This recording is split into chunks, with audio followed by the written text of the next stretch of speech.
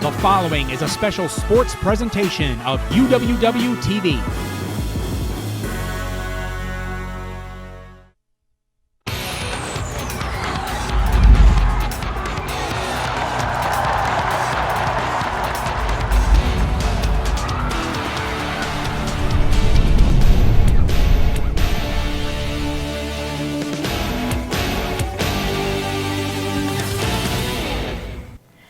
Good afternoon and welcome to Conover Studio on the campus of UW-Whitewater. You're watching Warhawk Sports Saturday live on UWW TV. Today we have exciting football action as we have the number 3 ranked UW-Whitewater Warhawks hosting the University of Wisconsin Stout Blue Devils. I'm Kimberly Reinders and I'm joined with Austin Dowdle and Matt Bruzas. And our job for the next 60 minutes is to take you through the pregame festivities leading right up to kickoff where Tyler Scheuerman, Anne-Marie Lavarada, and Breon Nash are standing by.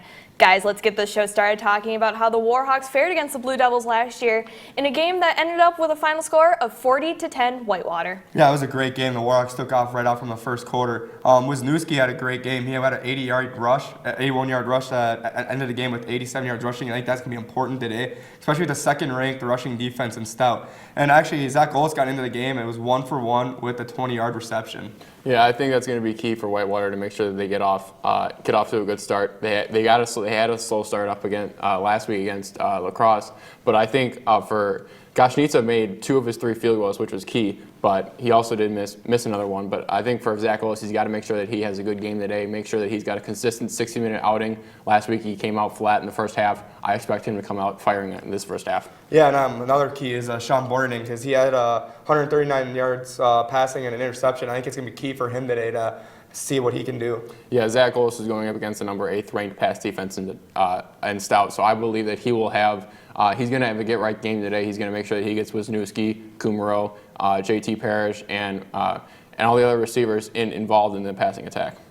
And another big component of that game was Alex Pete, who finished that game with 154 yards and 3 touchdowns. Now, in that game last season, that was Alex Pete's fourth game that season where he had over 100 yards in a game and his 3rd multi-touchdown game of the season. So you know Alex Pete's going to be a big factor in this game. Yeah, Alex Pete's a running back to really watch out for because he's one of those running backs that has the breakout speed, and he also in the red zone, he's a bowling ball. He can really take over the game with that breakout speed and in the red zone. It's one of those key running backs, 5-tool running back. Yeah, I think along with Jared Ware and Ronnie Ponick, they had 550 yards of total offense in the game last year. I would expect stuff like that to happen. I would expect passes out of the backfield. I would expect them to get to the run game early and get to the run game often, especially to set up the downfield passing attack to make sure that's a threat going into the postseason. And we know a lot of the offense has been huge for Whitewater, and especially in that game last year, but also on defense too, where Jacob Erbs had 9 tackles, 1 forced fumble, and 1 pass breakup, and the defense itself forced 3 turnovers in that game. Yeah, it's going to be really important. I think the linebacking crew is going to be really important here with Erbs, who had a big game last year, and I think Kamitsky and Anderson are all going to be a big part of this game. Yeah, I would expect that to be a big part because of how Stout is last in the WEAC in the turnover margin at -7, so they're giving up turnovers at a rate that they can't exceed themselves. I would expect them to I would expect the defense to be stout against the run, great against the pass, and keep that energy that they've had all season. And, you know, this game, it's also Shriners Day here at UW-Whitewater, which, you know, the Shriners Hospital does such great work helping kids with their pediatric care, just trying to get them back to just really being kids themselves and just really seeing how well this team, and especially the Shriners, being a huge support for this team as well. Yeah, the Shriners Day, it's going to be really big. I think the Warhawks are going to notice that they know it's Shriners Day. They're going to play with a lot of emotion. I think that emotion they're going to play off can be a big part of today's game, and I think it's going to help them out a lot. Yeah, I think we kind of need a Whitewater game that's I think they kind of need that game in the schedule where it's like, obviously you can't overlook Stout and you can't overlook this game, especially with Oshkosh coming up next week. But I think for Whitewater, you make sure that you have a great game and a sound game today. We're going to take a short break, but when we come back, we're going to talk a little bit more Warhawk football, including some of the players that have been key to this Whitewater success, as well as hearing from head coach Kevin Bullis when he joins us a little bit later to provide his thoughts on the new season. Stay tuned. This is Warhawk Sports Saturday, live on UWW TV.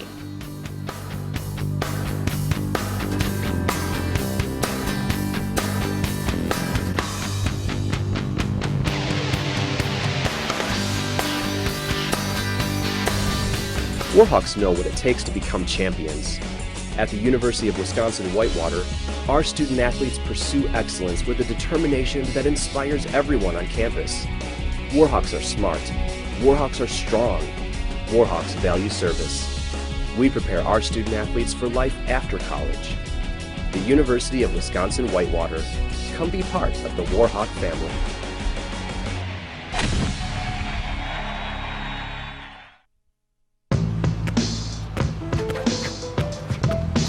It's not about where you were born. It's not about your gender or the color of your skin, or whether you're rich, poor, or in the middle. No matter what you play, if you have the skill and drive to succeed in school and in sports, we'll provide the opportunity. At the University Bookstore, we have an excellent selection of competitively priced books and classroom necessities for students. We have Warhawk gear ranging from athletic apparel to comfy sweatshirts the whole family can enjoy. The textbook rental service is also available for students to check out their required readings for class. You can also find and order books, apparel, and gift items from our online catalog, located at uwwhitewaterbookstore.com. The University Bookstore. We provide for your college experiences. It has been taking away our potential for decades, but since 2009, campuses nationwide are becoming tobacco-free.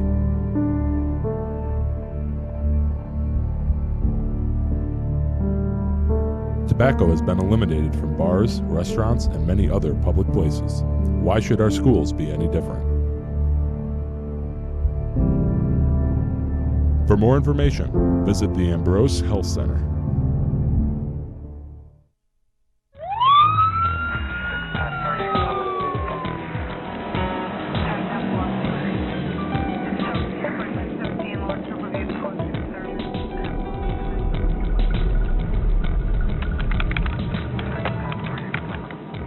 I'm Sergeant Steve Hannekamp.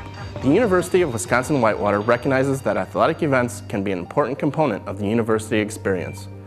We support game day activities that build community and offer an opportunity for social interaction in the support of athletic events.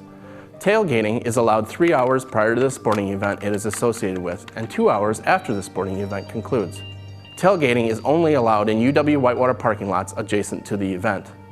Beer kegs, party balls, multi-quart containers of beer, and all drinking paraphernalia, including but not limited to funnels, beer bongs, and ice luges, are prohibited from tailgating because of the encouragement of rapid consumption of alcohol. Glass beverage containers are prohibited. Underage alcohol consumption is illegal and is strictly enforced. All fires and hot coals must be stored within grills or other containers designated specifically for that purpose and should never be left unattended. Only one vehicle is permitted per parking space. The university reserves the right to restrict vehicles and designate parking spaces for safety reasons. Active sports such as frisbee or football throwing are allowed as long as the activity does not endanger anyone around them. Event staff may determine when an active sport is dangerous to those around them or is inhibiting the event. Tents, canopies, and tables should not interfere with traffic flow and should only be set up in designated areas of parking lots or on the grass medians surrounding the parking lots. Soliciting and commercial advertising are not permitted. Sales and advertising by anyone other than those approved by the university are prohibited. Pets are not allowed to run at large in tailgating sites or on campus and must be leashed at all times according to local leash laws. Furthermore, animals shall not be left unattended or secured to university property. Please clean up after your pet. No pets are allowed in university buildings except service animals. The university and its representatives reserve the right to adjust or restrict actions beyond those outlined in an effort to provide a safe and secure event. When it comes to proper tailgating tips at UW-Whitewater, now you know. Go Warhawks!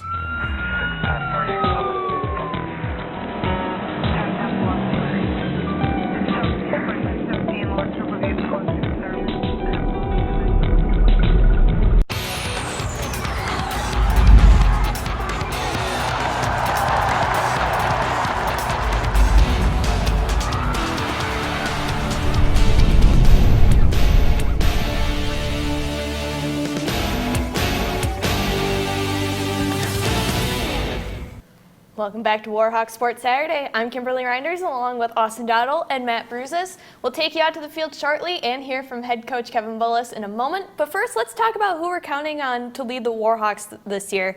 And the Warhawks are ranked first in the WIAC in rushing offense, scoring defense, rushing defense, kickoff returns, punt return average, and opponent third down conversions and sacks against them. So a lot of great stuff for the Warhawk team in itself. Yeah, the Warhawks are doing really great this year on rushing because they are the number one rushing team in the WIAC.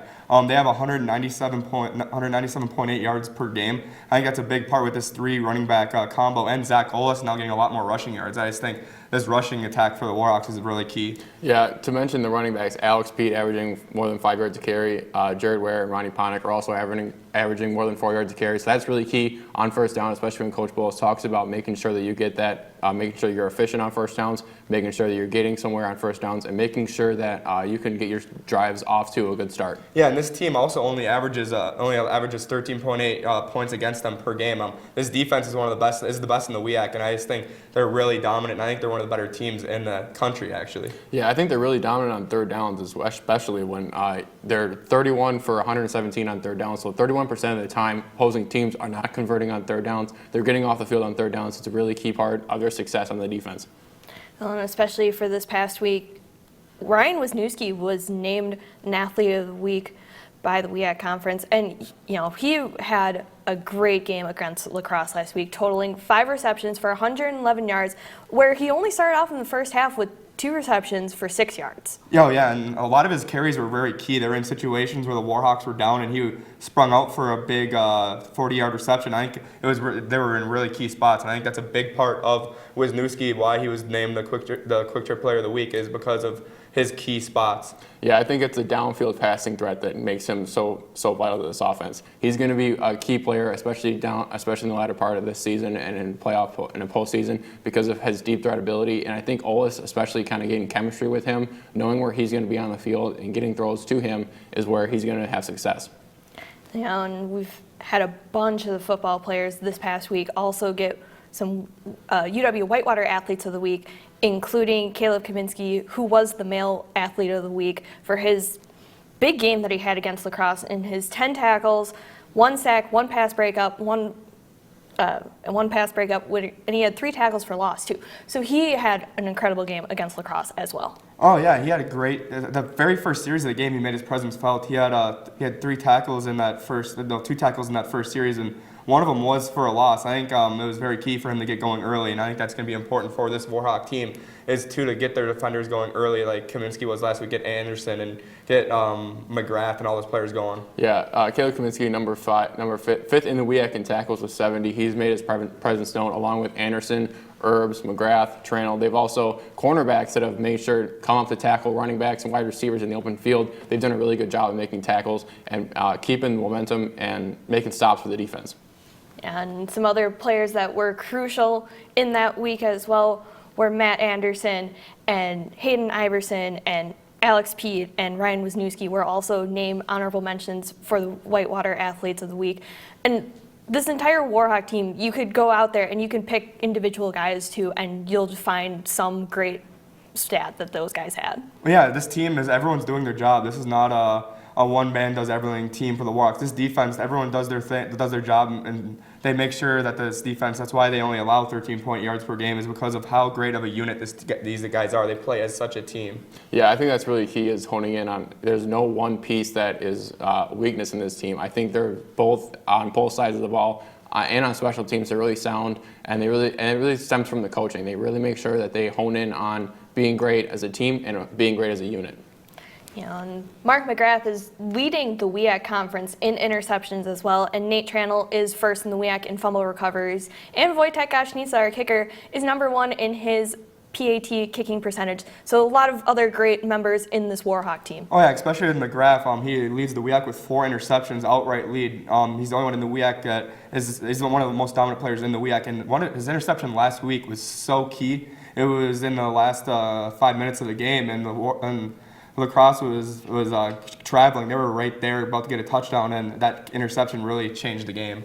Yeah, and also I'm going to go with the front lines. I think Mackenzie Belunganai, Jordan Brand, and Nico Lemke Belenganai leads the team with 6.5 sacks. He's key in the front lines and getting to the quarterback and getting those pressures on the quarterback to get the interceptions for McGrath. Well, we're going to take a short break, but when we come back, we'll talk more Warhawk football, including head coach Kevin Bullis giving his thoughts on the season, and we'll hear from our game announcers Tyler Scheuerman, Anne-Marie Lavarada, and Breanne Nash. Stay tuned. This is Warhawk Sports Saturday, live on UWW-TV.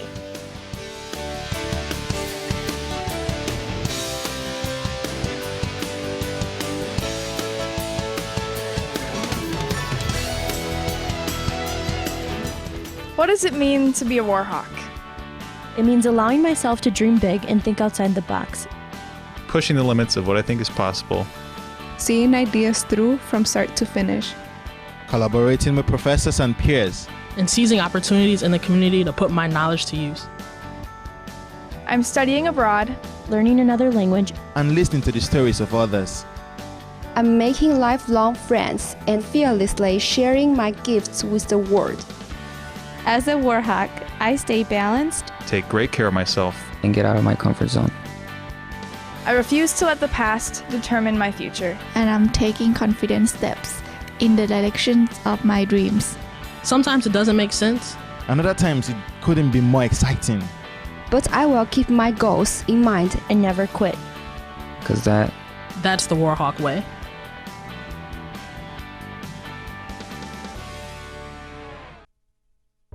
Studying in college taught me to strive and be the best athlete I can be, but also the best student I can be. My coaches always made sure that the student comes first, because not everyone's going to become a professional athlete. So they make sure that we will do great in academics. I knew that would only open the door to my future, and I'm really excited to start my dream program for physical therapy.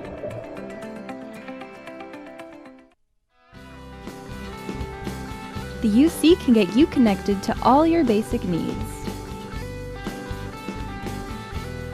Grab a coffee and a meal. Study by the fireplace. Bowl, play, and relax when you want to break from homework. The UC has much more to offer to Whitewater students. Go to the UC's website to see what's going on this week.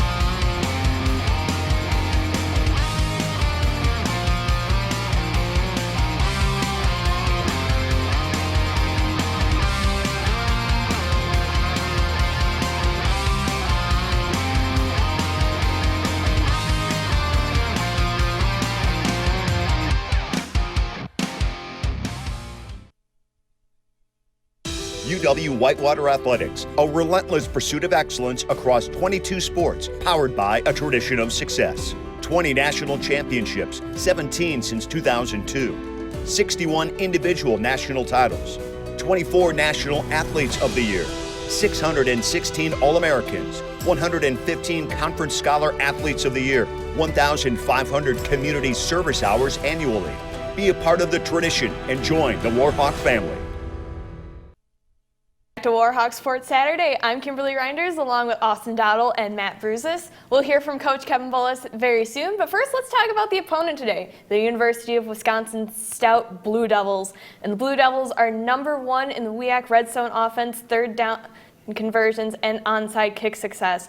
And the Blue Devils are also #2 in the WEAC for rushing defense, which is actually behind Whitewater, and opponent penalties, which they are behind River Falls in. Yeah, 95.6 yards per game is all they allow for rushing yards this season. I think that's going to be very key, especially both these teams. Whitewater's #1 in the WEAC and rushing yards allowed, and I think it's going to be really important. I think it's going to be, especially with the weather, rushing is going to be a very important part of this game. And I think that it's going to be a very pass-heavy game, and it's going to be interesting to see what Borgerding and Olis do today. Yeah, Borgerding's number 4 in passing yards and number 5 in passing efficiency. I would expect him to pass a lot, and I think his numbers reflect that. He's got 12 picks on the year and 18 touchdowns. So he's capable of throwing those touchdowns, but he's also capable of throwing the interception, and that's what Whitewater is going to key in on today. I would expect him to. He's going to have to play on his A game against this Whitewater defense. Yeah, I think it's going to be really important to see him do well against this Whitewater team, especially teams that like the pass, like La Crosse and Platteville. They had a lot of success in the air against Whitewater, and I think it's going to be key to see if he can get things going for Stout today. Yeah, Borgerding has passed for almost 2,000 yards on the season, so it kind of attributes to how much they've passed on the year, and I think it really reflects in their running backs that they only have 500 yards on the season, and they have a split backfield, so it's pretty hard for them to get any consistency in the run game, and I would expect Whitewater to come hands-on to stopping that run and the pass. Another big thing for the Stout team is Alec Benzinger, who's their punter, and he's the number 1 in the WEAC for punting, where he's had 31 punts on the season for over 1,200 yards, and he averages about 39 yards a punt. So that's going to be another crucial thing for Whitewater to get after today. Yeah, I think it's going to be important for the number 1 punting game in the WEAC. It's going to be important to get that field position. Field position can be a big part of the game, and you pin the Warhawks deep, and it can put a lot of pressure on the run game, and it can affect them on first down. Yeah, I think Levy Hammer and Kevin McDonald are going to play a crucial role in the pass game. They're going to have to make plays, especially run after catch. We talk about that, how crucial that is. And I think both of their tight ends, Purdy and Smozinski, they have 3 touchdowns on the year. They're a red zone threat, and this is why they're number 1 in the WEAC in red zone offense. They're going up against a defense that in Whitewater that's number 1 in red zone defense, so they'll be a great matchup to watch. Yeah, they when they're in the red zone, they score 72.7% of the time, and I think that's going to really show today. If they get to the red zone, they're a threat. But the Warhawks are so good in the red zone, they are very stingy. They don't allow the scores. I think it's going to be a very interesting matchup here. Yeah, and another crucial part to this Blue Devils team is Brandon Vecchio, who recently received the Warren Bolus Award that is given out to an athlete for UW Stout, and it's an academic achievement award, and Brandon Vecchio has been a really great player both on and off the field, maintaining a 3.64 GPA, and he's a 5-time Chancellor's Award winner, a 3-time WEAC honor roll member, and he's also UW Stout Scholar athlete too. So having a great presence out there like that is crucial for this team. Yeah, I think it's really cool when you see a player that can do it on the field and off the field too academically. We saw it earlier this year with Matt Anderson, but it's just cool to see this instance for Stout, and you can see it on the field. He's a very smart athlete. Yeah, he's going to have to play a key factor in today's game. He's going to make sure that he gets after Zach Olis and making sure that he's got not a clean pocket to throw in. He's going to make sure that he he wraps up defensively and make sure that he tackles.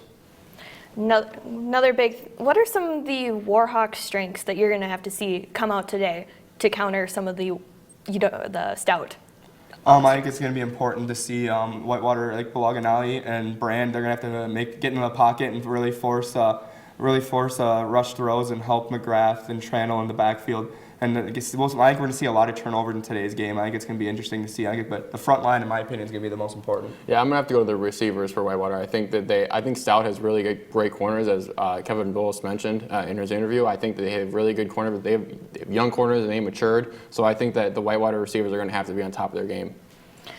Well, we bring up these topics because that's exactly what head coach Kevin Bullis talked about earlier this week. So let's hear from the head coach himself as he chats with our own Sammy Huggins on this edition of Inside Warhawk.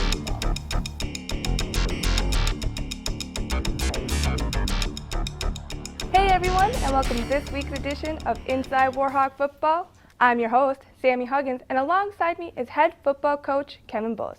Coach, thank you for being here with me today. Thank you for giving me the opportunity. This past Saturday, La Crosse held the offense scoreless in the first half for the first time this season. How will you ensure the offense starts more efficiently and moves the ball better on early downs? You know, the biggest thing in the game of football, the first and 10 is the most important down in the game because it really sets the plate for second and third. You prefer to keep, if you can get 4 yards on your first play of a series and vice versa. From a defense perspective, you can hold the team to 3 or less. That's efficient. That's a positive thing.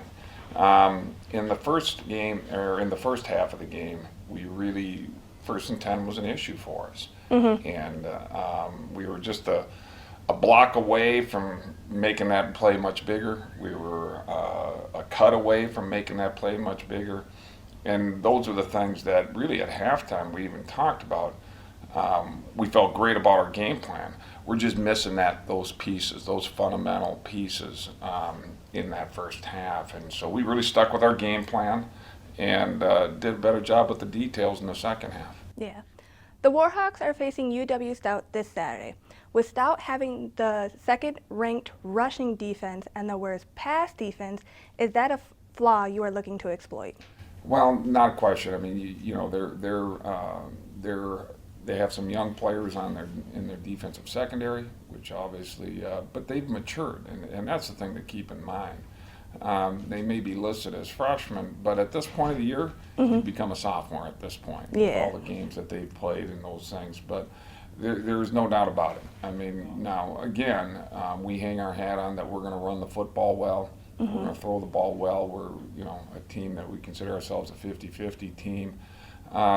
We have to run the ball well, and that's going to be a key piece for us going into this game, is establishing that, which will then obviously give us more opportunity when it comes time to pass. Thank you for being here today, Coach, and I look forward to seeing you next week. Thank you very much. We'll see you then, Sam. That was this week's edition of Inside Warhawk Football on UWW TV.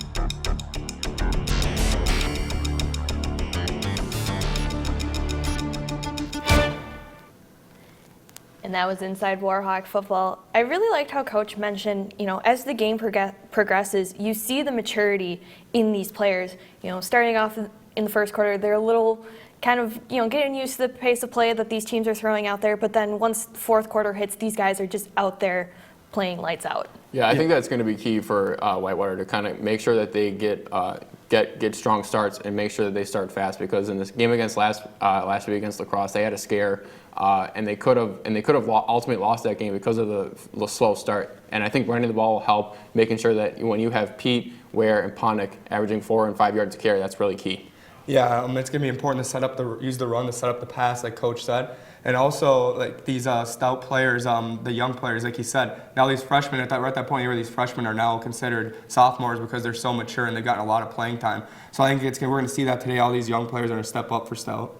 And, you know, Coach also mentioned that you have to go in with the mindset of 1st and 10 on every drive. Even if you get 4+ yards on your first carry in that drive, you're set for the rest of to progress on downs. Yeah, it's really important when you do get 4 yards or 5 yards on the first play. It really sets up you can throw or run on the second down, and that can really help. And that can help third down. It can help any down, all downs. Yeah, I think Olis has got to make sure that he's I think the O-line has got to make sure that they get a clean pocket for Olis to protect him, making sure that he gets good throws out of that pocket, because as we saw in the lacrosse game, he didn't have a clean pocket and he wasn't able to get moving down the field. And you really from the cross defense was able to hone in on Olis and making sure that they were to exploit his weakness, and that's passing. So I would expect Stout to make sure that they get after the quarterback.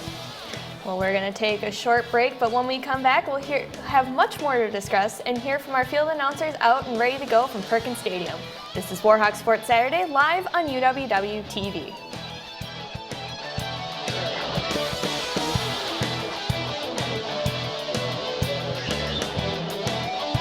At the University of Wisconsin-Whitewater, we're passionate about learning. Our talented faculty members blend teaching with research, creating hands-on learning experiences for students. Warhawk pride thrives at UW-Whitewater, where student athletes excel on the field and in the classroom, where diversity is celebrated. A tradition of excellence. Find your passion here.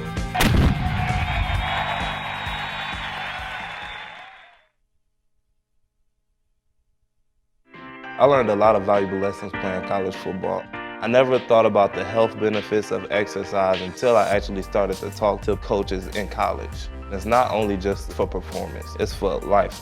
My coaches instilled the importance of well-being, not only building up strength, mental health, getting enough sleep, eating properly is all what it is to be healthy. I decided that I want to go into personal trainer and share my knowledge that I obtained in college about physical and mental well-being. The University Center at UW-Whitewater is here to enhance the campus experience. Today, we're going to find out how the UC gets you connected. The UC gets me connected by providing a great place for me to study. UC really gets me connected through the different offerings it has between the Warhawk Connection Center, so Impact, SAO. The UC gets me connected by giving me a great place to socialize with friends. UC gets me connected by meeting new people, playing pool, bowling. The UC gets me connected by providing us with charging stations for our phones. The UC gets me connected thanks to all the wonderful food selections. Gets me connected to my next meal. I come to the UC to meet with Spanish Club. I come to the UC because it's a great place to study. I come to the UC to get some homework done. My fraternity is always sitting here and they help me and support me to make sure my grades are as high as they can be. I come to the UC to meet with student orgs. Remember, Warhawks, UC is here to get you connected.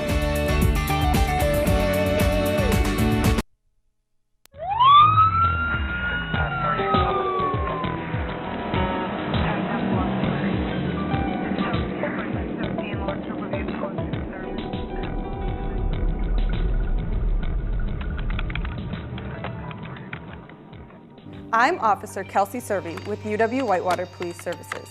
Here at UW-Whitewater, we want everyone to enjoy their game day experience and to cheer on our Warhawks. In an effort to provide the safest environment for everyone, all fans are prohibited from bringing certain items into the event. Some prohibited items are umbrellas, noisemakers, food and beverages, large bags, or any type of weapon. Exceptions are granted on some food items for nursing mothers and medical needs. There are signs located at the entrances to the athletic event with a full list of all prohibited items. All persons and items are subject to search at the entrance to the event. Additionally, all university buildings are a smoke-free environment. All smoking materials, including electronic cigarettes, vaporizers, or other similar items, are prohibited from use within all buildings and athletic venues. If you choose to use these items, please stay at least 25 feet away from any building or outside the athletic event fence. We thank you for your understanding and cooperation with this policy in helping us enhance everyone's experience. When it comes to proper carry and procedures to campus events at UW-Whitewater, now you know. Enjoy the game and go Warhawks!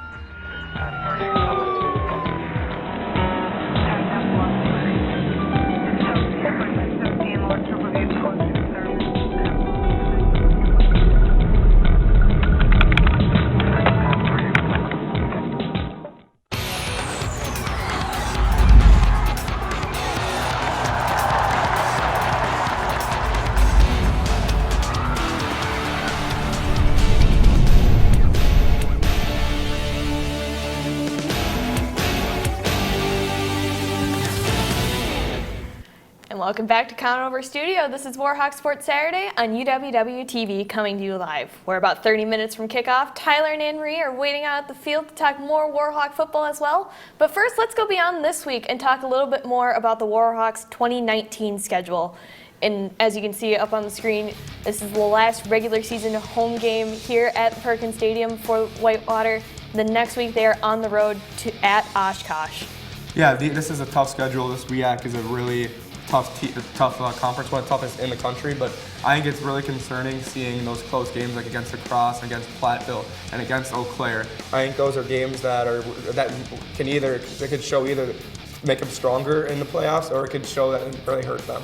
Yeah, I think those close games are going to make them battle tested. Obviously, you can't overlook this stout team because they may be overlooking the Oshkosh game. You know, last game of the year. Chance for competing for a WIAC regular season title. You can't overlook stout. You got to make sure you go 1-0 this week. You got to make that your goal. Yeah, that's an important mentality, especially you don't want to overlook and look ahead at Oshkosh. That game is important. Probably it's going to be their most important game of the year at Oshkosh at 6 o'clock primetime game. We got to focus on this game right now and make sure you get past stout. Yeah, as you look at the WIAC football standings up there, Whitewater is on top of the conference 5-0 with a record of 8-0 overall, and then right behind them is Oshkosh with a record of 4-1. And then nothing to take away from the Platteville and La Crosse teams who are 3-2 in the conference. And then you look at the last four teams who are also strong teams as well, with Stevens Point and Stout both at 2-3, Eau Claire is 1-4, and River Falls is 0-5. And this WIAC conference is just one of the toughest conferences in the Division III sports as well. Yeah, I agree. And as they play today, you see Lacrosse is home against Eau Claire, and that game kicked off at 11:30. And River Falls is in Oshkosh currently, and they play at 1 o'clock. And Platteville is home against Stevens Point. That game will kick off at 2. And obviously here on UW TV, we have UW Stout at Whitewater at 2 o'clock. Yeah, one thing that Whitewater is going to have to make sure they look at is they have to make sure that they play their own game today and make sure and they watch the River Falls Oshkosh game too. It's going to be a great matchup with the WIAC teams itself, with all these games that are going on and all the implications that could happen with But let's go out to the field now where our announcers for the game are standing by. That's Tyler, Anne-Marie, and Breon. Thanks, Kim, Austin, and Matthew. I'm Tyler Scheuerman of Anne-Marie Laverada, standing by to provide you exciting Warhawk football action this afternoon. Breon Nash will be joining us later. So the Warhawks, week 9 right here. The season is closing very quickly. Warhawks have been dominant all year long, are closing so closely to another WIAC title. That would be their 37th. But Stout comes in today to play for pride. They've been a streaky team, but they're coming in trying to play for pride. Yeah, Stout definitely has to come in strong during this game too, because right now they're on a 17 losing streak against UW Whitewater, and so right now if they can come in strong and shut down this Warhawk team very quickly and do what Lacrosse did last week and shut down that pocket with Zach Olis, you got a great game in your hands. Let's go to key players. Anne-Marie, who are you looking out for, both offensively and defensively for Whitewater? Well, I got to go with the playmaker himself. Coach Kevin Bullis called him this, Ryan Wisniewski. He has 264 receiving yards this season. Last game, he caught an amazing 57-yard pass from Zach Olis. He has 1 touchdown this season, and he's the quick trip athlete of the week. He's a strong player, and he can really make plays and be a playmaker, and that's going to be very important here today.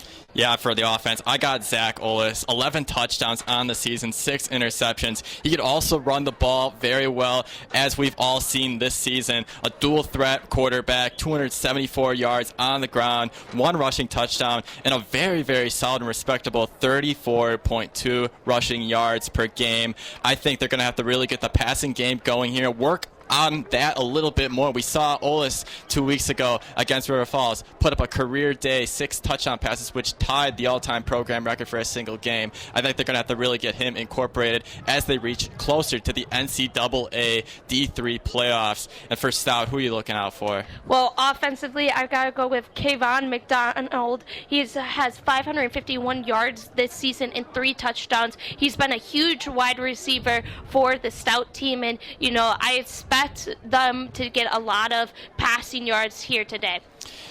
Yeah, for Stout, I'm going to have to go with running back Nick Argatis.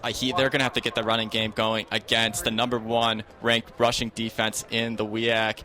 The quarterback, Sean Borgerding, he can't do it all. He's currently, Sean Borgerding, the quarterback, he's leading the team in rushing this season, 125 attempts, which is over 70 more than the second closest running back on that team.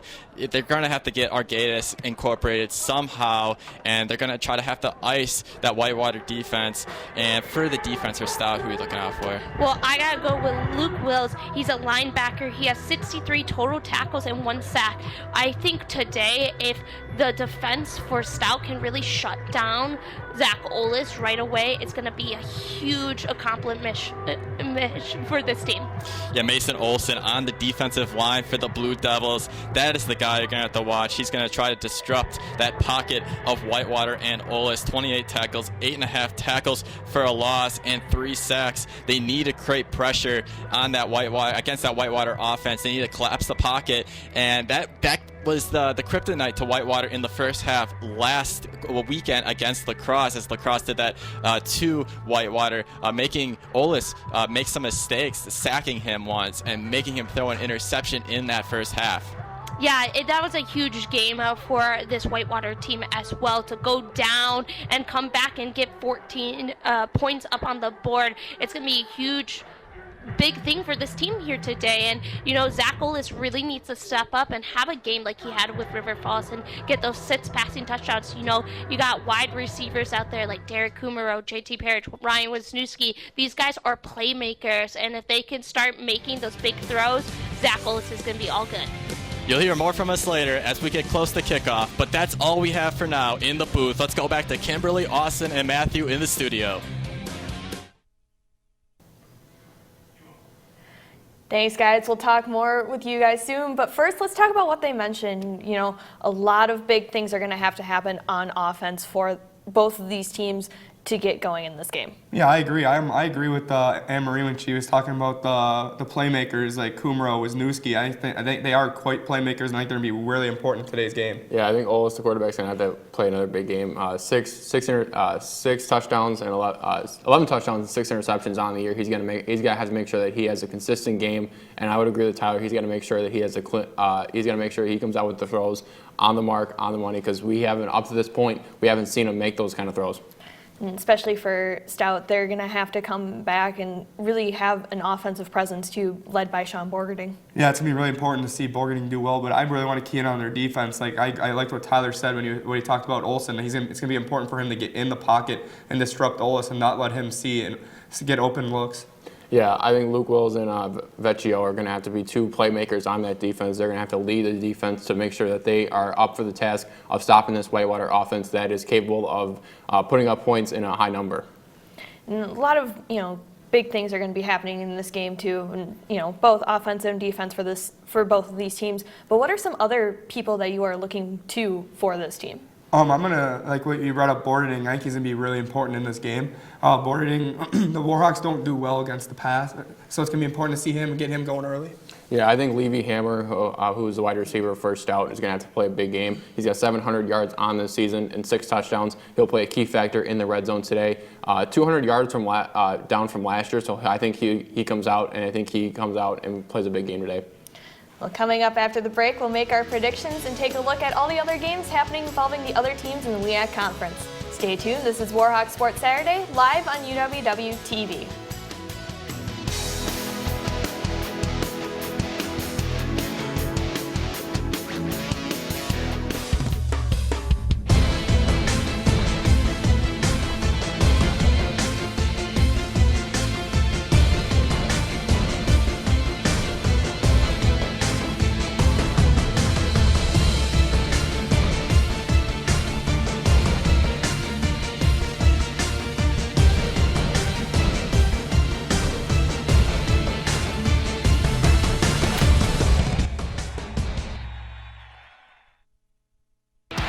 To national championships runs through NCAA.com and the NCAA Sports app. And whether you follow one college team or all of them, it's never been easier to get the content you want all in one place. With live broadcasts of multiple championships across all divisions. With exclusive access. Set the tone early for playing our kind of game. And highlights for every single championship. Stay in the game all season long with NCAA.com and the NCAA Sports app. Welcome to the University Center Reservations. We are here to provide an abundance of rooms to make your events possible. We schedule events in multiple buildings around campus. Your meeting could be for business or a party. We got you covered. Performances are also an option. Solo, duo, or the whole organization. Don't be shy. Stop by our office or visit our website for more information. We would love to help you out. Welcome to the University Bookstore. The University Bookstore provides students with the opportunity to purchase apparel, gift items, textbooks, snacks, supplies, and other necessities right here on campus. The bookstore is also home to textbook rental, where you can find many of your required textbooks. Our friendly staff always goes the extra mile to provide customers with a quick and pleasant experience. Visit the bookstore today to find great deals on everything you need to succeed as a Warhawk. Video One Media Services provides accomplished students the opportunity to enhance their college experience by working with real-world clients.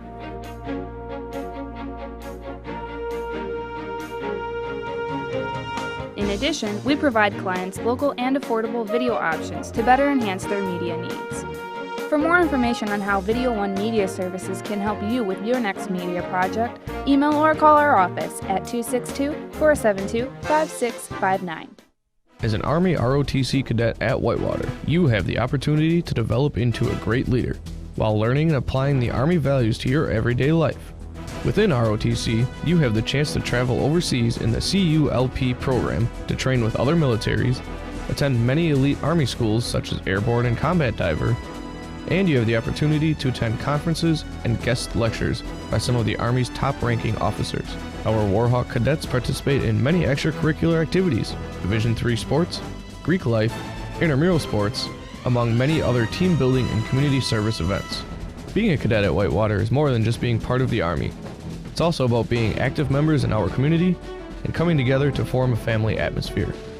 Anyone who wants to be a part of something bigger than themselves while developing themselves professionally should consider UW-Whitewater ROTC. To sign up for UW-Whitewater ROTC, go to the 4th floor of McCutcheon Hall to room 417. UW-Whitewater Athletics, a relentless pursuit of excellence across 22 sports, powered by a tradition of success. 20 national championships, 17 since 2002. 61 individual national titles. 24 National Athletes of the Year. 616 All-Americans. 115 Conference Scholar Athletes of the Year. 1,500 community service hours annually. Be a part of the tradition and join the Warhawk family. And welcome back to Conover Studio. We're about 15 minutes away from kickoff. Let's talk predictions based on what we know so far. We know it's going to be a very offensive-heavy game for both of these teams, as well as a defensive game for both teams. So my final score is 35-7, Whitewater on top. Yeah, I think this is going to be a really, the Warhawks are really going to have a statement this game because they had that close game last week. I think they're going to come out with a little revenge, like to say. I think they're going to score 14 in the first quarter. I think they're going to end the half at 21-7, and it's gonna end up being 35-7 at the end of the game. Yeah, I'm gonna go 35-14 Whitewater. I think they clean up the penalties. I think they make a consistent effort in showing that they can come out in a 60-minute game, play a full effort and a full momentum game, and I think Olis has a great game, so I'm gonna go 35-14 Willie. And you know there's a lot of great things going on within the WEAC conference itself. Just seeing how competitive this conference is, but not only between Whitewater and Stout, but you got River Falls, you got Oshkosh, you got Platteville, you have all these big teams in there that just really play a huge game in this team. Oh yeah, especially you look at Platteville and La Crosse, those two teams at 3-2. Those are teams that if they were in another conference, they probably wouldn't have 2 conference losses. They're a really strong team. Yeah, and I think with Eau Claire, we were talking about highly in the season, and they come out and they're 1-4 in the conference, and now we have UW Stout ahead of them at 2-3 in the conference. So it's really just a testament to how great this deep this team is, and how good a Stout team could be in other conferences. Yeah, and I think Eau Claire going 1-4. I think that's because if you look, I think teams emerged that we weren't expecting in the WEAC, and this is a stronger and more depth in this conference than we anticipated. Yeah, even River Falls, with having the quarterback that they do, it's just that they don't have the defense to support it, and they put up numbers each week. Yeah, as you see the standings, Whitewater's up on top, 5-0 conference, and then you got Oshkosh and then Platteville and La Crosse. 3 teams that have just really been dominant this entire season, and then nothing to take away from Stevens Point and Stout and Eau Claire and River Falls at the end of the conference. So like we've been mentioning, a lot of great teams within this WEAC conference itself, just really showing themselves as teams. Yeah, and I think Stevens Point is one of those teams like that emerged that came out of nowhere. They didn't expect at 2-3. They're having a really good year. I think this is a team that's priming themselves for a great season next year, and I think they're just building a young team. Yeah, and same with Stout. Their quarterback Bergending is only a sophomore, so I think he's only going to grow in his progression. And the UW and Oshkosh is sitting at 4-1. They're going to be fired up in their game today versus River Falls, and then obviously Whitewater is going to have to come out and make sure that they get to the game next week against Oshkosh. As you can see, all the other games that are going on within the WEAC conference this week. Today. Eau Claire, that game's already kicked off at 11:30 in La Crosse, and UW Platteville is home against Stevens Point. That game will kick off at 2 o'clock, and River Falls and Oshkosh is already underway. That kicked off at 1 o'clock. And obviously here we got UW Whitewater home against Stout kicking off at 2 o'clock. If River Falls is able to beat Oshkosh, Oshkosh would then fall to 4-2 in the conference, and Whitewater is able to beat Stout. They would be able to clinch the WEAC regular season title for the 37th time. So a lot of big things are going on in this game today, and just a lot of great things happening within the WEAC conference itself. seeing how much potential that there is out there within this WEAC conference, and just a lot of great teams throughout the season too that have just been showing up and just playing a lot of these great games, whether it's non-conference or in conference. These teams are really tough. Yeah, this WEAC conference is really tough. Look at all these games. They can be tough throughout. No game is guaranteed. Each team facing each other. Like this week, Stout versus Whitewater, you can't overlook it. This is a Stout team that is very capable of beating the Warhawks. Yeah, I think with Burgundy, the fact that Kevin Bulls talked about in the last interview was how these teams have gone to modern offenses and deep downfield passing attacks, so they're able to beat teams with just purely on offense. Well, we're gonna send it back out to Perkins Stadium. So where Tyler Scheuerman, Anne-Marie Lavarada, and Breon Nash are standing by to call the action. We'll see you back here at the half.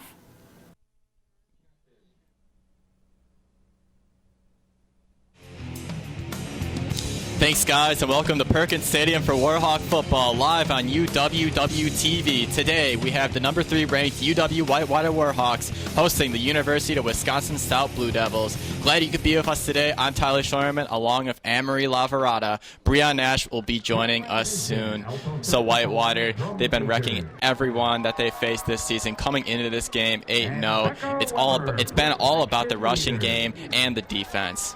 Yeah, the rushing game has been a huge part of this Whitewater team. You know, you've got those 3 running backs, Alex Pete, Jared Ware, Ronnie Pane, and even Zach Olis adding a couple of rushing yards himself. It's been a huge point of their team, and the passing game hasn't really started up yet, and today Zach Olis needs to get that started, especially against UW Stout, because with these future teams, as we talked about, it's going to be a little bit more difficult to just run the ball. Yeah, and Stout, they come into this game with an overall record of 3-5, 2-3 in the WEAC, a 1-2 away record. They have the number 5 scoring offense at 25.9 points per game, but the scoring defense has really gotten away from them and has been one of their Achilles heels this season from being more successful than they could be. Number 7th ranked scoring defense, 22.8 points per game allowed and 31 touchdowns allowed. You just can't do that against Whitewater today, especially here at Perkins Stadium. Yeah, and a huge thing for this Stouts offense as well are these wide receivers. Their receiving yards are amazing. Kayvon McDonald, 551 receiving yards.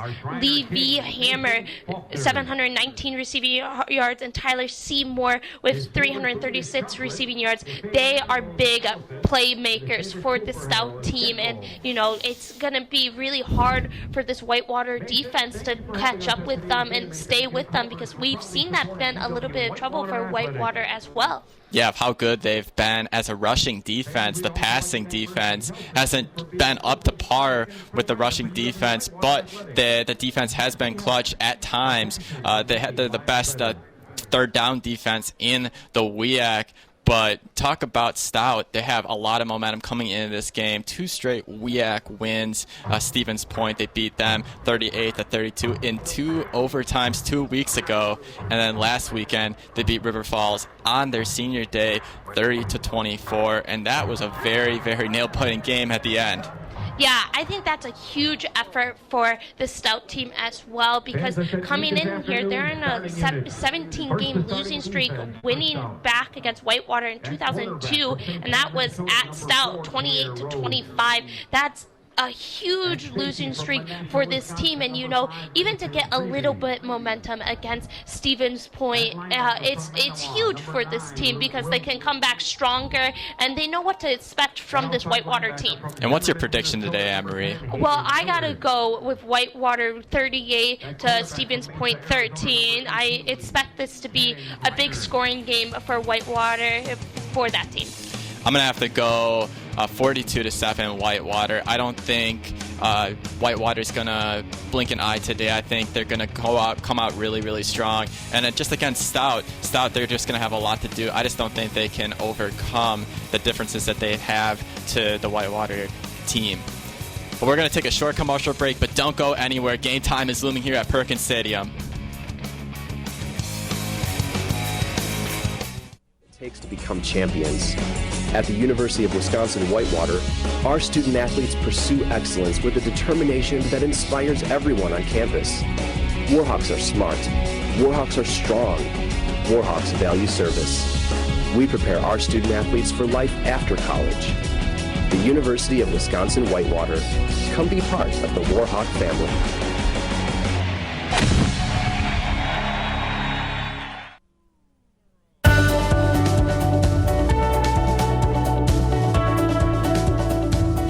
I just wanted to get good grades and to do well. But it also made me realize that I have a lot of career goals. You're there to get a full college experience, not only participate in your sport, but participate in things outside of that. And it's all about growing as a person. My coaches have helped me with figuring out who I really am. Their lives are dedicated for us to succeed.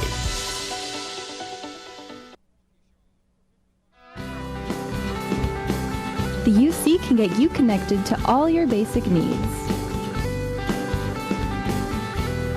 Grab a coffee and a meal.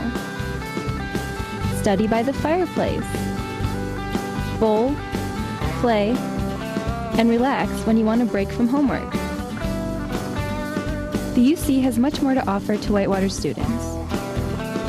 Go to the UC's website to see what's going on this week.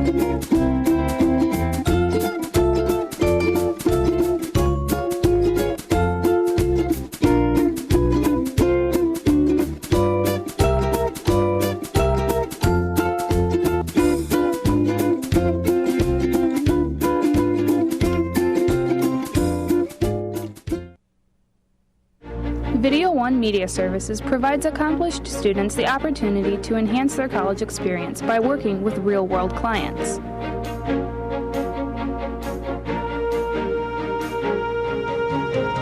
In addition, we provide clients local and affordable video options to better enhance their media needs. For more information on how Video One Media Services can help you with your next media project, email or call our office at 262-472-5659. UW Whitewater Athletics, a relentless pursuit of excellence across 22 sports, powered by a tradition of success. 20 national championships, 17 since 2002. 61 individual national titles. 24 National Athletes of the Year. 616 All-Americans. 115 Conference Scholar Athletes of the Year. 1,500 community service hours annually. Be a part of the tradition and join the Warhawk family. The following is a special sports presentation of UWW-TV.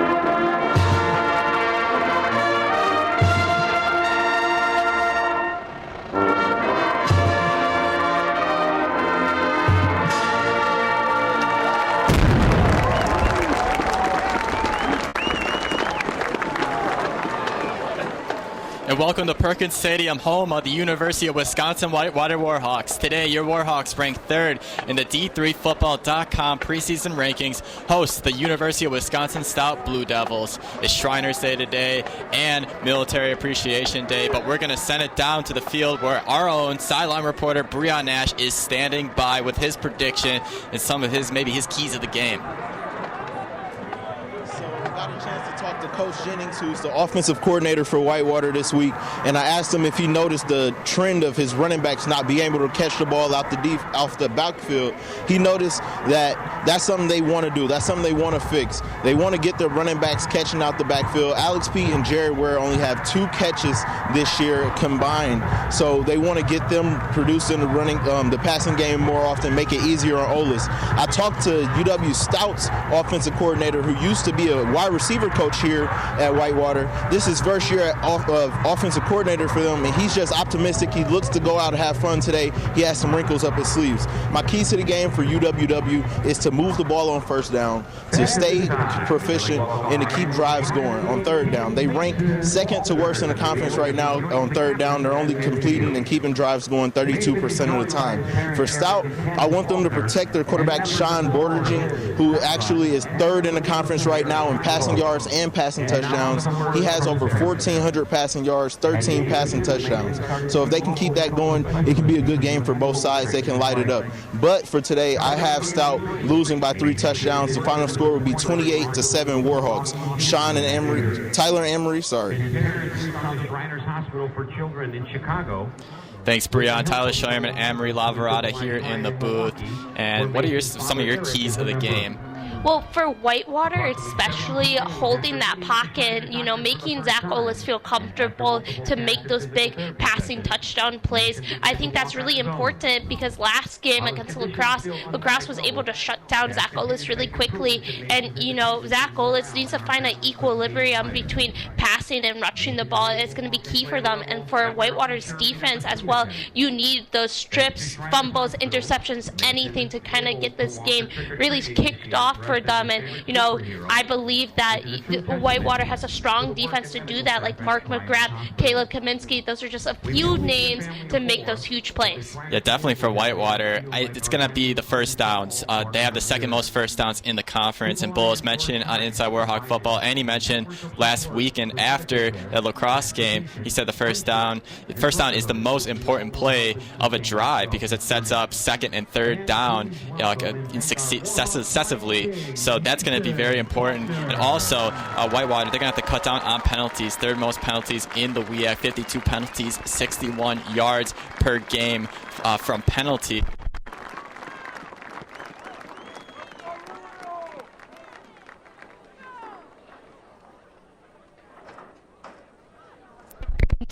Just stop or just make all those plays by himself. That's going to be really important for this team. If you need to get the rushing game started as well. He can't just be the only rusher for his team.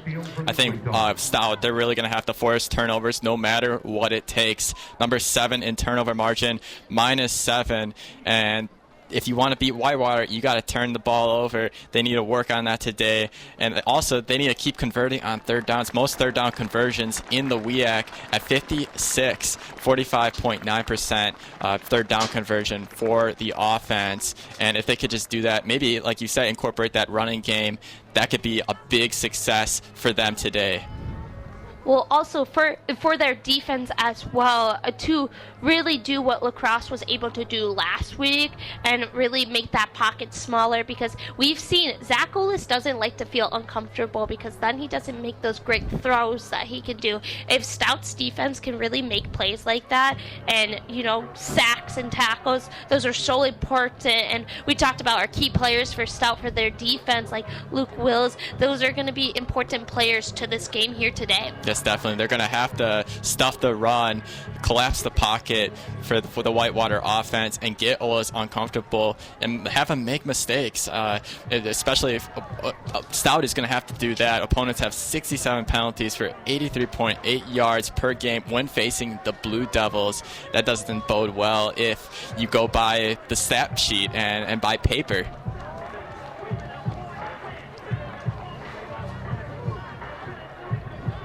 Yeah, for Whitewater as well, this is going to be a huge game here today because right now on D3 football top 25, they're ranked third, right behind Mount Union and Marion Hardin Baylor, and then Whitewater, and then St. John's did drop last week, so now Wheaton, Illinois is going to be in fourth place. The more points you can score, the better and further you're going to get here, and I'm sure Coach Kevin Bullis is looking at that a little bit because he sees that this team is a really good team, and if you can win today and win against Oshkosh next week, you win the WIAC, and then you start going into playoffs, and those are big, tough teams out there. Yeah, especially in Anna Maria and Whitewater. They've been giving thanks for Novembers over the last decade and a half. The Warhawks have won 56 consecutive games played in the month of November. That's absolutely insane. That both counts regular season and a D3 football playoff play. Last loss came in 2004 against La Crosse, 35-10. Well, a huge thing as well in Perkins Stadium over the last 15 years, the Warhawks are 106-4. That's a crazy record for the Warhawks. Perkins Stadium, as we talked about, is like the fourth man. And here we go as Alex Benzinger kicks this one off flat on the ground. Whitewater's going to take this past the 30-yard line.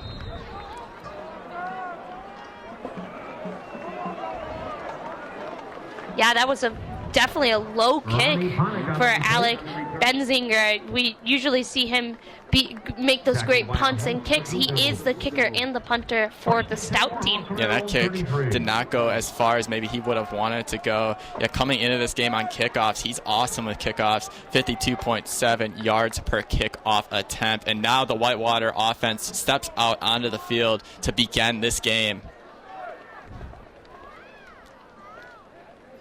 First and 10 for Whitewater. Immediately they incorporate Ryan Wisniewski here with a jet sweep, and he's going to get past the 40-yard marker. And a flag is thrown on the field.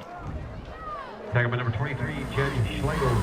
Last week, Coach Kevin Bullis, after the game with our very own Breon Nash, said Ryan Wisniewski is a playmaker, and he's got plenty of those guys on his team. You use so many wide receivers and even defensive backs that just are playmakers.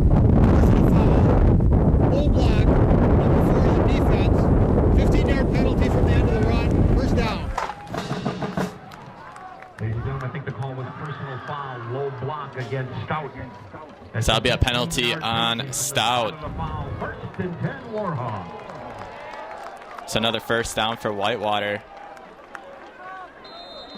And Ryan Wisniewski, yes, he can make it pay. Only comes in with 1 touchdown on the season, but he ranks second among the roster and team with 24 catches for 264 yards, 11 yards per catch. Watch out for him as Kumaro is in motion.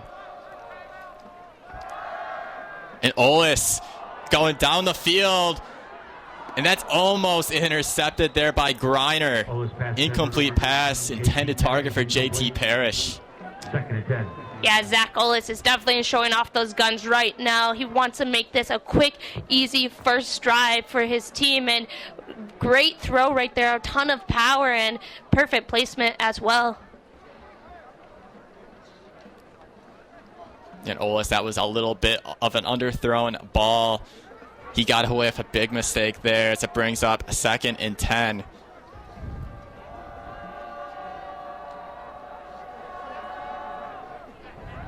Olis takes this for himself. He's going to run here.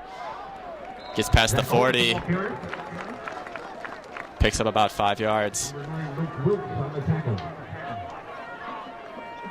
The crazy thing about Zach Olis is we joke about it, but he is this 4th running back for this team. He has 339 gain yards, just rushing yards, which is incredible. It's such a different type of quarterback. Isn't afraid to get his hands dirty, and really has helped this Warhawk team so far this season. Yeah, with Pete and Ware, Olis has become one of those guys himself. You add Ryan Wisniewski in with some jet sweep plays. That awfully dangerous offense that you have brings up 3rd and 5. Olis has a bunch of time. Intended target for Kumaro. That's thrown out of bounds. Olis pass intended number 1. brings up a 4th down. Yeah, Stout's defense right now definitely needs to come in and break down that pocket as quick as they can, because it's been you can just see the linebackers for the Warhawks just giving Olis time and space. And Andy Cooper will come out and punt for Whitewater. 36.3 yards per punt. This is going to be a great punt if they can keep it in bounds. They might get this. They're going to down it at the 1. So perfect placement, perfect play there by the Warhawks special teams. They work it to perfection, and they pin Stout and their offense right up against the goal line. Yeah, now for Stout, they got to come back with answers, but it's definitely difficult to be on the 1-yard line. It'll be awfully dangerous to pass here in this situation, as a safety could be made by the Warhawk defense. It's going to be interesting to see how they could get out of this jam. As the quarterback, Sean Borgerding, comes out for Stout. Comes into the season at 18 touchdowns, and he's going to take this for himself and try to gain some yards up the middle. He gets to about the 5-yard line. So Borgerding comes into play. 1,998 yards in the passing game, 18 touchdowns, 12 interceptions, a 52.61 completion percentage, and he averages 249.75 yards per game. So he is a very good quarterback of his own. 2nd and 6 for the Blue Devils. 4 wide receivers, and again, Borgerding is going to try to run with it, but is brought down and goes nowhere. I think the biggest thing about Borgerding, he has 488 rushing yards gained this season. That's the most for his team, and you know, for him, he can try to run it, but you definitely need to make those passing plays as well and get something started. You can't just pass, you have to mix in the rushing plays too to make it more unpredictable for this dangerous Whitewater defense. 3rd and 6 for Stout. Borgerding in the end zone, has time, throws to his right, incomplete pass, intended target for Parker Fossum. They'll bring up a 4th down, and the punt unit will come out. Yeah, for Stout, Whitewater is just reading all those plays. You got playmakers for the defense for Whitewater, just able to shut that down really quick, and it can be really dangerous to be punting from your very own end zone. Alec Benzinger to do the punting. Look at Alec Benzinger. He is jammed all the way back in his own end zone. Expect max punt protection.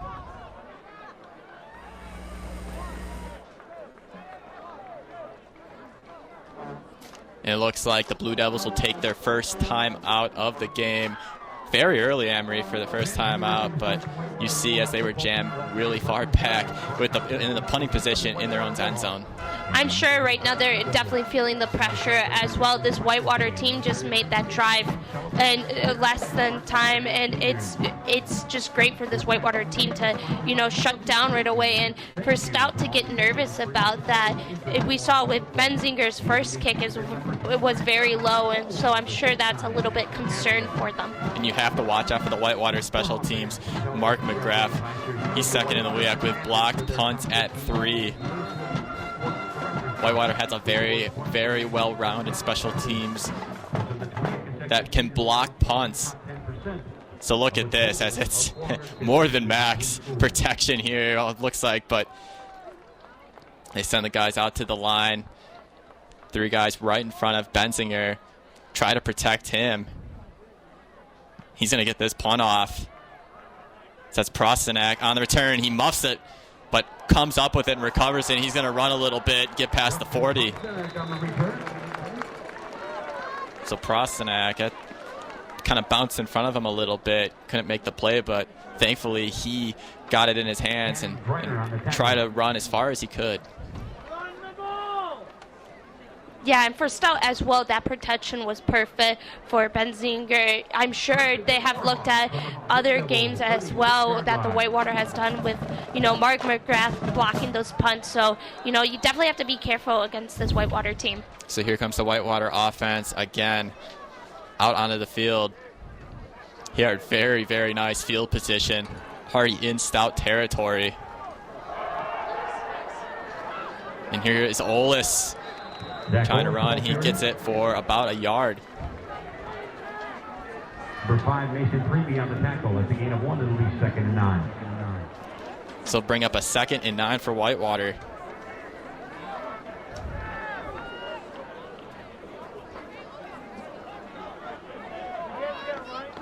And Whitewater, when they are in the other team's territory, danger can occur for the other team. We have seen that all season long. And Olis throws to JT Parrish, complete pass. And he's inside the red zone. Nice grab by JT Parrish. Old reliable now for the Warhawks is Parrish. Yeah, Zach Olis even getting tackled at the end right there and making that great throw to JT Parrish.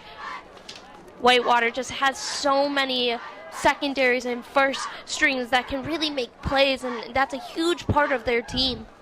And what I've noticed, even in the last drive, they've been really, their play selection has been a lot of passing plays. Pete hasn't even gotten a touch yet. They throw this over to Wisniewski. Wisniewski is trucking. On the sideline, he's brought down. Number 6, Ryan Wisniewski. Yeah, Tyler, I got to agree with you. I'm sure Coach Kevin Bullis was thinking, we got to do something different to trick up the Stout defense. And, like you said, Pete hasn't even touched it. And maybe that's their way. They want to show off this secret weapon that Zach Olis has and, make those big throws. Yeah, and they could very well be doing that.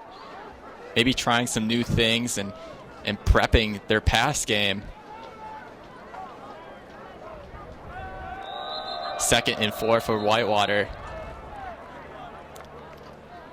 And Whitewater will call their first timeout of the half. Timeout Warhawks. So both teams burning their first timeout. The first 5 minutes, but we're going to take a timeout as well here in the booth. But don't go anywhere. We'll be right back here in Perkins Stadium. You're watching the Warhawks and the Blue Devils live on UWW TV.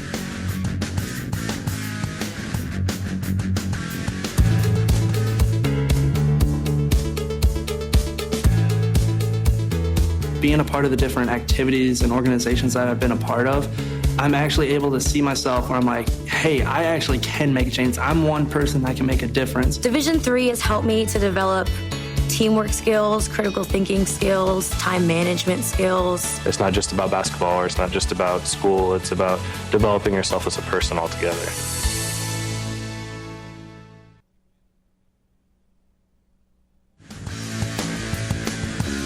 Welcome back to Perkins Stadium after a Warhawk timeout here. And Wisniewski in Wildcat formation for Whitewater. Let's see what happens here. They give this to Sam Delaney. He's bobbing and weaving, trying to find space. And he'll get to the 11-yard line. Sam Delaney, the ball carrier. So a couple yards shy of a first. And Whitewater, their red zone offense, 3rd ranked in the WIAC, 29 for 42. That's equivalent to a 69 conversion percentage in the red zone. So that brings up a 3rd and 2 for the Warhawks, and Olis is back.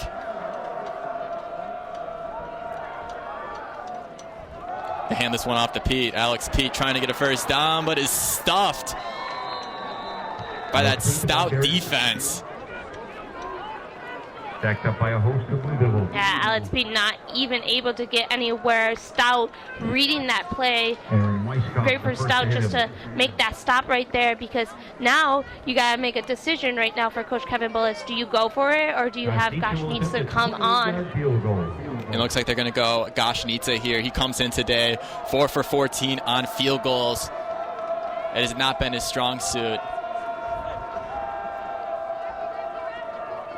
And the kick from Gašnitsa is up. And it is good. Sound the cannon for Wojtek Gašnitsa.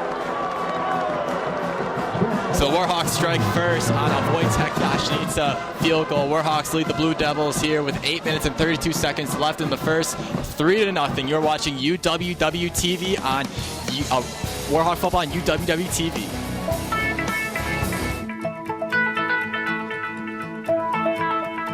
College has given me the flexibility to pursue my passions and my interests, and I've recreated my identity for myself aside from just being an athlete. My greatest personal discovery has been that I am capable of doing things that I didn't know I was capable of doing. To be able to study what I wanted to and continue to play the sport I love, all of those things came together very nicely in one package in Division III.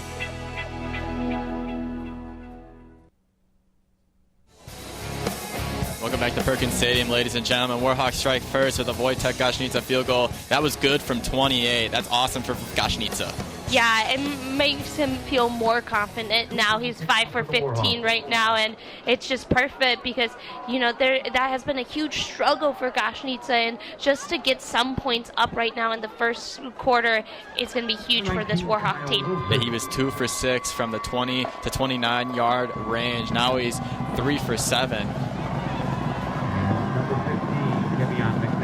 And Whitewater's really going to have to get his confidence up as the D3 football playoffs loom.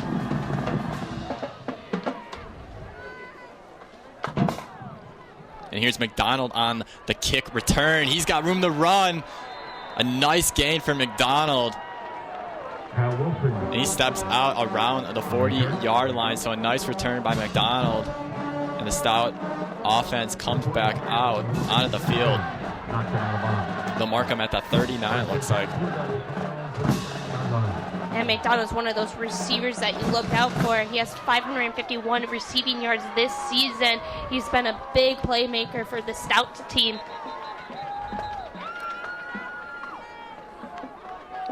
And whistles are blown here.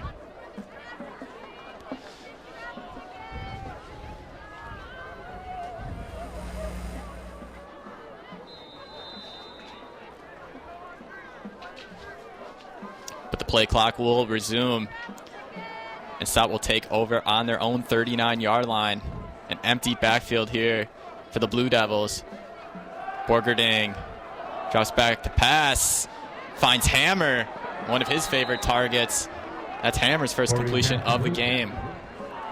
And Levy Hammer, you're going to have to watch out for him, Amory. He's going to be a threat coming into this game at 37 recs for 719 yards and 6 touchdowns. He puts up big numbers on the field, averaging about 90 receiving yards per game this season. He's also third in the WEAC for receiving yards per game. 2nd and 1. Try to dump it off short now to Nitek. Off his hands, incomplete.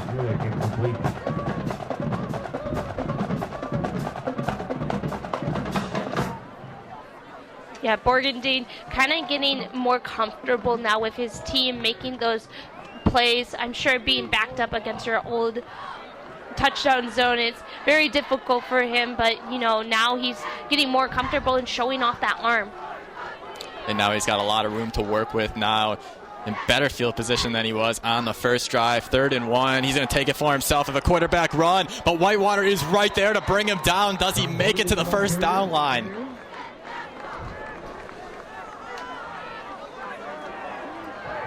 And they say he does. They will give him the forward progress. And the chains move. How about Borgerding taking it for himself? Well, as a quarterback, you got to be confident and be able to make those old plays yourself. And it was a great play just to get that first down for his team. Now the chains will move, and the Blue Devils have a fresh set of downs. As Hammer on a jet sweep now. Gets past the 50 and is brought down around the 53-yard line. Yeah, Levy Hammer this season has 719 receiving yards. And with Stout, they have to kind of get the rushing game started. and they're using, you saw a hammer there on a jet sweep, so some early creativity possibly by the Blue Devils. Borgerding is going to get wrapped up and sacked. Merritt Stott with the sack. But we're going to send it down to the field where our own sideline reporter Breon Nash is standing by with a game break.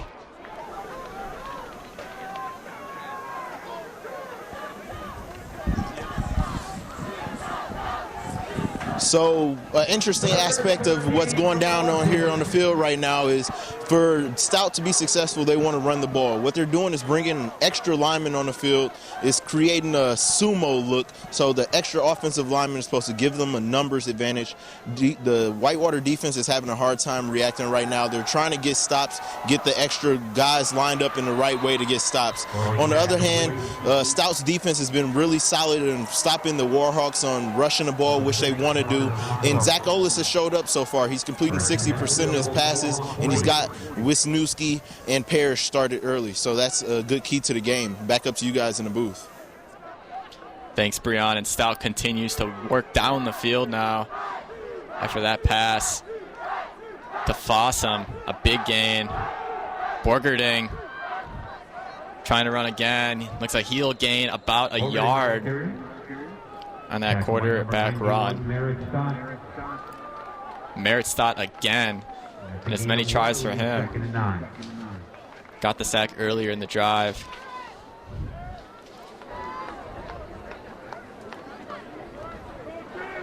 Yeah, Merritt Stott, not a name that we've been hearing lately, but definitely stepping up for this game and making great plays. But Stout right now just having so much momentum.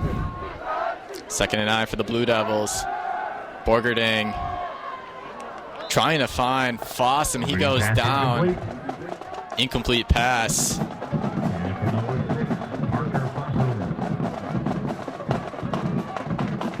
And a completely brand new personnel out there for the Whitewater defense. A lot of subs coming in. Now it is a 3rd down and 9 for Stout. And the Warhawks had the best 3rd down defense in the WIAC.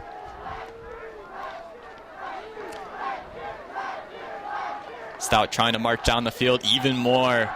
Borgerding pressured. Tries to find Fossum. Low pass incomplete. And Fossum has been going down hard. He kind of limps off the field just a tad. And again, Warhawks creating pressure, collapsing the pocket.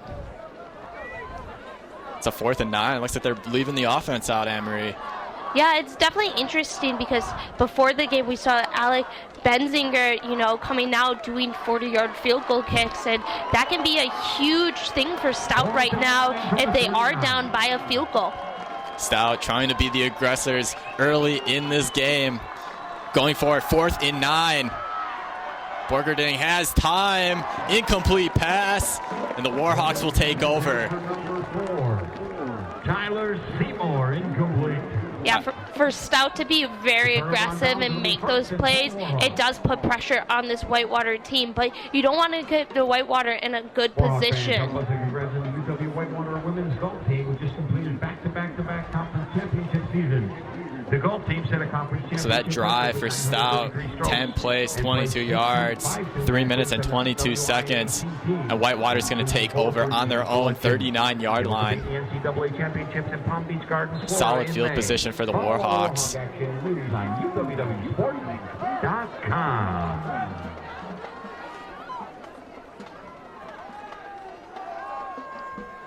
First and 10, Whitewater. Olis drops back, has time. Flushed out to his right. And finds a man open. That's Jared Ware, number 9. Zach Olis looking up. It looked like he was going to make that run, but saw Jared Ware right there and made that pass. Jared Ware, what a player he is. Last season not able to play, and coming in this season and making great plays like that.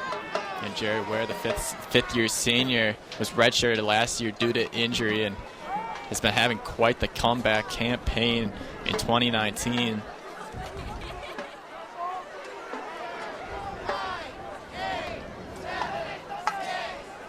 First and 10 at the 49-yard line. Olis has time, but flushed out to his left. Pass to the sideline for Osterloo. Intended for number 17, Nate Osterloo. Yeah, and you can see Stout just collapsing that pocket. Zach Olis backs out and looks up. You know, Stout doing a great job trying to stop that play and, you know, shut down the pocket like Lacrosse did last week. And Stout has been doing a really good job early in this contest with doing that. And that could be a good sign of things to come. So 2nd and 10 for Whitewater. Kumaro in motion. They hand it off to Ware. Ware immediately brought down behind the line of scrimmage. Aaron Weisskopf on the tackle. See Weisskopf bringing him down. A loss of 1. It'll be 3rd and Tackle 11 for from the 48. the loss. And one of those big presences at the defensive tackle position on that D line for Stout is Weisskopf. You have to watch out for him. Olsen, Peterson, guys like that to collapse the pocket and pressure Whitewater. 3rd down and 11 for the Warhawks. Olis scrambling. He's going to try to run it out. He's going to get brought down short of the 1st down. That brings up a 4th down for Whitewater. It looks like Olis just can't find a lot of his guys open on this drive. Yeah, Stout's doing a great job just shutting down those receivers and, you know, forcing Zach Olis to make runs like that, risky runs as well. Yeah, Cannon Griner and Schlegel, Jed Schlegel out there in the secondary have been playing lockdown defense on a very deep wide receiver court. And that's a blocked punt. And Andy Cooper running back to try to get on top of it. And he does just that, but Stout is going to take over now in very good territory. And that was Dylan Peterson on the blocked punt for Stout. Unreal. Yeah, and that's such a momentum switch for this Stout team right here. You're in great position. If it's a touchdown, if it's a field goal, anything to get on the board right now. And wow, just perfect placement right there. Andy Cooper trying to run back as well just to stop it, but this Stout team definitely is coming in with momentum. And that was a key to the game for me in the pregame was you got to make turnovers. You got to force turnovers. You have to, you're a team that is coming in with a -7 turnover margin. You got to create turnovers and force fumbles. Borgerding eventually runs out of bounds as he's pressured. You also have to look at this Whitewater side as well. They're 2nd in the WEAC for red zone defense. They are very strong and are able to force interceptions or fumbles out here. So Stout definitely needs to be careful with their passing and running because you don't want to lose this momentum that you already have. And Stout, they come into the game with a really, really good red zone offense as they're getting very close to the 20-yard line. Borgerding has time. Flushed out of the pocket to his right. He's trying to run for himself here. Gets past the 20 and is hit out of bounds. That red zone offense, best in the week, as I mentioned, 72.7% in that zone. 18 touchdowns, 24 for 33. And just it looks like no one was open. Borgerding tried to take it for himself, trying to follow blockers. Yeah, you got to look at Zach Olis and Borgerding. Very similar quarterbacks are able to look up and make those runs for their teams. 5 wide receivers for Stout. 3rd and 5. Pressured immediately. That's Jordan Brand on the back of Borgerding. Borgerding sacked on the play. And they bring him down. That brings up a 4th down. Timeout for injury. And Jordan Brand with the sack, but we have an injured Stout player out on the field, and that is not good as he is not moving at all. Yeah, Jordan Brand definitely able to come up and make that big sack and stop boarding in his tracks. But right now you got to look at that Stout player, and hopefully he is okay. But Jordan Brand being a key player this season. It looks like it was brief contact with the Stout player and his leg.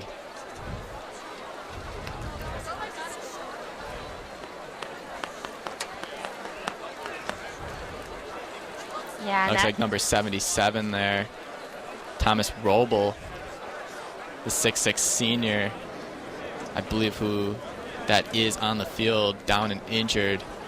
So very dangerous. It's taking quite a bit to get him off the field. And some help of his team. He is able to get up off the ground and limp off the field. So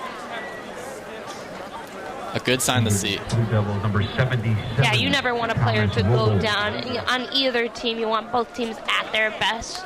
And, you know, that can be, as it is a bad thing, but it could also be momentum for the Stout team, too, and be like, you know, we're going to get it back and keep this ball moving.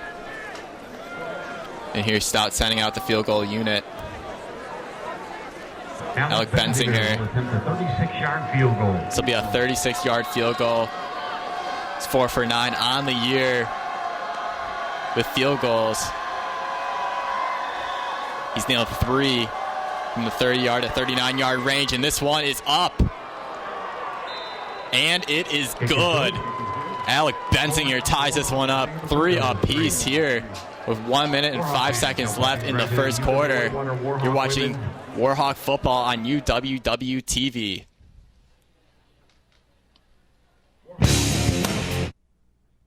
Of Wisconsin Whitewater, we're passionate about learning.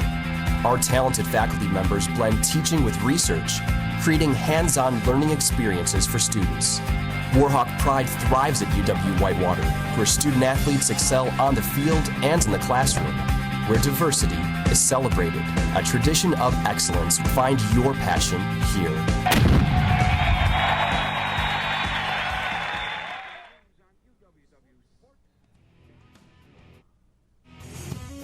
Welcome back to Perkins Stadium here. We are tied up at 3 with 1 minute and 5 seconds left in the first quarter. Off the field goal of Bensinger for Stout. That was a good drive for Stout. 3 plays, 4 yards.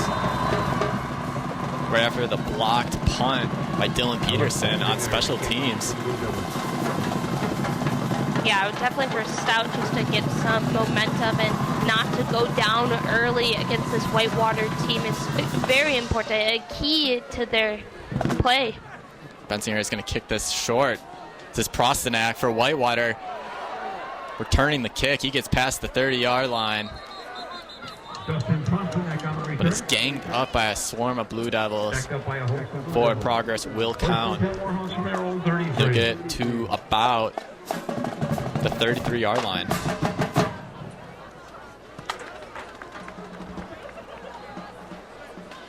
Prostanak coming in and doing a great job with their just trying to get something started for this Warhawk team.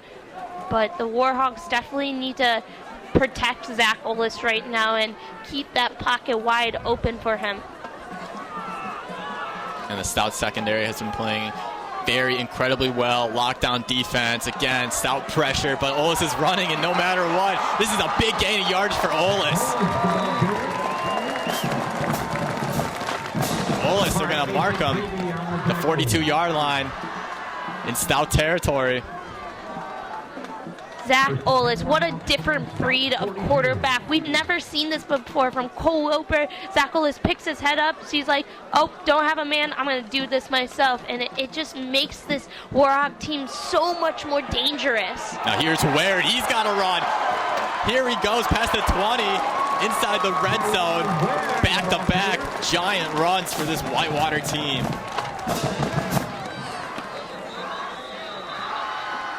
And another Stout player down. That's Mason Olson. And that is devastating to see if you are stout. That is one of your best defensive line players who creates a ton of pressure.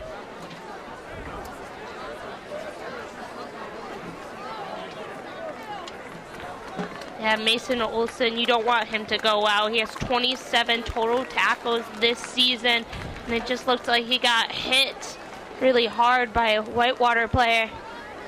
And he was the one that tackled Ware, and he got shaken up as he went to the ground. And he gets up off the ground on his own power, and he looks ready to go.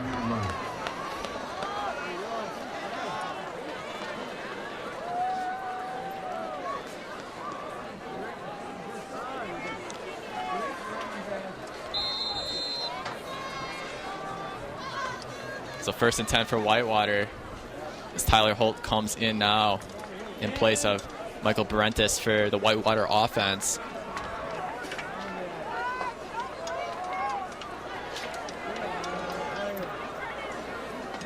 And we saw Tyler Holt last weekend against Stout with a 17-yard touchdown reception in the second half. They throw this immediately to Holt. Low pass, and Holt cannot come up with it. Holt pass incomplete. At the end of the first quarter with the score tied at 3. So that'll do it for the first quarter. Warhawks and Blue Devils remain tied as we go into the second quarter. 3 apiece. You're watching Warhawk football on UWW-TV. The road to national championships runs through NCAA.com and the NCAA Sports app. And whether you follow one college team or all of them, it's never been easier to get the content you want all in one place. With live broadcasts of multiple championships across all divisions. With exclusive access. Set the tone early for playing our kind of game. And highlights for every single championship. Stay in the game all season long with NCAA.com and the NCAA Sports app. UWW-TV offers a wide variety of student-produced programming, including sports, news, comedies, reality shows, and much more. If you like this broadcast, check out the many other great programs only on UWW-TV. So as we just about to begin the second quarter, the game is tied at 3 apiece for the Warhawks and Blue Devils.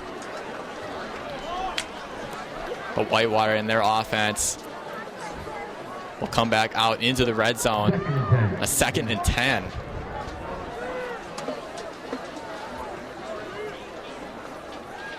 Yeah, for this Whitewater team as well, the depth that they have in their roster as well, you can bring in people like Tyler Holt, who's only a sophomore, and other experienced people like JT Parrish, and really make these big plays. Zach Olis keeps it for himself. Was going for Wisniewski, and a flag is down. Pass incomplete. Intended for Wisniewski. Flag on the play. Looks like there was some contact there on Wisniewski.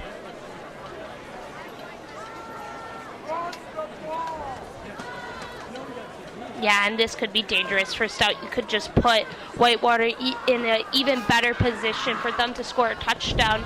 We got to definitely be careful when it comes Defense number 18, half the distance to the goal. First down. So holding on Stout.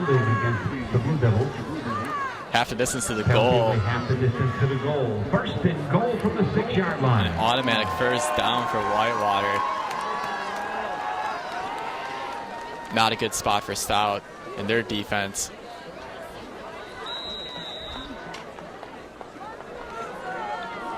But look out for some of those run stoppers. Like Wills out there, Peterson. And Vecchio, those guys will look to stop the run if they choose to run the ball. Yeah, and the run game hasn't really been working for this Warhawk team so far. We've only seen Alex P get a couple runs out there. So Zach Olis being very strong and, passing the ball. And Zach Olis, the leading rusher, 39 yards on 4 attempts. Olis has been both the running back and the quarterback in this one so far. 1st and 6. Olis He's going to try to run this into the end zone. Touchdown, Zach Ollis, the Whitewater Warhawks. Well, Tyler, you put it perfectly. Running back, quarterback, no matter what, Zach Willis can get it done. He looks up, sees that no one's open, decides to take it for himself, and man, what a play. And, you know, you got to give credit for Warhawks linebackers as well, giving him that time and space to make that decision. The offensive line created a gap for him right up the middle, and that's exactly where Ollis went and hit pay dirt. And the kick from Gashnitsa. That is up and is good, and he remains perfect on PATs on the year. So Zach Ollis with the touchdown, the rushing touchdown, puts the Whitewater Warhawks up 10-3 over the Stout Blue Devils. You are watching Warhawk football on UWW-TV.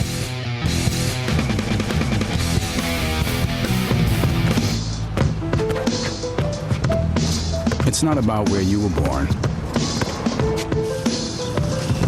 It's not about your gender or the color of your skin, or whether you're rich, poor, or in the middle. No matter what you play, if you have the skill and drive to succeed in school and in sports, we'll provide the opportunity. Welcome back to Perkins Stadium, ladies and gentlemen, as Zach Ollis just rushed it into the end zone for a touchdown to put the Whitewater Warhawks up 10-3 over the Stout Blue Devils. And that was a quick last drive, Amory. 3 plays, 56 yards in under a minute at 57 seconds. Whitewater really did a great job in the second half last weekend against La Crosse, putting up very quick drives for very long distances and gains. It's McDonald who takes this one for Stout. He's going to try to return this one. Is tackled around the 20-yard line. 15, keeping out McDonald on the return. He's brought down. Well, especially after last game, Coach Kevin Bullis talked about how that was kind of a difficulty for this Whitewater team to, you know, make quick, fast plays, and that's what they've been doing here today. And now for Stout to come out, they definitely have to look up and start doing something or getting some momentum going for their team. And the passing game hasn't been there for Stout so far. Borgerding, 2 for 7, 23 yards, and he's gotten sacked twice. And again, here comes pressure. He gets the pass off. They're going to rule it incomplete. Already pass incomplete. Intended target. Intended for number 83. Knutson. Yeah, Stout's offensive line definitely needs to, you know, create time for him and just, you know, give him time and space to think and look out for those wide receivers. And that was Whitewater's Hine who really created the pressure on that last play on Borgerding. Borgerding will try again on 2nd and 10. Pressure by Belanganai coming. He's going to be flushed out, and he's going to be brought down. Nico Lemke. Yeah, Borgerding just wasn't able to get anything started for him and trying to dodge a couple of tackles, but was taken down. See Belanganai, he was getting blocked all the way. Got free with Nico Lemke. And Nico Lemke, only a freshman, making plays, a true quarterback hunter this year from Salem, Wisconsin. That brings up a Stout 3rd and 16. And what do you think the Blue Devils are going to do here? Right now you got to get some passing yards going for the team. Borgerding running up the middle.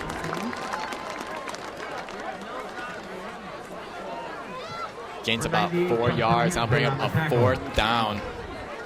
4th and 12. And the punting unit will come back out onto the field for Stout.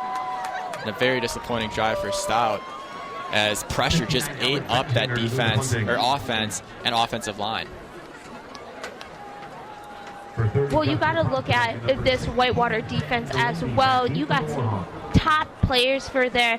Mackenzie Belanganai and Nico Lemke are on the WIAC for sacks and have been key players for that defense.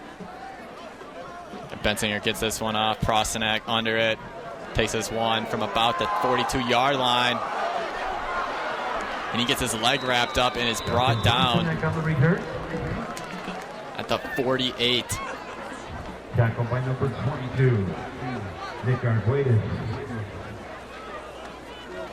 And Whitewater will take over. So that was quick work by the Whitewater defense to force Stout to get a punt. Now the offense has the ball once again. He'll take over at the 47-yard line.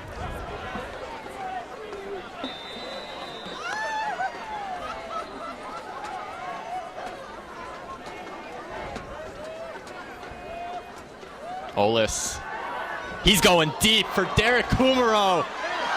Incomplete pass. And that's Cannon Griner on the coverage. Beautiful play by Griner. Yeah, that was great coverage for Griner, just really shutting down Derek Kumaro, and no flags on that play. And, you know, Zach Olis loves throwing to his wide receivers and making those big, long passes. So for the Stout team, you got to definitely look out for that. Zach Olis going for a home run on the last play. This brings up a 2nd and 10 for Olis in the offense. They hand this one off to Pete. It feels like the first time he gets a carry. Jake Schmidt on the tackle at the gain of 1. It'll be 3rd and 9. After that Jake Schmidt tackle on Pete, 3rd and 9 for Whitewater. Yeah, Alex Pete was a key player for last game against UW-La Crosse. He told us season high with 26 carries for a season high of 145 yards and 1 touchdown. And Pete was a big player last year when these two teams faced each other in Menominee. Of 3 touchdowns and 154 rushing yards. Olis going for Kumaro, incomplete, wide. Olis passing to Kumaro, incomplete. It brings about 4th down. 3rd and 9. Correction, 4th and 9. And the punting unit will come back out for Whitewater.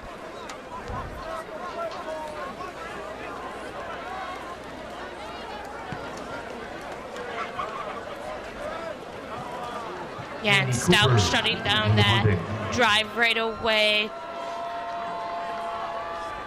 Andy Cooper, 1 punt for 37 yards. His other punt was blocked. And that one's going to go into the end zone for a touchback. So a great punt by Andy Cooper. Showing off his leg. Thank you to all who supported the 24th annual men's basketball and baseball last weekend.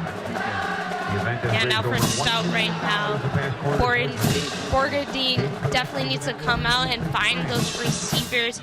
You got Kevin McDonald, Levy Hammer, Tyler Seymour. These are key players for their team, and right now they're just really not stepping up in the way that they should be. And they have the number 4 pass offense in the WIAC coming into today. Borgadine immediately to McDonald on a short screen. McDonald is fighting for every inch, every yard. Forwarding pass complete.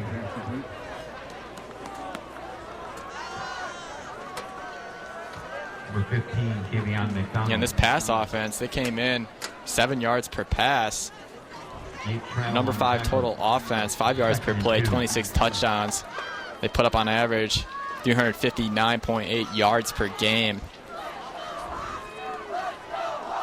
But the protection is going to have to be there. They hand this one off to Nitek. Nitek with a big gain. Gets the first down easily. Is brought down at the 40. Josh Woodard, ball carrier. Nate Crown with it on the tackle. First and 10, blue doubles. Yeah, and Nitek just looking up and making that great running play for Stout, getting them in better position.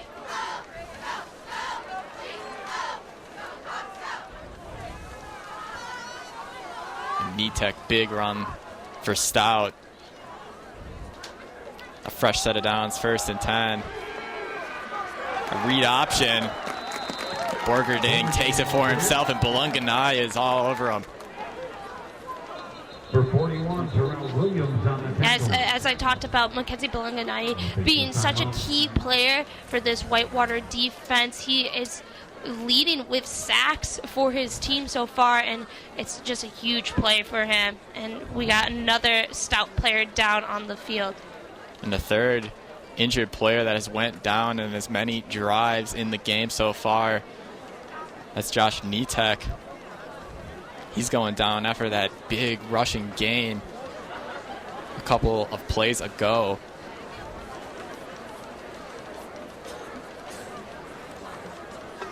And stout players just have been getting hurt a lot in the first half. And even some big players like Nitek, he's one of your big running backs.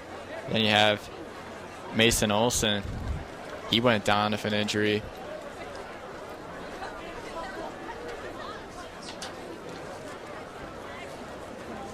So injuries have been the story of the first half for Stout.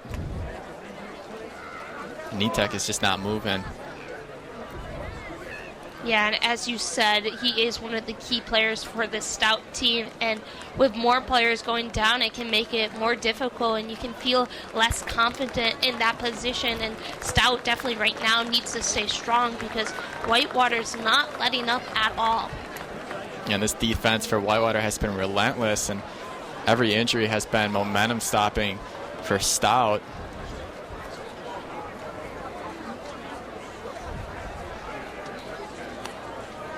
And both teams get back onto the field. 2nd and 10 for Stout. On the 40-yard line, the play clock resumes. Borgerding has time. Completes it the hammer. So a nice short pass for a gain of 5 yards. And we got a quick update in the WEAC right now. La Crosse won their game against Eau Claire 42-7. 3rd and 5 from the 45.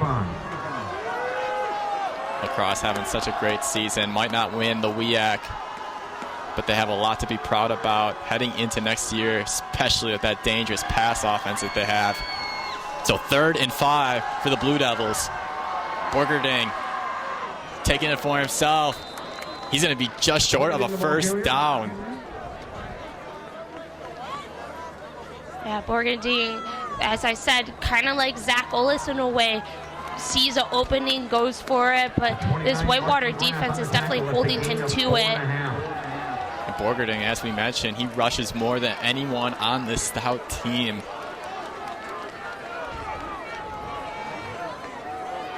Fourth and inches from the 49.5-yard line. So it's going to be about a 4th and inches. Stout, they're going to go for it once again on 4th down. This is a huge play for them. Whistles are blown. Timeout, Blue Devils. And the Blue Devils will take their 2nd timeout of the half. Stout is ranked 4th in 4th down conversions in the WEAC. Just a couple of inches can get a play started for their team. But I like what Stout is doing so far. They're making those great plays, passing plays especially, to their players, and that's going to be so important later on because your running backs and Borgerding is going to get tired eventually, and you need to make those great plays. Yeah, exactly, Anne-Marie. And you think about this 4th and inches, anything can happen. Maybe they could uncork a long play action pass to one of their receivers, such as Hammer or Fossum or Seymour, even McDonald. Or will they just be doing maybe a quarterback run or possibly a sweep? There's just so many options that they could do right now. So Whitewater, they just have to be ready for anything. 4th and inches from the 49. 4th and inches from the 39 for the Blue Devils. McDonald. Oh, Borgerding. He's going to take it for himself as McDonald runs right across them. fakes the run, and Borgerding, he just needed inches. He got more than that. Gained 2 yards on the play for a first down. Nice play by Borgerding. Yeah, definitely tricked up that Whitewater defense as well. With McDonald just running right across. 1st and 10. Whitewater territory from the 49. Borgerding again with the run. He gains 5 yards on that rush. Jacob Prime on the tackle. 2nd and 5. So 2nd and 5 for the stout Blue Devils.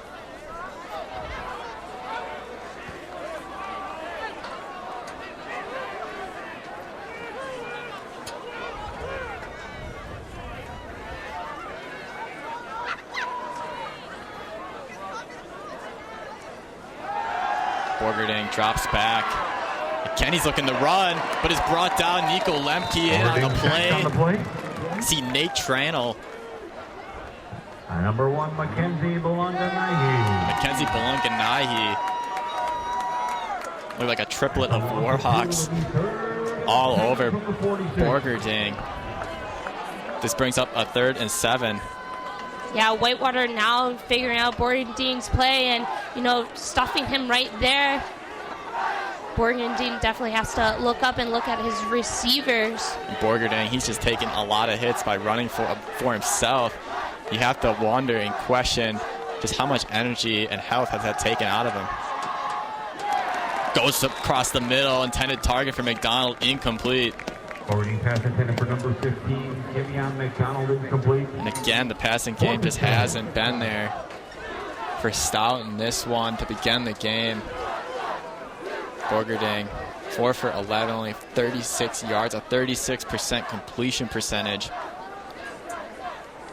Yeah. Some of the throws have been there for the receivers, but most of the times the receivers haven't had the ability to bring those catches in. And there is a lot of great wide receivers for the Stout team. You got McDonald and Hammer being key players. We got a fake punt. That's intercepted there. Sam Delaney with the interception. Do you believe that? Wow, that was insane. Sam Delaney being one of those key players coming in again.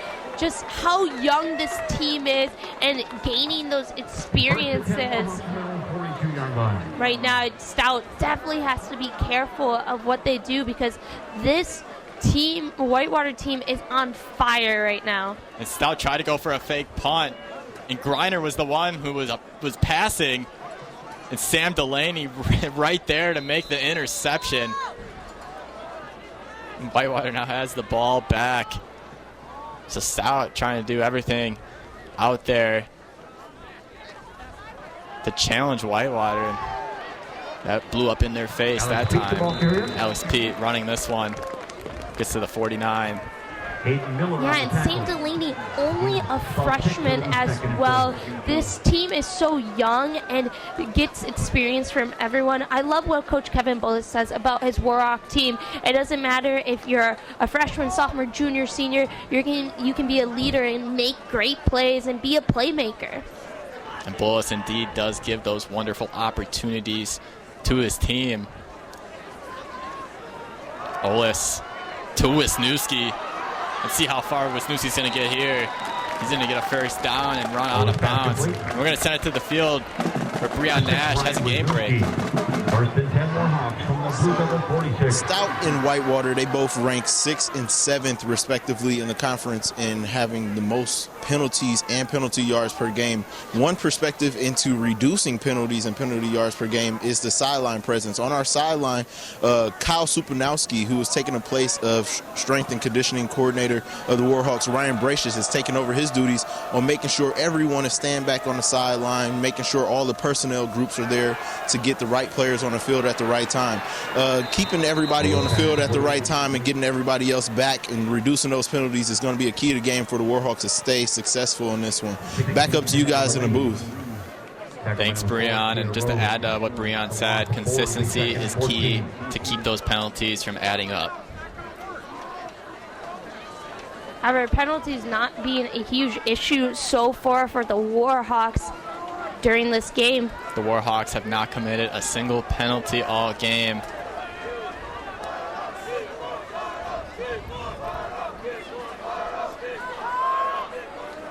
So second down for Whitewater. They go to Wisniewski. Wisniewski caught off the ground to kind of catch that one. Another first down.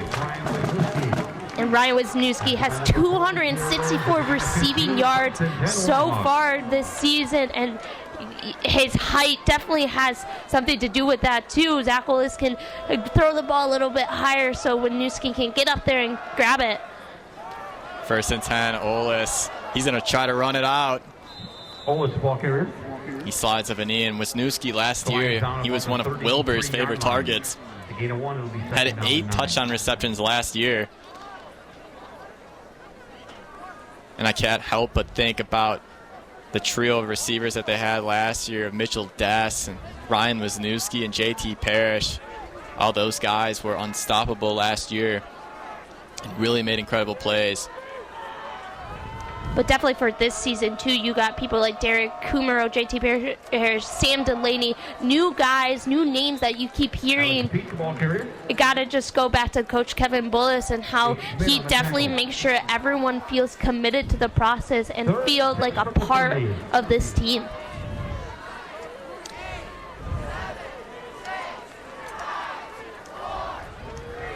So third down coming up here at the 30-yard line for Whitewater. Watch out for Ollis. So if nothing's open for him, he'll take it for himself and run off his legs.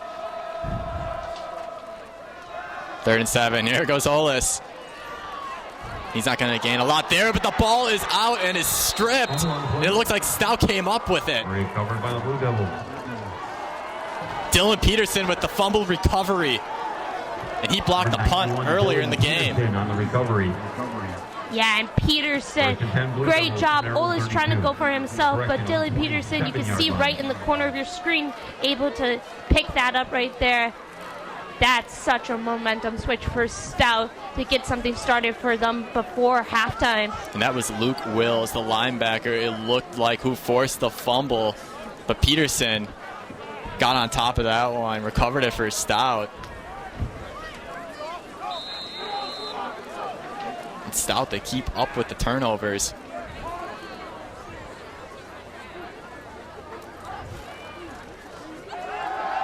Borgerding rushed. Just throws this one down to the ground. Incomplete. Jahan Amin, the intended receiver. Flag on the play. And there'll be a flag on the play. Correction, no flag on the play. Looks like the referees will pick the flag up instead.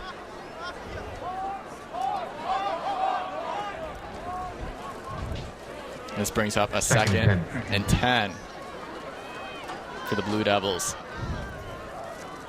For the Blue Devils as well, to get more time and possession, you can wear out this Warhawk defense as well and, you know, make those big plays.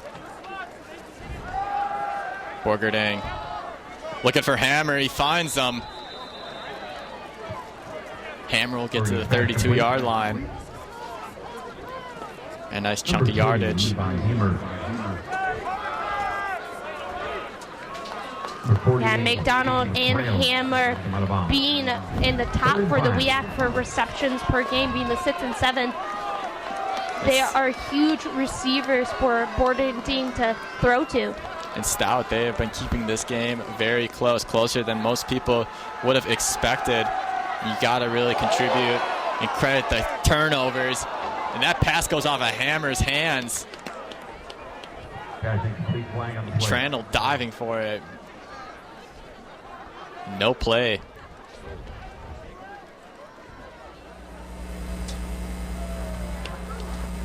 Penalty is holding. Number 75 offense. Penalty declined. 4th and 5. That's Jesus Ambrose on the holding penalty for Stout. And you got to look at those interceptions and fumbles that the Warhawks have been able to get this season. You know, Mark McGrath is a name that comes up, but he has 4 interceptions this season, and that's what's so great about this Warhawk defense. They're able to make those plays for themselves. Benzinger, the punter, back out for the Blue Devils. Prosenek, the returner for Whitewater, and that kick goes out of bounds. Puck goes out of bounds at about the 40-yard line. It'll be first and 10 Warhawks on their own 40. The Warhawk offense now, with 3 minutes and 21 seconds left, will take over on their own 40-yard line. Solid field position yet again for Whitewater. Warhawk Athletics has a history of winning national championships, but did you know that our music education program also has a legacy of excellence? Warhawks have won the top music education award in Wisconsin for 19 of the last 30 years. Ryan Schultz from Jefferson, Wisconsin is this year's winner. Congrats, Ryan. First and 10, Zach Olis uncorks one to Parrish. Olis pass in for number 19, JT Parrish, incomplete. Incomplete. Kenny Griner on the pass defense. Griner on the coverage. Yeah, and that could have been very dangerous. Griner doing a great job, not committing any penalties right there. And, you know, Zach Olis just showing off those big guns that he has. Kenny Griner, he's been a force to reckon with out in the secondary for Stout. He's been defending passes brilliantly and beautifully. This brings up a 2nd and 10 for Whitewater. They hand this one off to Ware. Ware charging. And he's down at the 44-yard line. 47. Brandon Vecchio on the tackle. Yeah, Jared Ware with 343 rushing yards gained so far this season. He's definitely a committed member to the three-headed monster with Alex P. and Ronnie Ponick. Whitewater, 96 rushing yards after that last play. They have been bit by the turnover bug in the first half, to say the least, as Olis drops back. Olis trying to go to JT Parrish over his head, incomplete. Olis pass to number 19, JT Parrish, incomplete. And Olis looked a little rocked after that play, getting hit right there. Olis walking away. Brings back Andy Cooper for Whitewater. Andy Cooper. 2 punts, 88 yards, 44 yards per average. And that one is going to bounce inside the 20, inside the 10, inside the 5. Beautiful kick by Andy Cooper. A first and 10 Blue Devils from their own 3. And that's where Stout's going to take over. Another jam situation and scenario for the Stout Blue Devils. Yeah, Andy Cooper definitely coming up strong after that one block punt by Dylan Peterson for Stout. But for Stout right now, just putting them in these dangerous situations so the Warhawk defense can make these plays. We've seen Borgendine kind of struggle being backed up against the wall. Second time he's been backed up into his own end zone as Borgerding. He rushes, gets to the 5. Gain of a couple yards. Borgerding, ball carrier. Jordan Brand on the tackle. 2nd and 8. And if these runs Amory Stout, they're just going to have to get more creative, I think.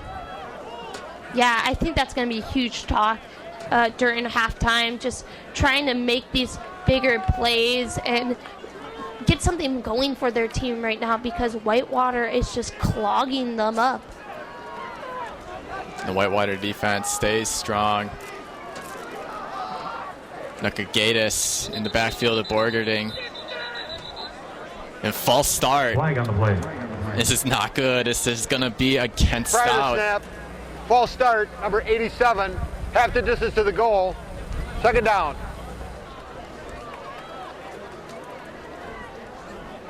False start on Stout. And they'll back them up to pretty much where they started the drive, at the 3.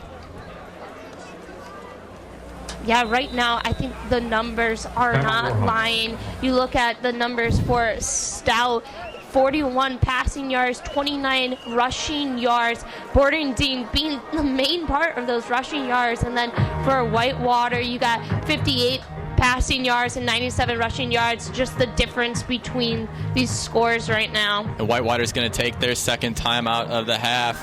1 minute and 17 seconds left in the first half of play. Whitewater continues to lead Stout 10-3.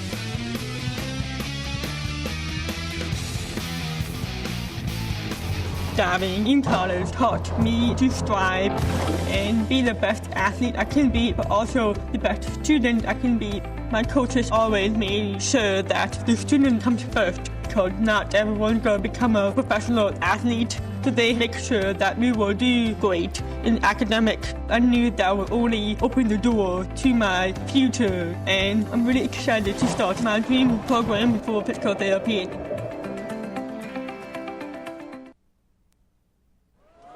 Second again for Stout, and we're back live here at Perkins Stadium as they give this one off to the halfback, Nick Argatis. For 22, Nick Argatis, the ball carrier. Number 5, Tommy Mataska on the tackle.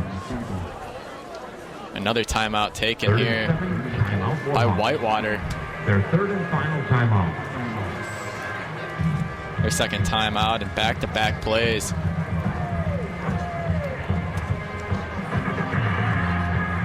Whitewater up 7 points here. Just over a minute left of first half play. And what has surprised you about the game so far, Emery? Well, for Stout, they're not putting up the numbers that they have done before. With only 41 passing yards, Levy Hammer leading with receiving yards, 14, and then Parker Fossum with 14, and Kevon McDonald with 13. Really, for those numbers and for a bigger high-end score, you definitely have to stay strong, and Borderding definitely needs to look up more for his receivers. 3rd and 7 for Stout. Ball on their own 6. The play clock resumes. Borgerding hands it off to Nick Argatis.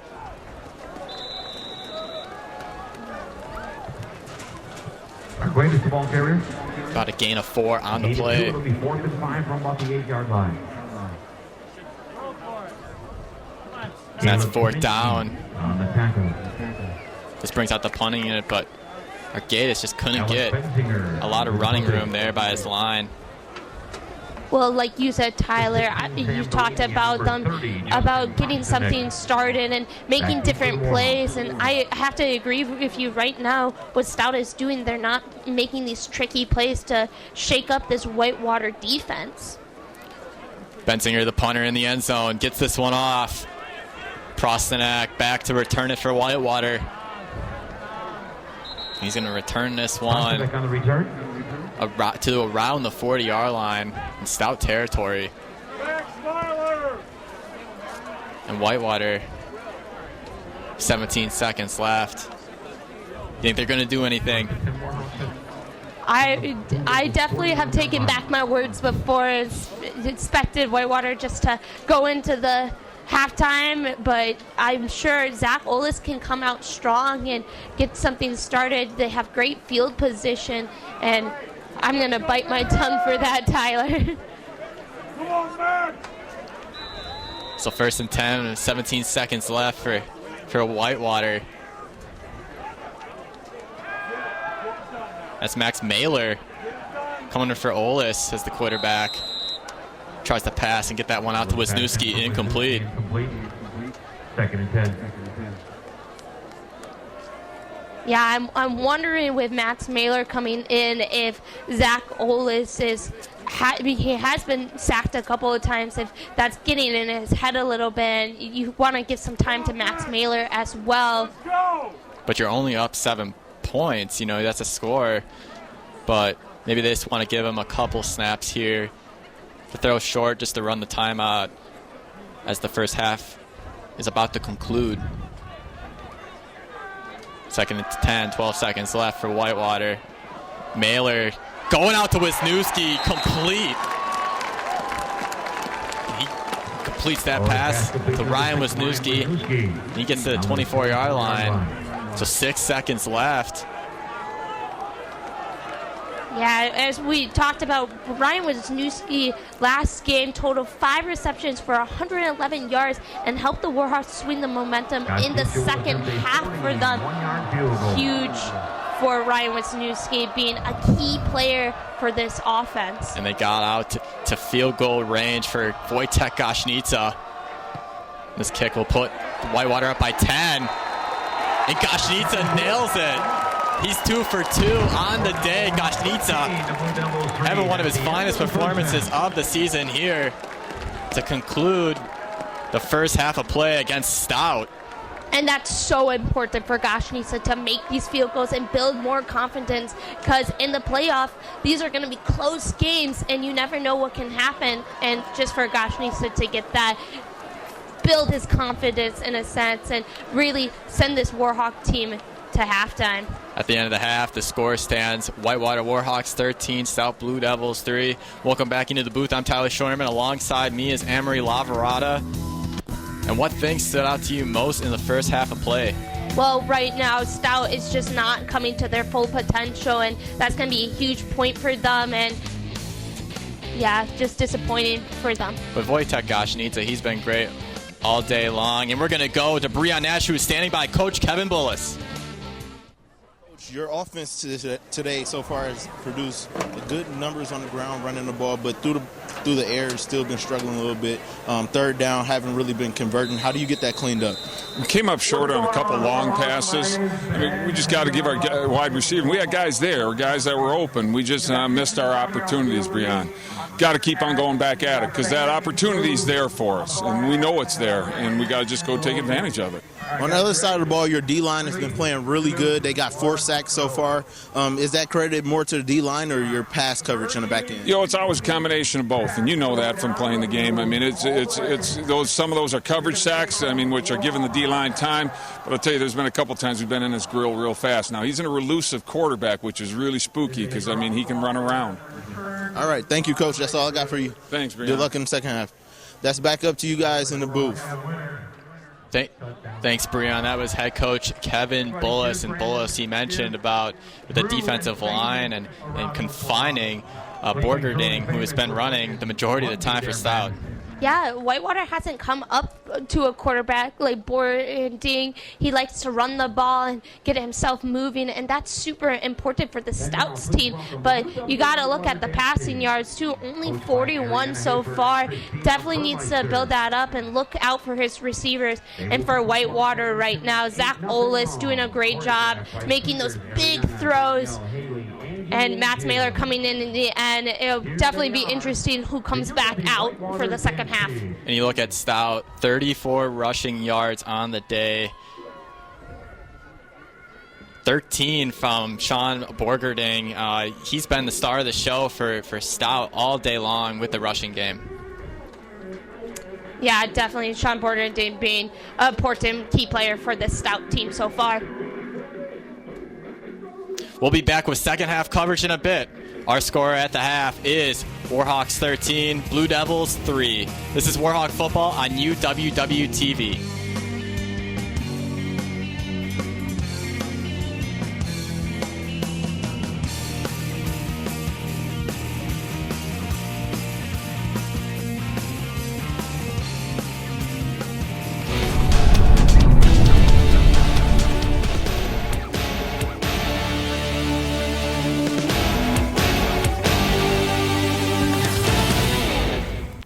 And welcome to the halftime show. This is Warhawk Sports Saturday on UWW-TV. I'm Kimberly Reinders, and I'm with Austin Dottle and Matt Bruzis.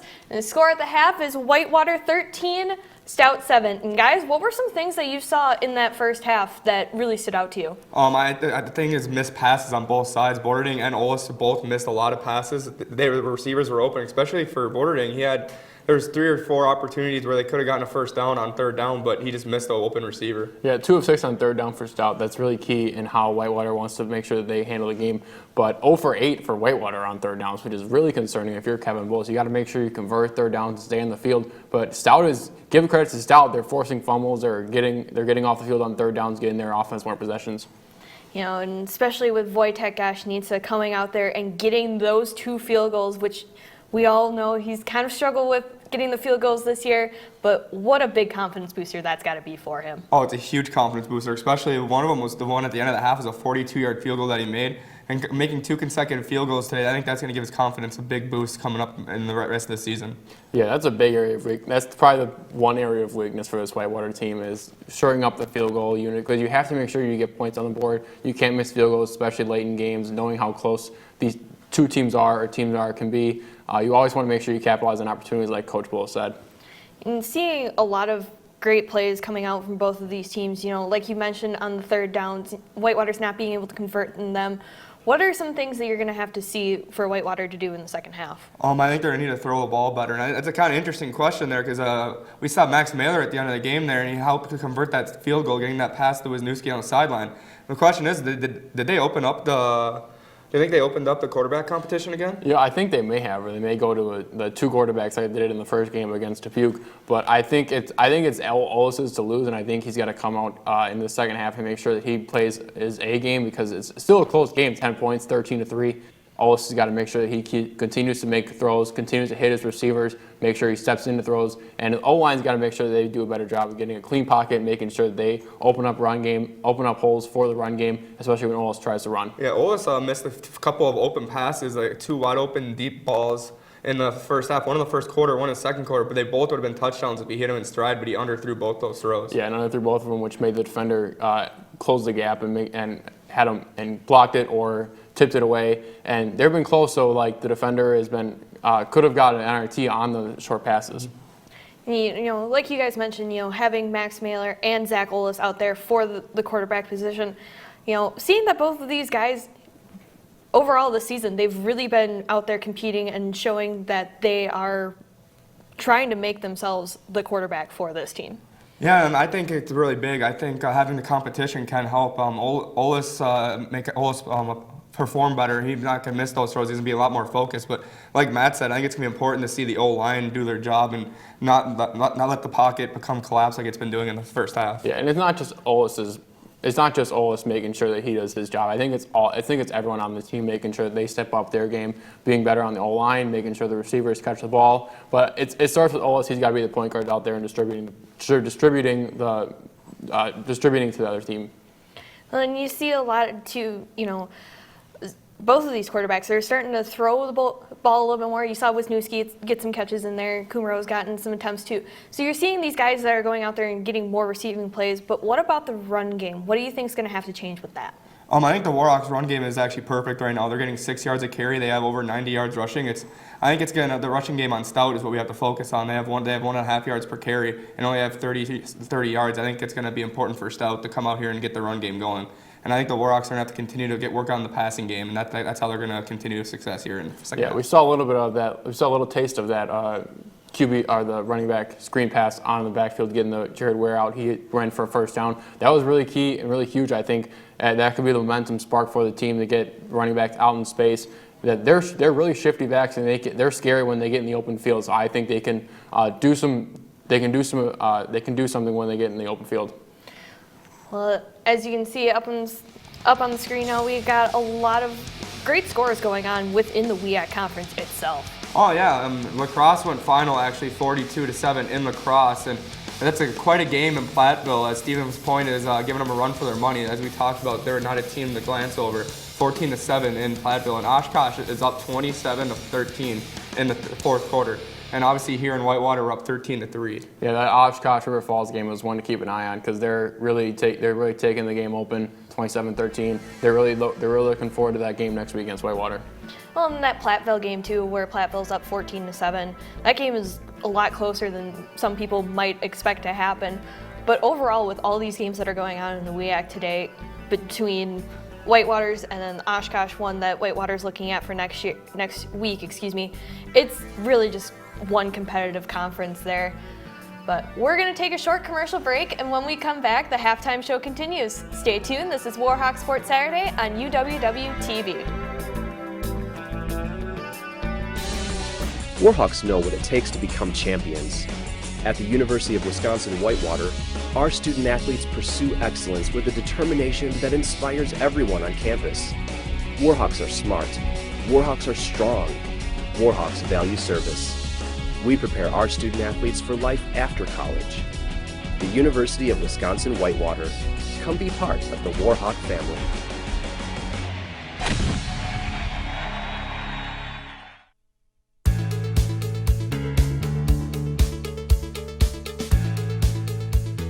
Being a part of the different activities and organizations that I've been a part of, I'm actually able to see myself where I'm like, hey, I actually can make a change. I'm one person that can make a difference. Division III has helped me to develop teamwork skills, critical thinking skills, time management skills. It's not just about basketball or it's not just about school. It's about developing yourself as a person altogether.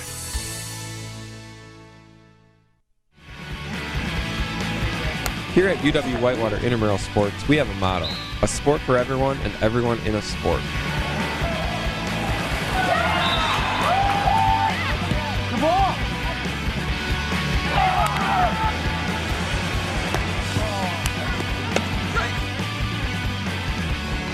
That's it anyways. Oh, she got that. They're going to count it. Had a blast. Always have fun at intramurals. Every day we strive to go above and beyond that goal by providing healthy exercise, promoting leisure education, and giving students that competitive atmosphere they are looking for. Yes! Yes!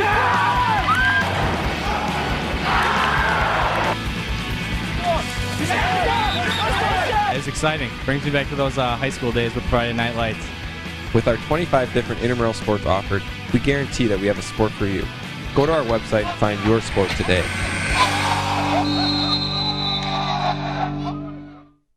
UW-Whitewater Athletics, a relentless pursuit of excellence across 22 sports, powered by a tradition of success. 20 national championships, 17 since 2002. 61 individual national titles.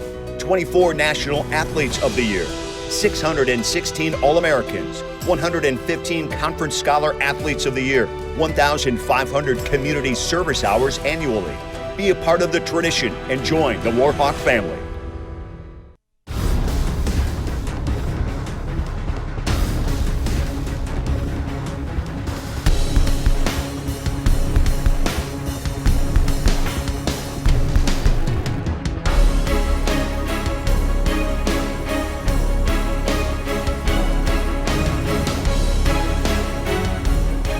I remember getting a text from like everyone that knew me, that were associated with the other two programs, and it was like, you're up, it's your turn. Okay, so from that day, it was a little bit different. We knew what the expectation was. You know, God, we would have hated to be the team that screwed this thing up, right? So we felt that, you know, right away. But then by the time we got to the College World Series, I think we had gained a lot of confidence, and we started to deal with the pressure properly, which was, you know, our perceptions of the pressure was the issue. And by that time, we weren't feeling pressure. We were being confident, we were playing well, and our seniors were really doing a great job leading. So by the time we got to the College World Series, we weren't thinking about what had happened or what we needed to do. We were just thinking about playing good baseball one day at a time. You know, ESPN had done stories and the New York Times did stories, so all of a sudden, anyone that was outside of our normal circles, which is what, 100 miles around Whitewater, that's typically our supporters, right? Mm-hmm. Then all of a sudden you had alumni that were in Florida or in New York or in those areas start to reach out to you, because for them, they finally realized the significance of it. Everyone benefits when one of the programs has success. you're in the weight room with those athletes. You're in meetings with the coaches, and I absolutely feel we support one another in that way. And you start believing, hey, if football and basketball did it, why can't we? So absolutely, that's part of what was going on in our department at the time.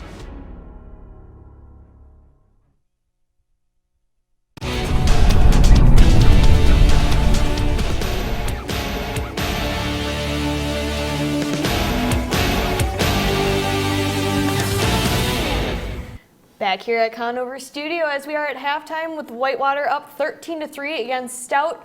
Let's talk about what needs to happen with the second half for both of these teams. You know, offensively and defensively, both of these teams have just really been having a great showing in this game. But what are some things offensively that you want to see from Whitewater? From Whitewater, I want to see a better offensive line. I think it's going to be important for the offensive line to do their job so Olis or Mailer doesn't have to keep scrambling. Because if you look in the first half, Olis was all over trying to avoid tackles. He's doing a great job of it, but it made it harder for him to compete the throws. I think it's going to be important for Olis for the O-line to keep the pressure out. Yeah, I think for the O-line to get the confidence running the ball, they got to make sure that they find the holes for Pete, Ware, and Ponick to find holes to run through. They've been stagnant on the run. They haven't had those explosive plays. They got to make sure that they take opportunity of running the ball to set up the long pass game.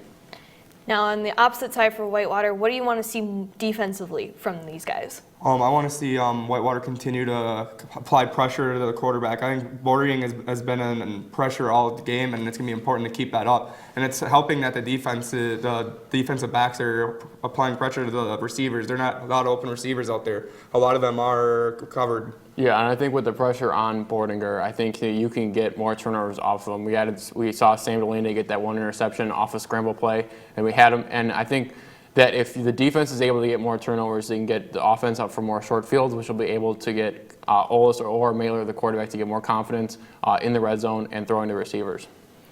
Now, if you flip it over to the other team for Stout, what are some things that you want to see offensively from Stout? I want to see Stout be more confident on offense. It looks like they are struggling with confidence. They're going to need to complete the open throws. Bordinger is having that problem. He needs to hit the open receivers. He had the time, and when he had the time and he missed the open throws, it's a real morale lower. Yeah, I think they've been running the ball well. They've been running effectively. They had some misdirection runs where Bordinger was running to one side and the run back came to the other side, and they found holes through that, and they found a 10-plus yard game. So I think running the ball with mixed direction, jet sweeps, quarterback draws will help this offense immensely. Well, and especially with Whitewater's defense only holding the offense to 3 points to the field goal in that first half, there's some things that are going really well. But now what do you want to see for defense for Stout? I think they need to prevent the big play, because you saw it in their Whitewater's touchdown possession. They let up a 25-yard run, and it's going to be important for Stout to prevent the big plays and keep the confidence on their side. Yeah, I definitely think they got to make sure that they put the Whitewater in making sure that they go under throws, taking short throws, and rallying to the football, and make sure that they make an effort at tackling in space. These Whitewater receivers are going to come out firing. They're going to run. They're going to try and get run yards after the catch. So I would expect Stout to make sure they put an emphasis on tackling and limiting the big plays. Yeah, and what I think is important is that the time of possession is pretty equal for these two teams. Stout at 14 minutes has time of possession, and Whitewater with 13. Stout's actually winning the time of possession. I think it's going to be important for them to win the time of possession battle, and that'll show on the scoreboard if they do that. As we look up at the scores once again for all the games across the WEAC Conference, you have La Crosse that went out and beat Eau Claire today 42-7, and then Platteville and Stevens Point in that game right now with Platteville up 14-7, and then Oshkosh and River Falls are playing with Oshkosh 27-13, and then of course here at Whitewater 13-3 is the score at half.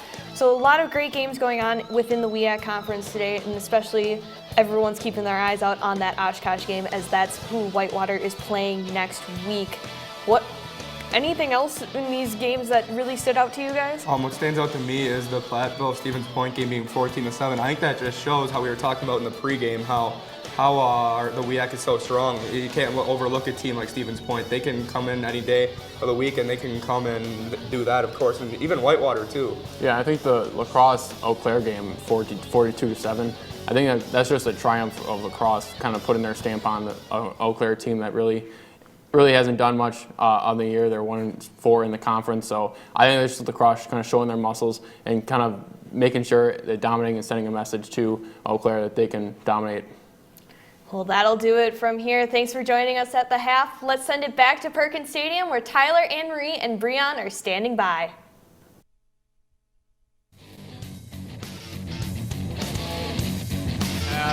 Tyler Scheuerman and Anne-Marie Lavarada here in the booth.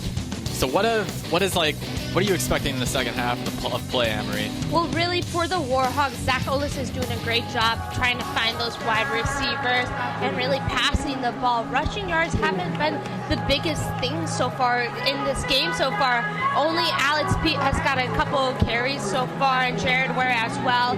And so I expect Zach Olis to keep doing what he's doing so far, and the defense needs to come up and make those big plays like interceptions, forced fumbles. We haven't seen much so far for those. And for Stout, I think they have to really start protecting Borgerding.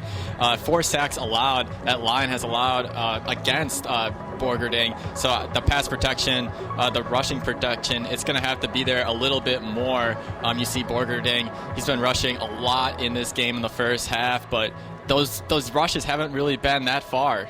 Yeah, he only has 13 rushing yards so far, Borgerding, and he's been the main rusher for this team. And, you know, he has these great wide receivers that he should go and pass to, and it's been a huge issue for that Stout team so far. On the opposition, Zach Olis, the leading rusher for Whitewater, 47 yards gained on 7 carries. Do you think that will continue in the second half? Yeah, I expect Zach Olis needs to come out strong. You know, Whitewater hasn't really blown any of these teams out of the water. They seem to play down to other teams' levels, and this is the game where Whitewater can come out super strong and, you know, blow this team out of the water. Yeah, and how about special teams? Andy Cooper's been punting really, really well. Only 1 block punt by Stout, which was by Dylan Peterson. But the field goal unit with Wojtek Goszica for Whitewater, that has been masterful today. That's been a first for everyone to see. Yeah, Wojtek Goszica making those 2 field goals is so important for this team because you're going to get into playoffs, and these games are going to be a lot closer than 13-3. And Wojtek Goszica to just even build up his confidence is so important and is a key. Yeah, and how about the Stout secondary, Cannon Griner? He's been all over these Whitewater wide receivers with multiple passes defended.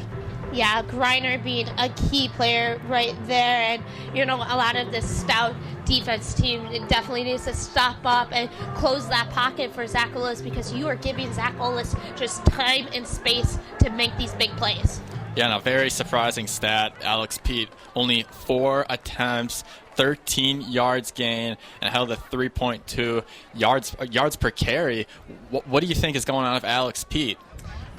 I really think Zach Olis and Coach Kevin Bolis are just making the plan of, you know, passing the ball more. Even though the rushing yards for the Warhawk is the highest with 97, I really think that's a just to Zach Olis and Coach Kevin Bolis' ideal of passing the ball a lot. Now, it also could go to UW South's defense as well. I'm sure they would and studied Alex Pete's runs, Jared Ware's run, and they've been able to stop them down. So it's kind of both at the same time. McDonald returns this one for Stout.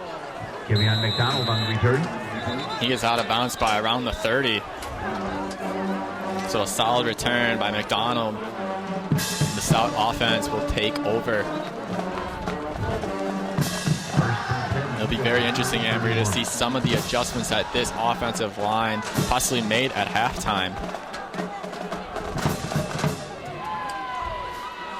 Yeah, Stout only putting up 3 points so far. It's going to be a huge issue for them if they can't, you know, convert on 3rd downs or 4th downs, and that's going to be big for their team. Thank you. And how about Coach Clayton Birmingham for Stout? 39-58 overall record. This is his 10th year. He took over in 2010 after 3 years as the UW Stout defensive coordinator.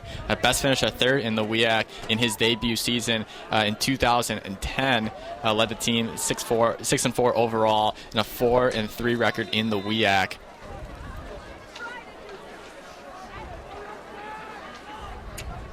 It's 1st and 10 for Stout. Borgerding, he's going to get pressured and sacked. I believe that's ball get not hit again. And he's been a dog all over the field, dogging this offensive line for Stout, getting by him and getting to Borgerding. Yeah, and that's huge for Mackenzie Balunganai, just adding to his record. He's such a key player right there. Borgerding almost going back into the end zone right there. Could have been very dangerous for this team. And Borgerding tried to make a play, but could not get that one off for an incomplete pass. And now he's backed up at his own goal line. Little read option. He holds onto it. Gets to the 6-yard line. That's been big. It's been the pass protection and the protection, the quarterback protection for the Stout line. How well are those guys going to protect Borgerding? I think that's going to be the key to the second half and the rest of the way in this game. So 3rd and 18. Ball on their own 6. Borgerding in his end zone. Again, pressured. Flush out of the pocket. Intended target for McDonald. Incomplete. Tranel in on the pass coverage. Pass incomplete. And Tranel. And he walks off the field and goes to the sidelines. Looks like he fell on his hand. It looks like maybe his wrist there. He's gripping. Yeah, and you definitely have to be careful for Whitewater because Tranel is a key part of this defense. And you definitely, for this defense as well, other players can step up and take Tranel's place as well. And a flag is out on the field.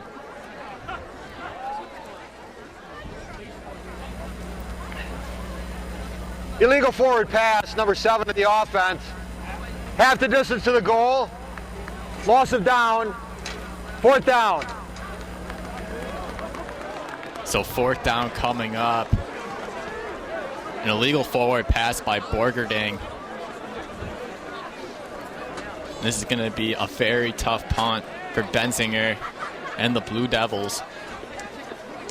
Yeah, and we've seen this Whitewater special teams definitely block punts before, and that can be very difficult for Stout right now. They got to protect Benzinger as best as they can.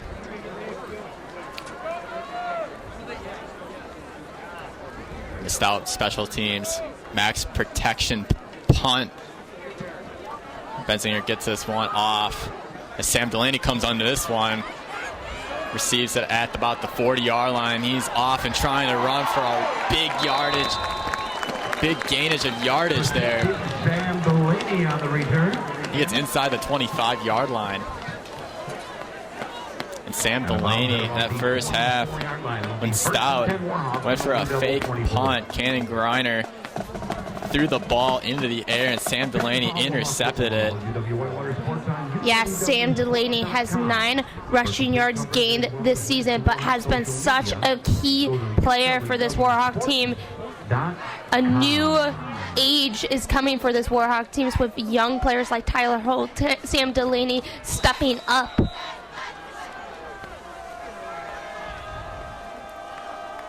So 1st and 10 for Whitewater. 24-yard line. They hand this one off to Pete. Alex Pete, the ball carrier. He gains 3 yards on the play. You see Max Mailer out at the quarterback position for Whitewater. Wilson on the tackle. Yeah, and Tyler, as we talked about, it could be worrisome because Zach Olis has been taking a lot of hits so far. And is Max Mailer in just to get some time to play and because of their lead, or is Max Mailer in because Zach Olis is not feeling well and had to be taken out? 2nd and 7 for Whitewater. They give the P. It was a fake. Fooled me. They keep it and throw to JT Parrish. 3rd and 7. Yeah, so JT Parrish swarmed by those UW Stout players. Risky throw for Max Mailer to make. And Max Mailer, a true pocket passing quarterback. Very different from Olis. Olis, you're going to see the scrambling attributes, the quarterback runs, and Mailer, you're really not going to see that. He's going to be staying in the pocket and waiting for receivers and plays to develop out there.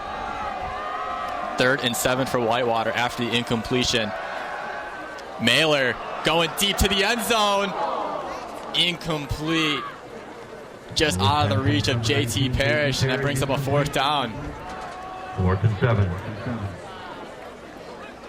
Yeah, we've seen this kind of dual quarterback. The first game for Whitewater against Dubuque University can definitely trick up this defense for the Stout. And Wojtek Goshnica 2 for 2 on the day. His longest field goal was from 41. Can he remain perfect on the day? The snap, the kick, it is up. And it is good. Goshnica goes 3 for 3 on the day. Another beautiful kick, and this puts the Warhawks up 16-3 over the Blue Devils. Yeah, and Goshnica, just like I said, building that confidence. That is so important coming up with these couple of games and ending the WEAC next week. So after the Wojtek Goshnica field goal, Whitewater continues to lead Stout 16-3.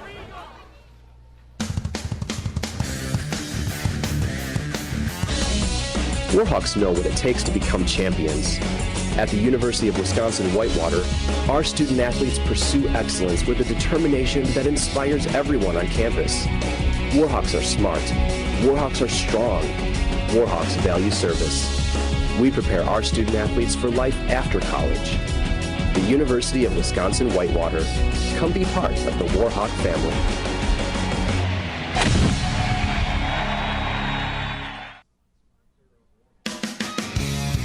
Welcome back to Perkins Stadium, ladies and gentlemen. Wojtek Goshnica clutch yet again with his field goals. Puts the Warhawks up 16-3 now. It's McDonald set to return this one. Gets past the 25-yard line and is brought down by a group of Warhawks.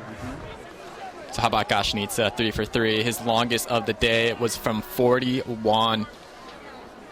Yeah, we've seen Goshnica struggle before, even in non-pressure situations, and right now it's just perfect for him to boost up that confidence coming into some of these harder games that you have to come play. You know, Whitewater next week has to head to Oshkosh, and Oshkosh right now, an update on their game, they are beating River Falls 27-13.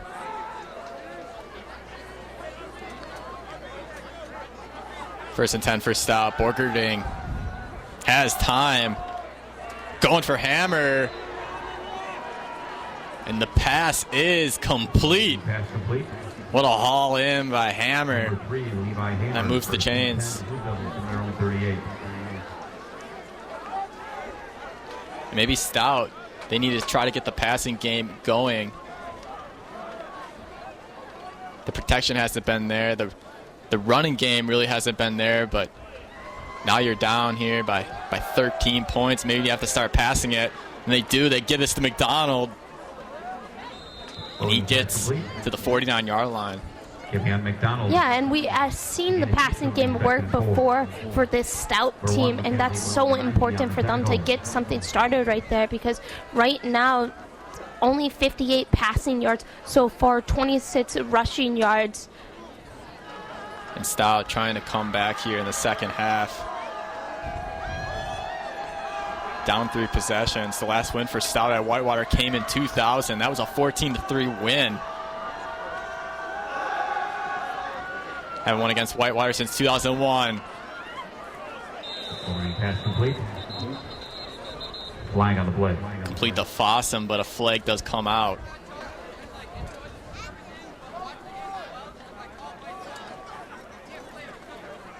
Fossum is on the board with 14 receiving yards so far in this game.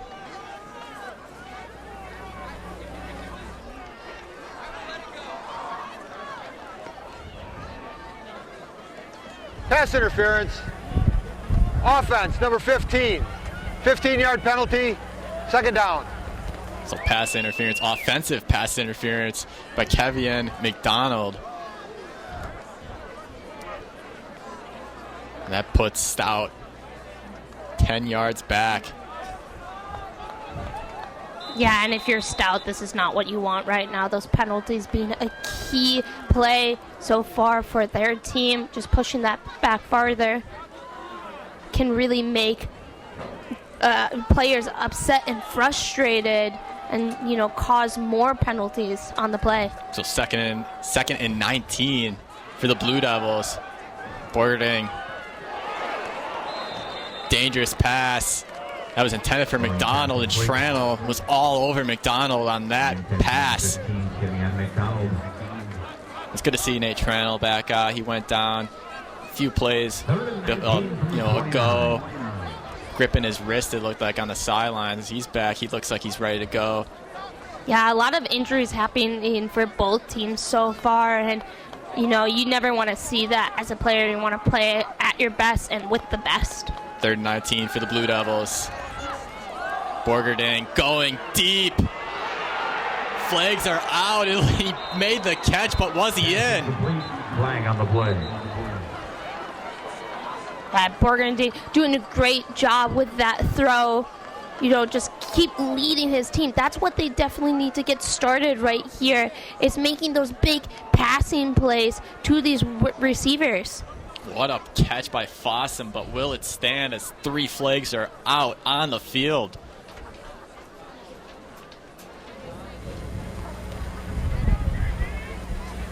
Pass interference, defense number 5, 15-yard penalty, first down.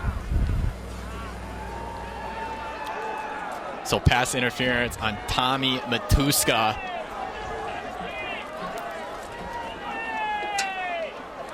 Yeah, and that'll be the first big penalty for this Warhawk team. Yeah, penalties haven't really been a problem for them, as that is their first penalty for 15 yards. And give the Blue Devils a fresh set of downs.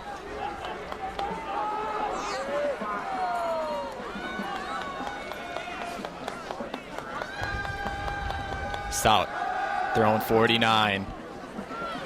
Borgerding has time. He's got room to run. Here he goes. For the 50. Flags are out past the 40. And out of bounds. Yeah, and flags immediately come up. Borgerding doing a good job looking up and making that run, but could all be for nothing if this is on Stout. And there was a big collision in the middle of the field around the 50-yard line as Borgerding was running. Personal foul, blindside block, number 3 of the offense, 15-yard penalty, first down. So they're going to get hammered with the blindside block, and it was for nothing. Very costly. Yeah, if you watch the play, Borgerding making that great run, and Hammer just really taking out that Whitewater player. And Matt Anderson, he took down there. 1st and 17. Hammer dropping the hammer to Anderson, and it costs Stout. 1st and 17 for the Blue Devils.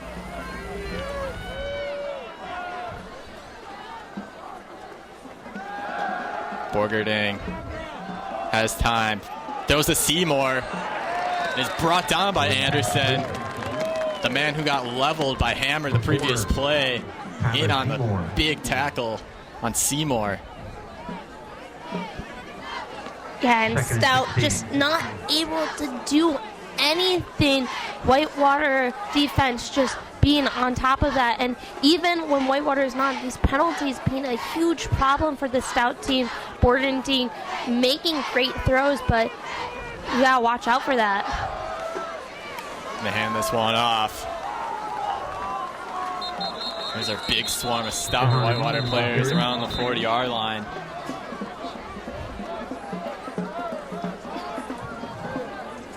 For 24, Jordan Brand on the tackle. Jordan Brand on the tackle. It's a rushing attempt by Shahan Amin from Rochester, Minnesota.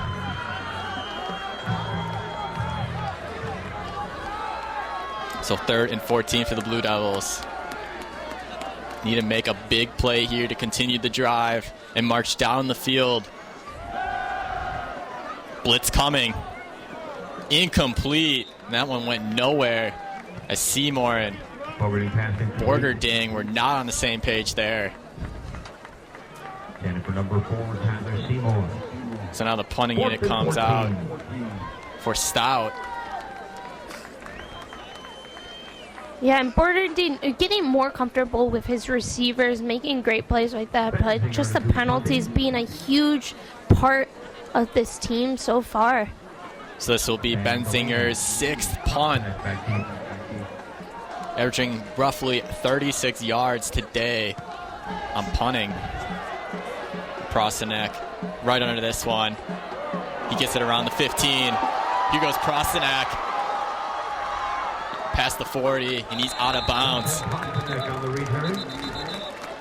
Yeah, and for Stout, you definitely have to be careful with Benzinger being your kicker and your punter. You definitely don't want to wear him out too much. So time of possession is going to be a huge key for Stout coming up for the second half. From their own 42-yard line. The Whitewater offense and quarterback Max Mailer come onto the field in solid field position at the 42-yard line.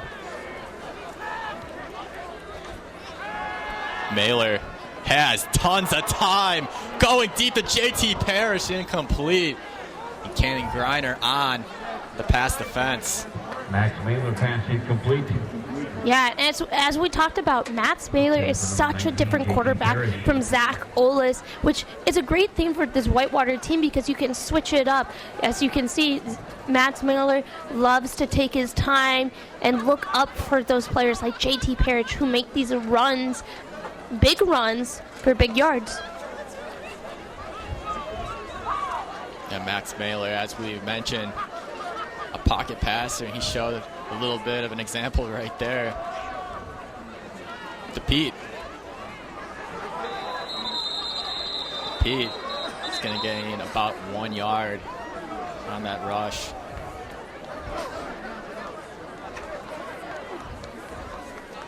And Pete not putting up Alex Pete numbers today, that's for sure. Longest run of 7 yards. 3rd and a long 8. 5 attempts for only 16 yards.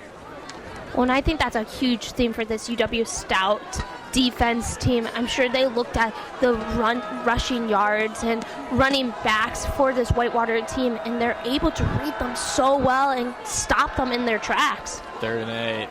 Mailer flushed out. Going for Kumaro, and Cannon Griner defends that pass to great extent. And Cannon Griner give it all out there in the secondary.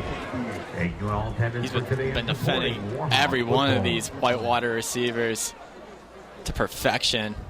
He hits Kumaro, jars the ball incomplete. Andy Cooper punts this one away. This one's going to roll inside the 10 at around the 5-yard line. Andy Cooper punt down about the 4.5. And Stout will take over with not so good field position. Andy Cooper has been great. This Warhawk special teams, the players getting down there to down the ball inside the 10, inside the 5. It's just been a big key to this game. Well, it's like deja vu right over again. You put the Stout, you back them against the wall, and you have perfect position for this defense team to make those big plays and force some interception or fumbles. And the pressure definitely on Stout again. And when given field position like this, it is tough to work out of it and work down the field.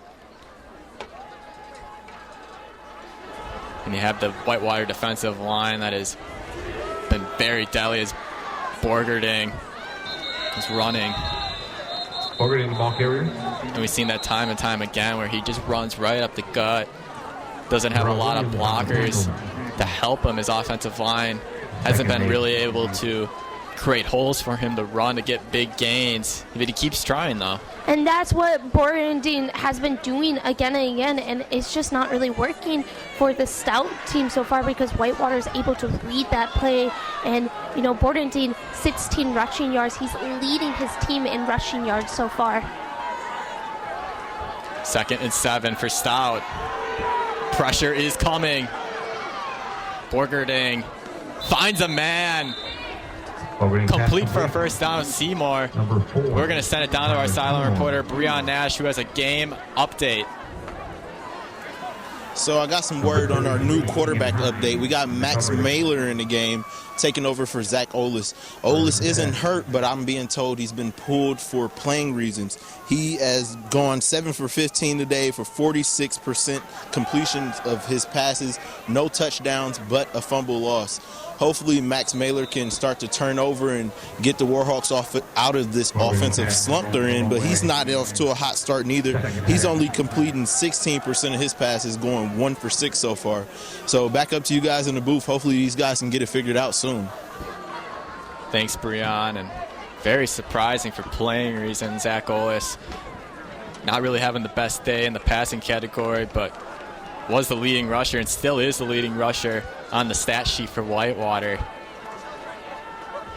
2nd and 10 for Stout and the Blue Devils. Hammer, the sideline. He's going to get to a first down.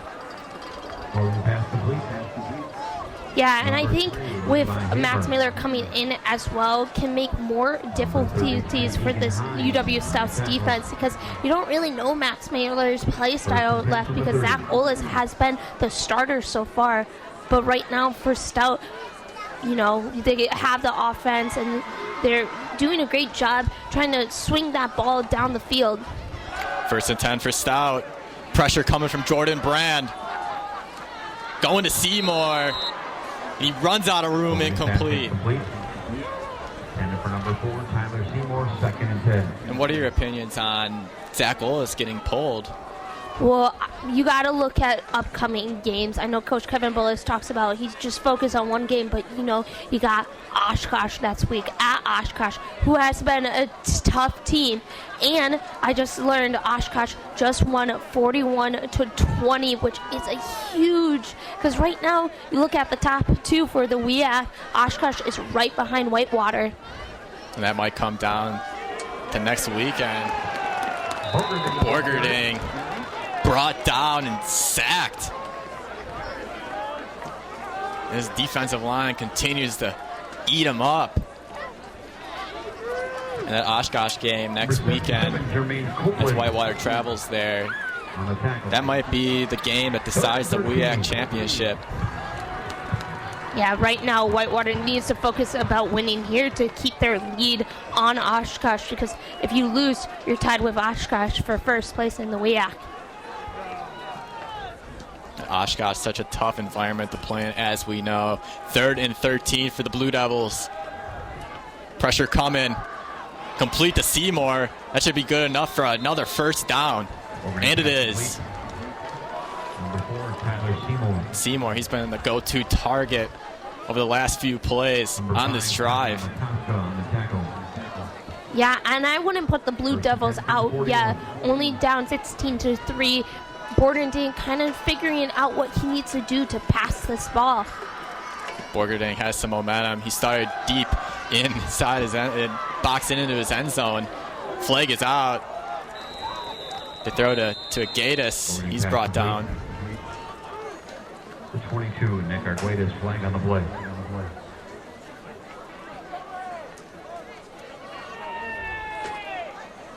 We'll see what the flag is. Holding, offense number 64, 10-yard penalty from the previous spot, first down. And Bailey Rue gets caught for holding. Yeah, and that's just definitely Stouts taking one step forward and then they're kicking themselves and taking 2 steps back. You cannot do that, especially when you're almost entering the 4th quarter and you're down. So another costly penalty for the Blue Devils. This now brings up a 1st and 20.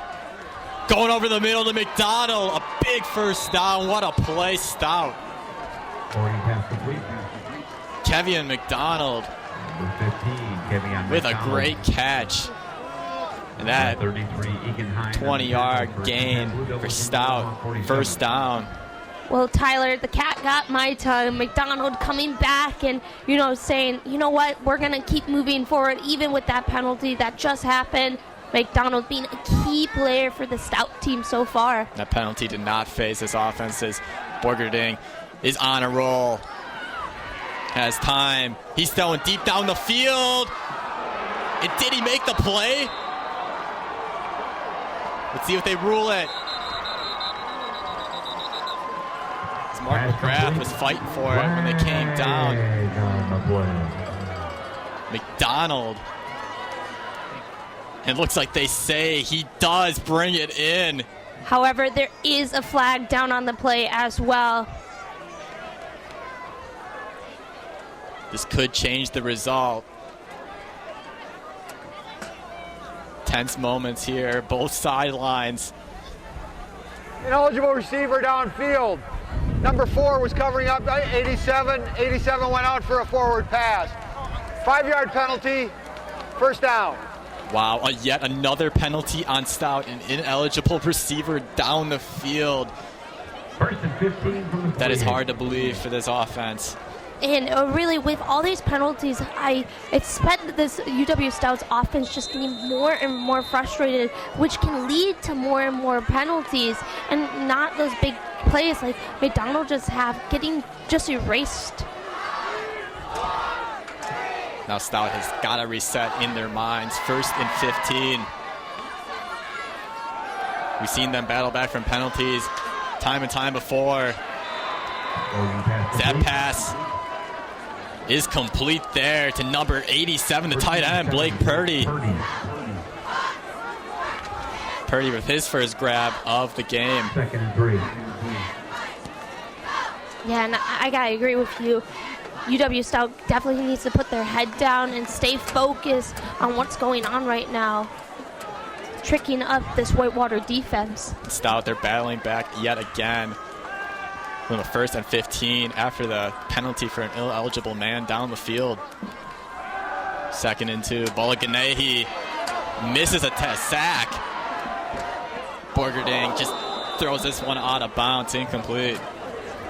That brings up a 3rd and 2. And I think there's an injury for a Whitewater player. Can't tell who it quite is. 3rd and 2. He definitely made a big jump trying to smack that ball out of the air and might have landed funny for himself. Definitely not what you want to see.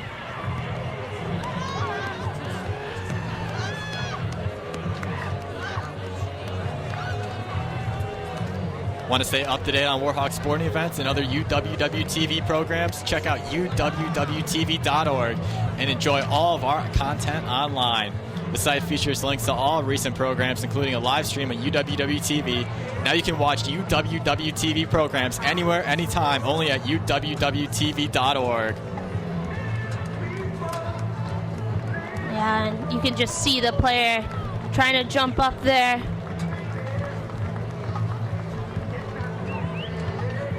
Many players on both sides getting injured. It seems like once every drive, all game long, we have seen that on both sides, Stout and Whitewater players. Yeah, and it looked like number 5, Tommy Matusko for the Whitewater.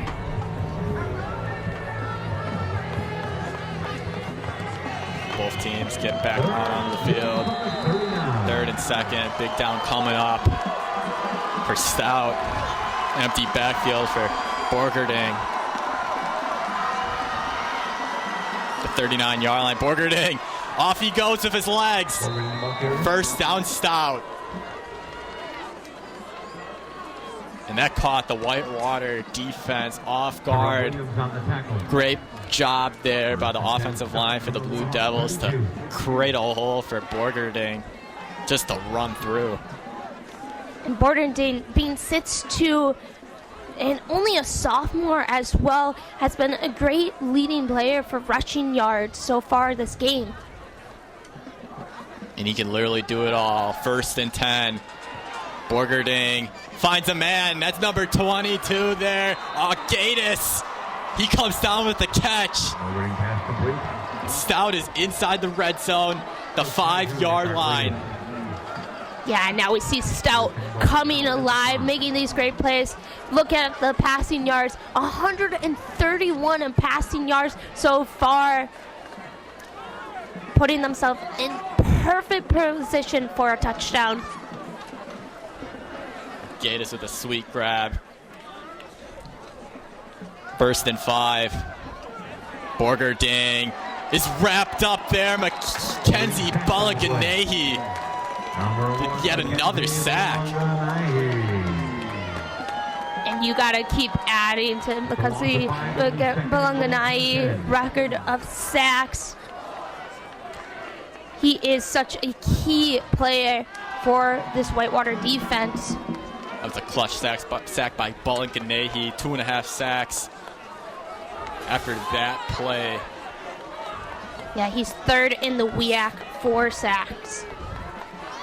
And that's what Whitewater's just going to have to do, create the pressure. But you got to watch out for Borgerding. He gets just shy of a touchdown. Yeah, as Coach Kevin Bullis said with his interview with Breon Natch, Whitewater hasn't really faced a quarterback like Borgerding who can pick his head up and run the ball for himself. 3rd and 1 for the Blue Devils. Watch Borgerding. Here he goes. Into the end zone for a touchdown. Touchdown Stout. And that creates such momentum for this UW Stout. See Borgerding coming down the field. 158 passing yards, 40 rushing yards so far. And that's what you want to see if you're a Stout fan. Just this team, the fight back that you can get from them.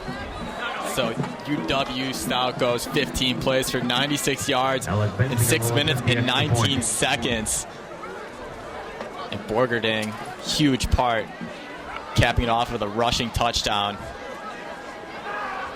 The kick from Benzinger is up, and it is good. So now Stout trails by 2 possessions, 2 field goals now. As they cut into that Whitewater lead. Borgerding with the rushing touchdown. Whitewater continues to lead Stout 16-10. You are watching Warhawk football on UWW-TV. I learned a lot of valuable lessons playing college football. I never thought about the health benefits of exercise until I actually started to talk to coaches in college. It's not only just for performance, it's for life.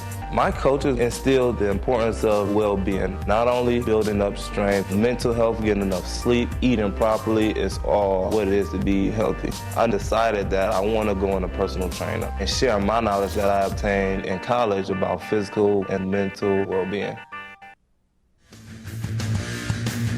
Welcome back live to Perkins Stadium here. Things are getting good. Get your popcorn out, ladies and gentlemen. After that Sean Borgerding 1-yard rushing touchdown to cap a 96-yard drive by Stout. Yeah, and like I said, it just adds momentum to the Stouts team so far. And, you know, with Zach Olis being out, it can really put so much pressure on this UW Whitewater offense team. The kick from Benzinger on the ground. Little squib. Whitewater's going to bring this one out. Around the 40-yard line. Prosnack is the returner. So a solid return for Prosnack. The Warhawk offense comes back out on the field.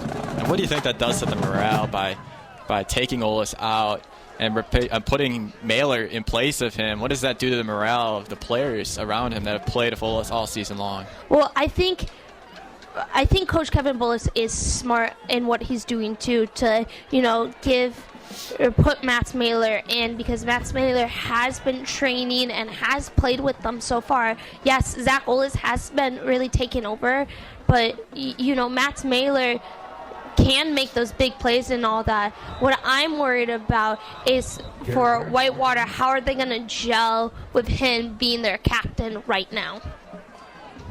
And that's a good question, and we might as well find that out with a little more than 15 minutes left in the game. Whitewater up 6, and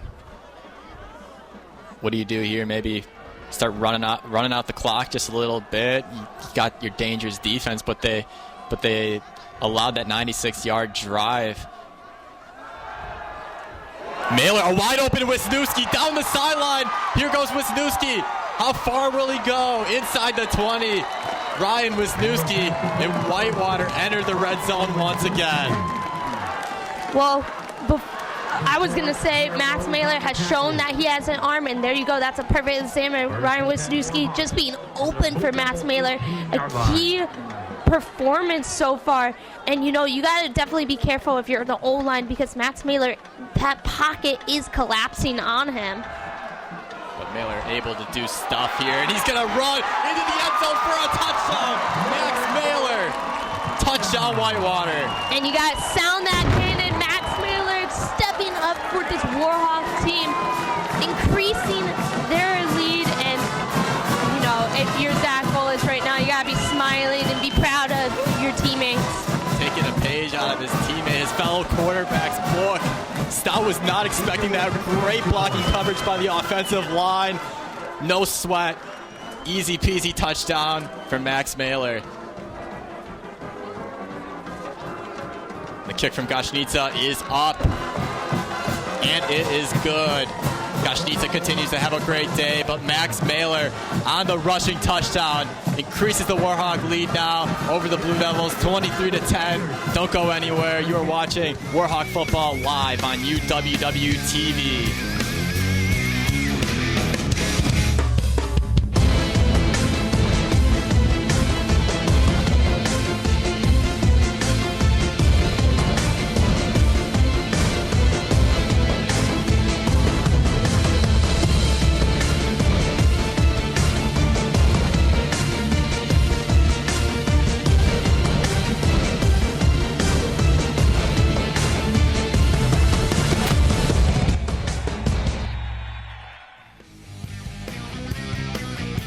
10 seconds left in the third quarter here at Perkins Stadium. Whitewater goes up yet another score. A Max Mailer 18-yard rushing touchdown to put the Whitewater Warhawks up 23-10. And that was a quick drive too, Amory, as Whitewater went 3 plays, 57 yards, a minute and 6 seconds. What a way to respond to a long scoring drive prior by Stout. Yeah, and we've seen this from Whitewater before coming back. If you look at that lacrosse game, they did that coming back with 14 points, and it's just a huge part of this team. Whitewaters are known to come back and make statements, and now, you know, you got, as Stout, you got to come back and do the same thing that you could. And the kick goes out of bounds, and now Stout will get this one at the 40-yard line. Kick, untouched, out of bounds, kicking team. Stout will take the ball on the 35-yard line, first down. Excuse me there, 35-yard line. Andy Cooper, a mistake on the kickoff. Stout will take over at the 35 now.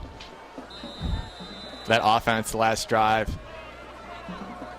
it worked very well. They were gelling. It was a very well done methodical run that they put together, going 96 yards.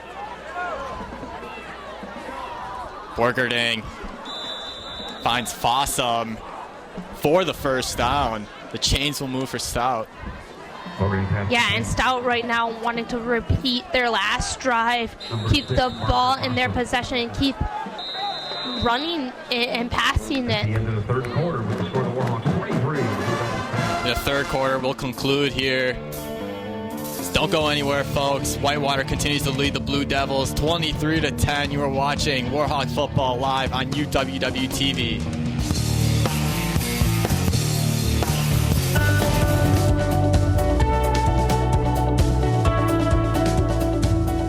I just wanted to get good grades and to do well. But it also made me realize that I have a lot of career goals. You're there to get a full college experience, not only participate in your sport, but participate in things outside of that. And it's all about growing as a person. My coaches have helped me with figuring out who I really am. Their lives are dedicated for us to succeed. And the fourth quarter is set to begin here in Perkins Stadium. As the Blue Devils are down 13 points. The Warhawks 23. Yeah, now you guys definitely be careful with your Warhawks defense, because last drive, UW Stout was able to just pass the ball, get up to 150 passing yards. And Stout definitely has that momentum to come back and make this a close game. And the pass defense for Whitewater has got to step it up. Allowed a lot of passing yards that last Stout drive. And that turned into some points of a Borgerding rushing touchdown. Let's see how Stout can respond. Borgerding, a little flea flicker to Seymour. Going down the sideline. Incomplete, out of bounds to McDonald. So nice creative trick play. And it goes for nothing as it's incomplete. As McDonald goes out of bounds. Yeah, and just not able to get there right in time.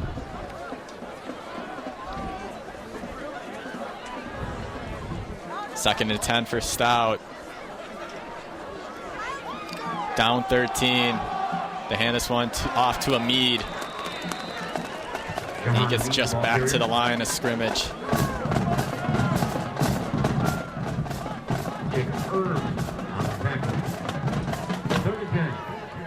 Borgerding, 50% on his passes, 169 yards. But he's been sacked 6 times, and he's rushed a lot. He's taken a lot of beatings out there today. Yeah, and definitely has to be tired with those rushing yards so far. 3rd and 10. Borgerding running this one for the first down. And he gets hit a little hard there at the end. But Tranel and Anderson. And it's good enough for a first down. Borgerding doing everything in his will to make plays for the Blue Devils. Yeah, and you got to give credit to his O-line as well, creating that space that he can just run through. You got to give credit to the O-line for coming back out into the second half and adjusting the pass protection and protection for Borgerding. 1st and 10, Blue Devils. Borgerding has time. Going to hammer, low and incomplete. But that line has really stepped up and came out of that locker room, spit and fire. Has really turned things around in the second half. Well, and that's definitely what you have to do with this strong Warhawks team. The Warhawks are scoring their opponents 73-29. That's a huge margin, and you got to be very outspoken and try to make different plays. Borgerding throwing off balance to hammer, incomplete. Flakes do come out onto the field. Pass incomplete, flag on the play.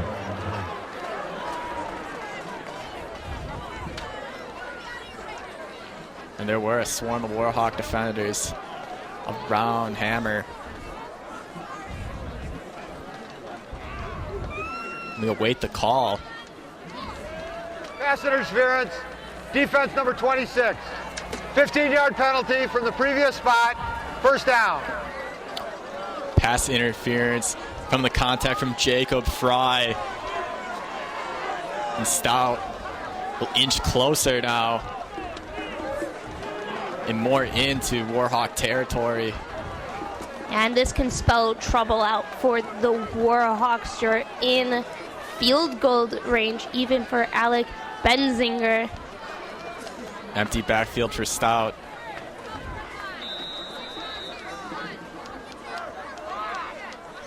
Borgerding throws to the end zone. Fossum, touchdown. And Borgerding being like, I'm going to answer back for my team. And what a great throw to Fossum right there. Just putting some answers in for the Stout team. On the money to Parker Fossum. And Borgerding, first touchdown pass of the game, and it is clutch. And if this kick, this extra point is good, the lead is then cut down to 6.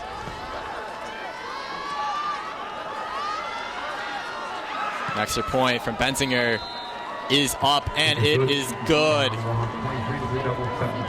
The Blue Devils cut the lead now down to 6 as the Warhawks continue to lead the Blue Devils 23-7, but not before the Parker Fossum touchdown.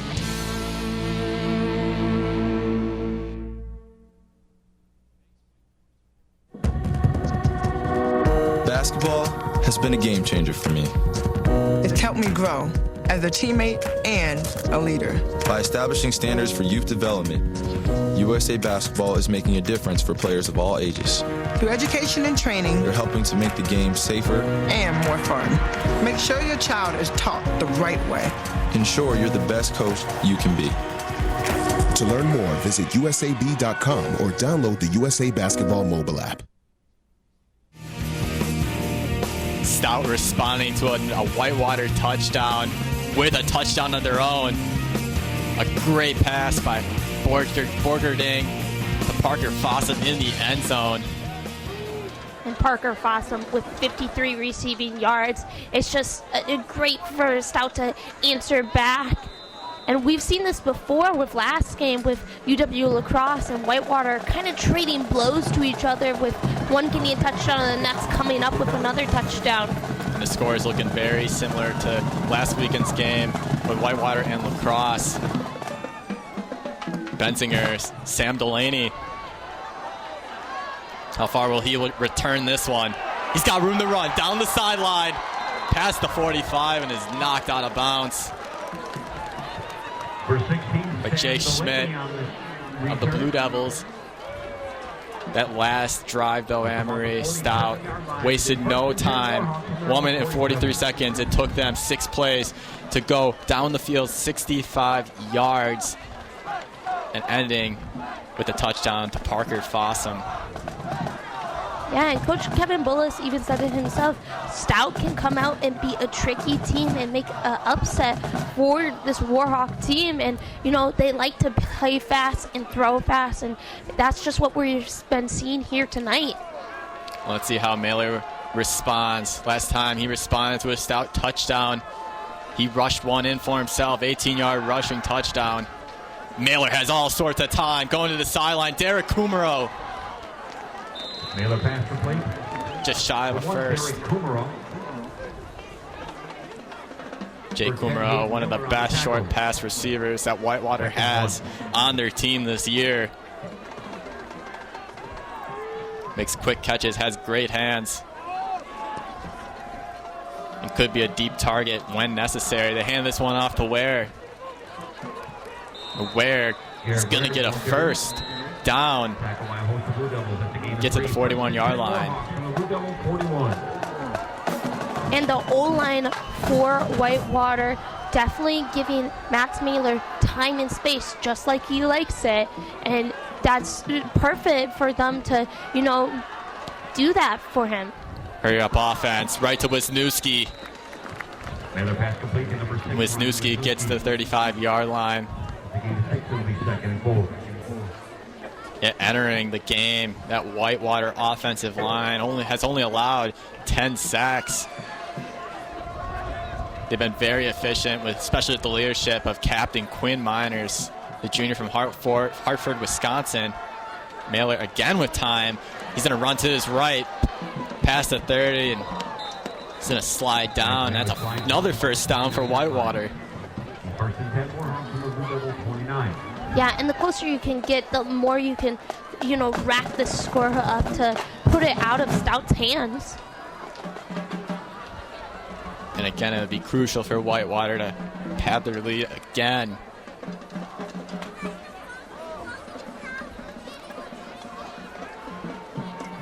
It's currently a one-possession game.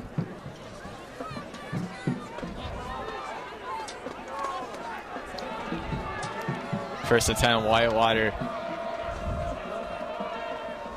Max Mailer again with a lot of time. He was looking for Kumaro, but Kumaro slipped. Second and 10. You don't see that often by Derek Kumaro. But great pass coverage by Greiner. Again, we mentioned Greiner again because he's been that good out in the stout secondary.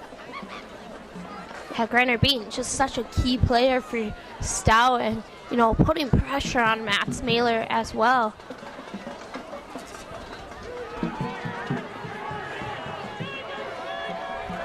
Second and 10 for Whitewater. From the 29-yard line. You can feel the intensity.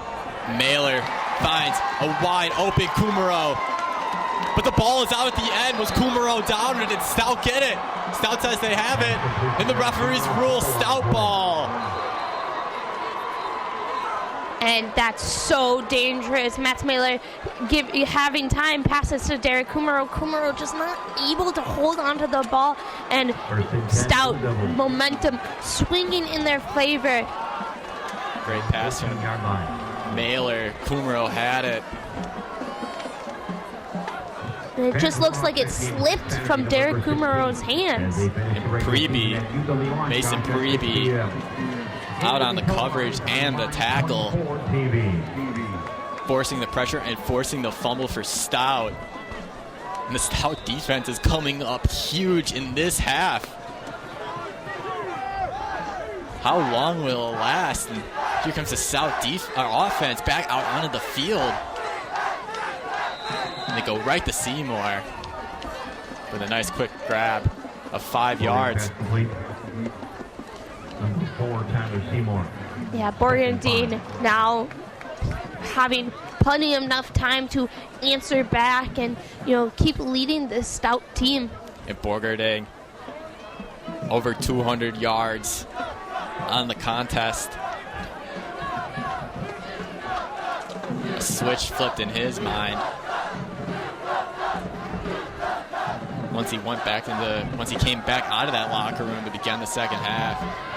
Borgendine runs out of time, has to throw it, gets hit hard by Jordan Brand.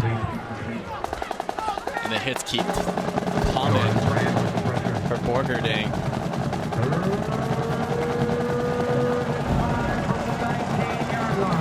Big 3rd down and 5 for Stout. This Whitewater defense can stop them. This would be truly incredible. Yeah, and you can see the Warhawk fans up on their feet, even braving the cold to come out here tonight.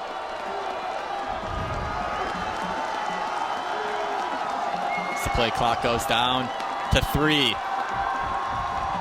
Borgendine, incomplete pass, intended target for Purdy. And you can see Purdy so upset with himself, ball just slipping out of his hands. It was right in the hands of Purdy, but he could not come up with it, and that would have been a first down for Stout and would have continued the drive.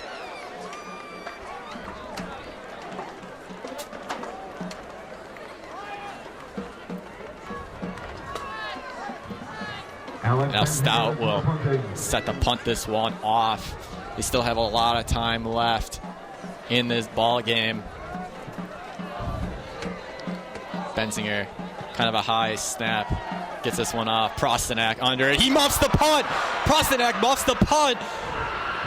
Fumble on the play. Does Stout get it? Who gets on top of it? The referees rule Whitewater ball. Huge, huge break for Whitewater. And what a nail biter for fans here tonight. Prostanak just drops the ball, but Whitewater able to cover this. Whitewater has to come out big during this drive to make a huge statement and put UW Stout in the hole. And Prostanak, he has had some troubles out there today with getting under punts. He's muffed a couple. That was his second one of the game. And Whitewater counting their blessings here as they take over on their own 46-yard line. Decent field position for them. Looks like Stout might have been offsides, but no flag on the play. It's Perez is going to take this one. The big man in Perez with a big gain. And you don't see those big guys get those plays too often. Julio Perez, right place, right time. Max Mailer kind of just dumps it off to him, and those guys can make big plays.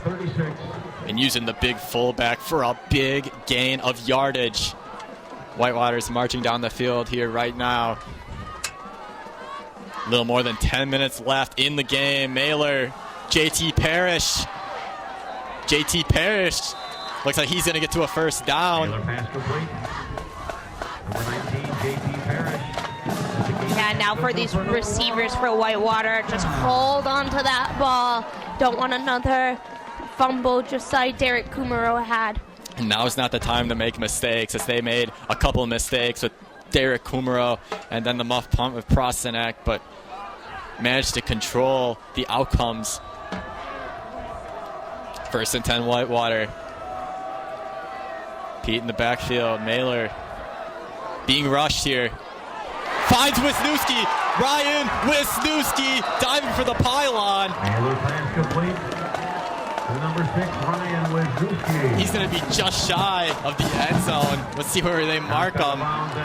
They mark him at the 5. Ryan Wisniewski doing everything he could do. And even diving for that great throwing by Max Mailer. Looks like Dover might be short right there. He was named the Offensive Player of the Week, and he's really stepping up here today. Definitely had a big game in the second half last weekend against La Crosse, and again having a huge game today. 8 catches for 119 yards. Pete takes his hand off, and he is stuffed immediately and goes back 2 yards. Like I said, you got to give credit to the Stout team to shutting down Alex P., Jared Ware, and even Zach Olis, not able to get many rushing yards like they have before. As we mentioned before, the second best rushing defense in the WIAC is Stout. And they have shown it today with big stops. Although they have allowed 126 rushing yards, they have made big stops and have kept Pete very silent today. Mailer backs up, goes to the end zone. Ryan Wisniewski, he's in for the touchdown. And sound that cannon. Like I said, Ryan Wisniewski, Offensive Player of the Week, being the answer. Max Mailer, got to give him credit for having that time and space with the O-line doing a great job. And the transition, I gotta give a big shout out to the transition of having Olis being taken out and putting Max Mailer in. Whitewater just knowing what to do for both quarterbacks. Ryan Wisniewski with the touchdown. He's got 6'5" height. Gosh, needs the extra point is good. And the Warhawks go up 30-17 over the Blue Devils after the Ryan Wisniewski touchdown pass. Don't go anywhere. You're watching Warhawk football live on UWW-TV.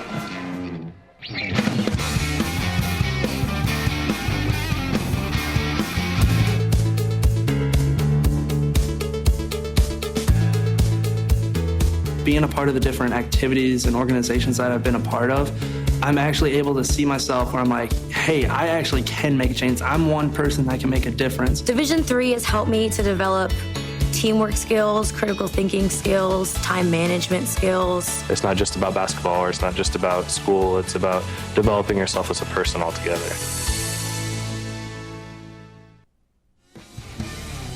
Welcome back to Perkins Stadium here. The drama is high after the Ryan Wisniewski 7-yard touchdown reception. Whitewater on that previous drive went 5 plays for 54 yards in under 2.5 minutes.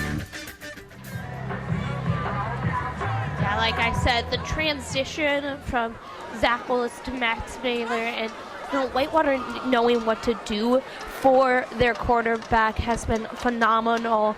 And right now, Stout needs a big answer back like they had a couple drives ago.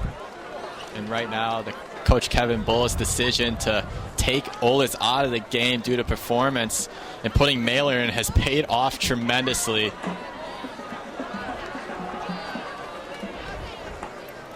Yeah, Coach Kevin Bullis has so much trust for his team, too, and so much respect for his team. After last week's game, he's named a couple of players like Ryan Wisniewski, Zach Olis as playmakers who are able to step up and make big plays when they're asked upon. And Bullis, the leadership that he shows, we mention it week after week. He's a coach that leads with the greater good of the team in mind. It's not about a single individual. And I wonder what Olis is thinking. Is he thinking the team, or is he kind of feeling kind of bummed out that he got taken out of the game? But no matter what, needless to say, I think he's smiling right now that his team is up 13 points with just over 8 minutes left in this contest.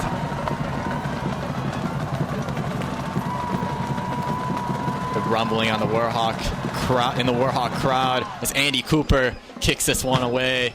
He's going to take a bounce, out of bounds, and another flag.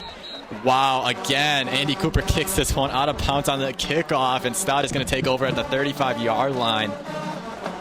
Andy Cooper's accuracy has not been good on the last couple kickoff attempts that he's had. Yeah, and it just puts the Warhawks in more difficult position. Untouched, out of bounds.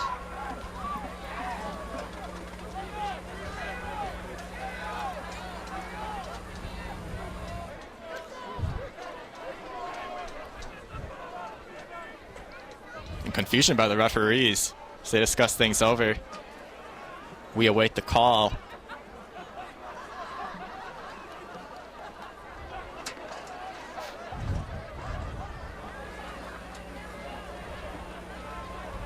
Free kick, untouched, out of bounds. Stout will take the ball at the 50-yard line, first down.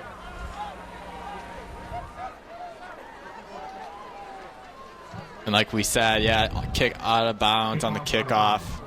Again, Andy Cooper, those are some mistakes. Giving Stout some free yards there. And Stout will gladly accept. This actually puts the ball at the 50-yard line. Yeah, you got to watch out for the receivers, Fossum, McDonald's. They have been really big players for these receiving yards. The flag immediately thrown, false start. This will bring Stout back.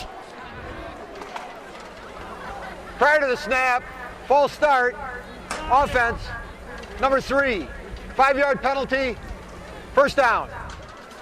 Levy Hammer on the false start. You don't need to be doing that when you're down 13, 8 minutes left. If you're Stout, you got to be thinking quick drive here. As that last drive only took 1 minute. Flags out again. Borgerding going to Seymour, incomplete. Passing complete, flag on the play. Yeah, and it looks like it might be a false start on Whitewater.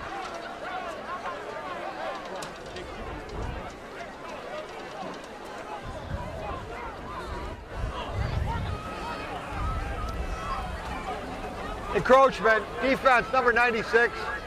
5-yard penalty, remains first down. So they're going to get encroachment on number 96, Justin Allen, of the defensive line for Whitewater. And the Whitewater defense making a mistake of their own right there. So 1st and 10 for Stout. Stout gets back on the 50-yard line. Borgerding dumps it off short to Amid. Forwarding pass complete. And he gains about a few. Number 28, Shahan Amid.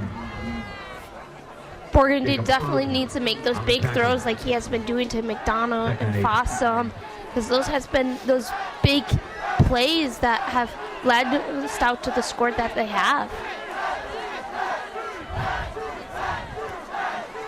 Second and 8. Borgerding finds a man. That's Fossum,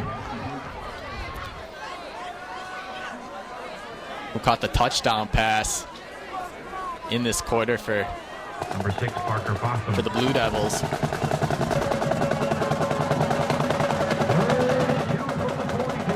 Third and 2, big down for the Stout offense. Whitewater defense looking to make a stand, and this would be very, very important. Borgerding, he's going to try to run this one into the first down.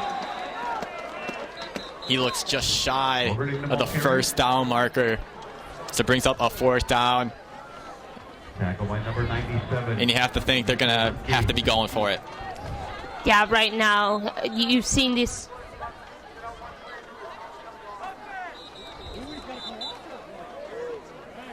You have to look at previous plays. Borgerding doing that quarterback sneak. Right now, if you're down 17-30, it could be a great play for you. 4th down and 1.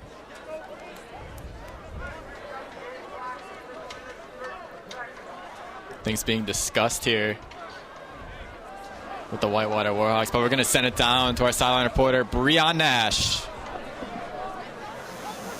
So if you guys haven't noticed, some of the new rules, well, they're not new, but recently new rules on your helmet play. When your helmet comes off during the play, no matter what player you are, either side of the team, you have to come off for one play. It's all a part of the new concussion protocol we're going through. They have sensors and helmets on both sides of the team so the trainers can know when the players are getting hit too hard, if their vitals, they can all keep track of that right on the sideline, and they can get and beat the concussion protocol before it even takes place. Back up to you guys in the booth. 4th down and 1. This has got to be the biggest play for Stout. Borgerding, and he's going to get stuffed. The Whitewater defense comes up huge and stops Borgerding. And if you're a Whitewater fan, you are up on your feet. This has been the game of the year so far. Great stop by the Warhawk defense. And they expected exactly that, as Borgerding running into a brick wall of Whitewater defensive linemen. And more, you see Mark McGrath coming in, injury on the field after the play. So that's Jesus Ambrose, left tackle for the Blue Devils. And this would be the 4th injured player for Stout so far. A lot of injured players, especially for Stout. They've really taken a beating today. But there's no question in the amount of effort and heart that they have given out on the field today. They're still not down, or they're still not out of it by a long shot here. Say they have all 3 of their timeouts left. Well, you also got to look towards those future games as well. Stout has to go to Eau Claire and play there, and as we talked about, Whitewater has to head to Oshkosh for one of the biggest games.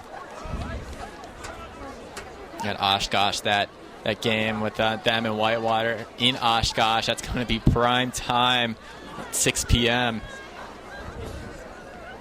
It's always more thrilling when you play games in prime time at night. I also have an update with the final score in the WIAC. UW Platteville won against UW Stevens Point 41-14. That's a big play for Platteville. Starting in fall 2020, UW Whitewater will be the first and only public university in Wisconsin to offer a bachelor's degree with a major in business analytics. People with an education in this field are in high demand for jobs. The program launch is in response to regional and national market demand for college graduates who can help companies and organizations use data to accomplish their goals. And Ambrose is going to be brought up off the field. They scoop him up. His teammates help him off.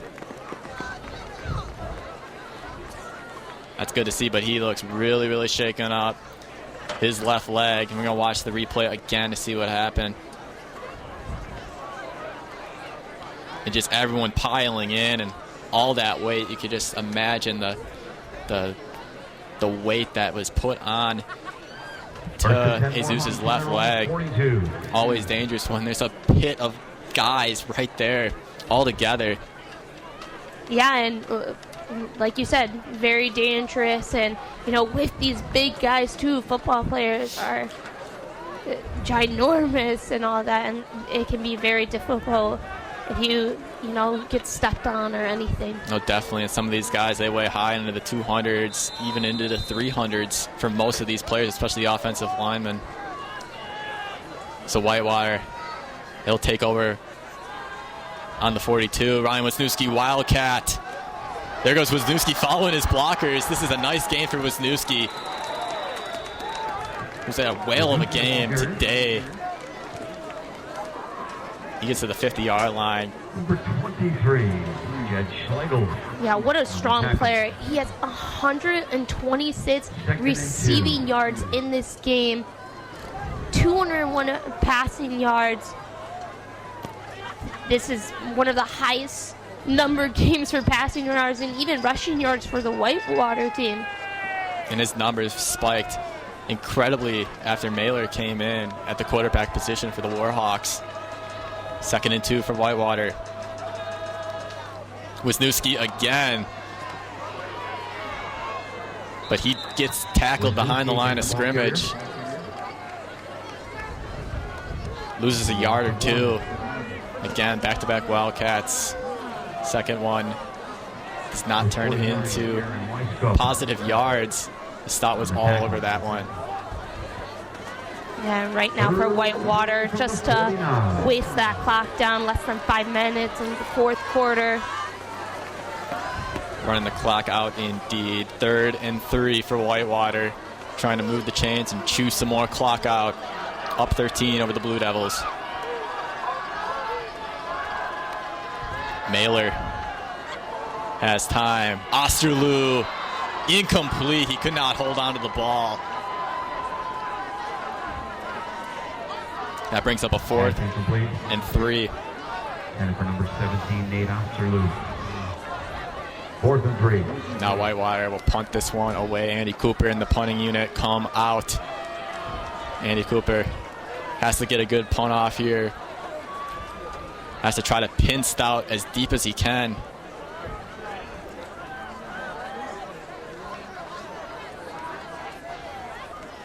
The punt from Cooper. Nice and clean. That's called for it. But he drops it. But it was a call for a fair catch. What a crazy game this has been so far. Dropped balls, fumbles, interceptions, you name it. That was Kyle Wilson who called for the fair catch. Muffed it, but gets back on top of it. The Blue Devils will take over now at their own 16-yard line. They have to go pretty much all the way down the field to score. Down 13 points here. Less than 4.5 minutes left in play.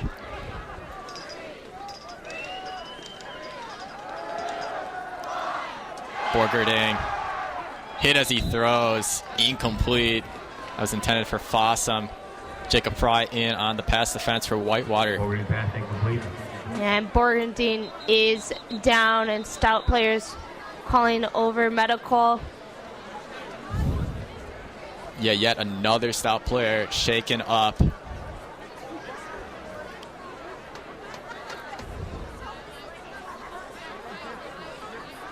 And what does this mean? This Borgerding is down. You do have your backups that can come in and take over for him, but he has taken a lot of hits this game. A ton of hits Borgerding has taken. 6 alone from sacks, but he's been running a lot. Get this, Anne-Marie. 27 rushing attempts for him. So he's been beaten and battered all game long. And well, he also leads with rushing yards as well, 38. Definitely don't want to see him go down with only one WEAC game left. next week. And Borgerding, he put his heart and soul out there today, and if he does not return, hats off to him in this game. Trying so hard, doing everything he could to help his team win. We still have time left. Stout will just have to march down the field as fast as they can and catch some luck here late in the game. But a tremendous effort from Sean Borgerding. Now we have Sturgeon, the backup quarterback, coming in, and immediately right to Fossum, first down. And what a welcome to the game for Sturgeon. Sturgeon pass complete. Yeah, Fossum being a key player for this team, getting wide open. Whitewater defense not even able to see him. First and 10, Stout. They're going to have to try to get down the field very, very quick. Sturgeon backs up, hit as he throws, goes the hammer, incomplete, just off his fingertips. The clock will stop. Headed for number 3, Levi Hamer, 2nd and 10. Warhawks in control here late in this one. Stout, all 3 timeouts left.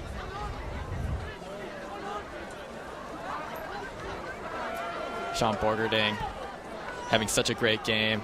A quarterback rating of 108, 20 for 39, 225 yards, 1 touchdown. Got injured, and Sturgeon is here now at the quarterback position, and he intended target for Seymour there. Incomplete. Mark McGrath on the pass coverage. Mark McGrath last weekend, how about him? Lacrosse was driving late in that game with Evan Lewandowski. And in the red zone came up with that game-sealing interception. Yeah, that was his 4th interception this season. 3rd and 10 for Stout. Sturgeon. The pocket is collapsing very fast. He throws this one away. Incomplete. Sturgeon pass incomplete. The pressure, and the pressure. Pressure put on by number You have Brandon Lemke, 97, Hansen, Bung, and Nahi all there. 4th and 10 from the 32. Yeah, and if you're Stout's O-line, you got to be careful. You got to protect your quarterback. They have been doing a nice job with Borgerding, opening it up and letting him run through, but right now, like you said, a couple of players' names, they've been stepping up and collapsing that pocket.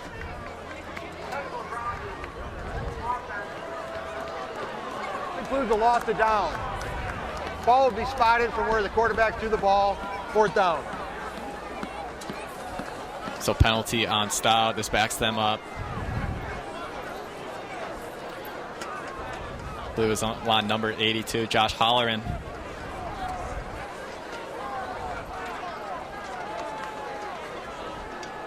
This backs up Stout now. 4th and 10. Not a good spot here.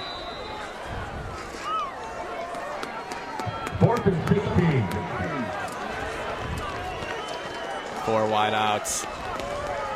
Sturgeon backs up. Throws the hammer. Complete pass. That's incomplete. Pass incomplete. It looked complete, but Mark McGrath right there with the hit jarring the ball from Levy Hammer's hands. Mark McGrath coming up clutch again, turning the ball over for Whitewater. Yeah, Mark McGrath, 38 total tackles this season. What a key player for Whitewater, as we talked about before, with the interceptions and forcing fumbles. And the pass defense for Whitewater has been solid. Hasn't been their strongest suit, like their rushing defense, but Mark McGrath, he's been one of the guys out there just making plays, even on special teams too, of his blocked punts. He's been clutch when it's counted. Wisniewski running this one inside the 15. Ryan Wisniewski, a nice run for him. The ground game and in the air, the catches, the receiving catches for him. It's been all brewing like a nice warm soup for him today. And there'll be another Stout player down. That's Kier Rhodes, cornerback for the Blue Devils. Stout. Yeah, a lot of these starting players for Stout being down can put them in a dangerous situation with their game next week against UW Eau Claire.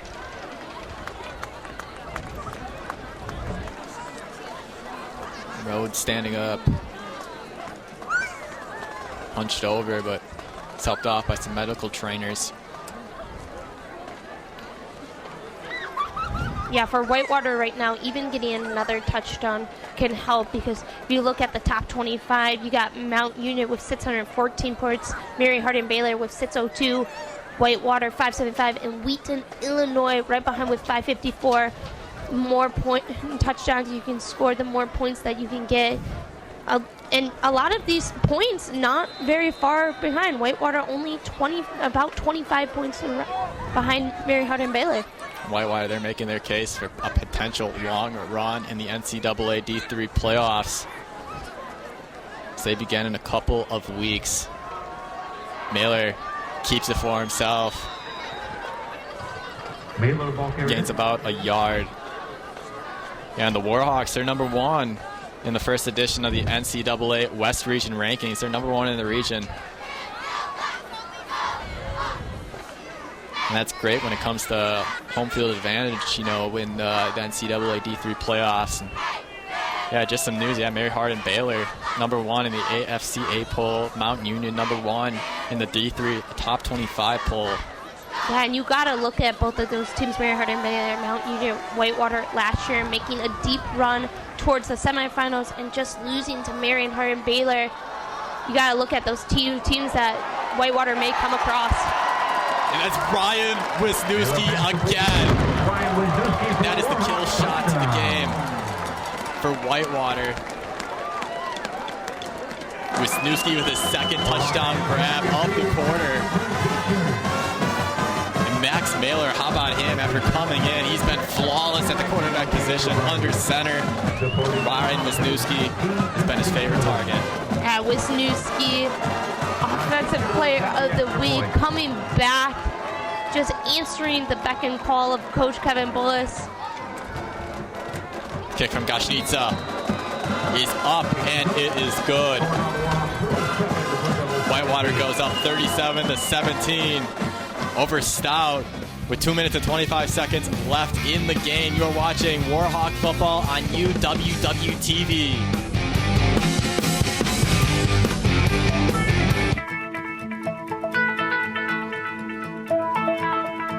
College has given me the flexibility to pursue my passions and my interests, and I've recreated my identity for myself aside from just being an athlete. My greatest personal discovery has been that I am capable of doing things that I didn't know I was capable of doing. To be able to study what I wanted to and continue to play the sport I love, all of those things came together very nicely in one package in Division III. Welcome back to the fourth quarter here. 2 minutes and 25 seconds left in the game. Whitewater went up that last drive, 37-17 over Stout from the kill shot by Max Mailer to Ryan Wisniewski. And I might as well just put a stamp on this one. It was a close game all game long. Stout came back at times, erasing the deficit, praying for a close contest in the second half, but Whitewater able to make great plays, great drives, and the passing game came alive when Max Mailer stepped foot onto the field.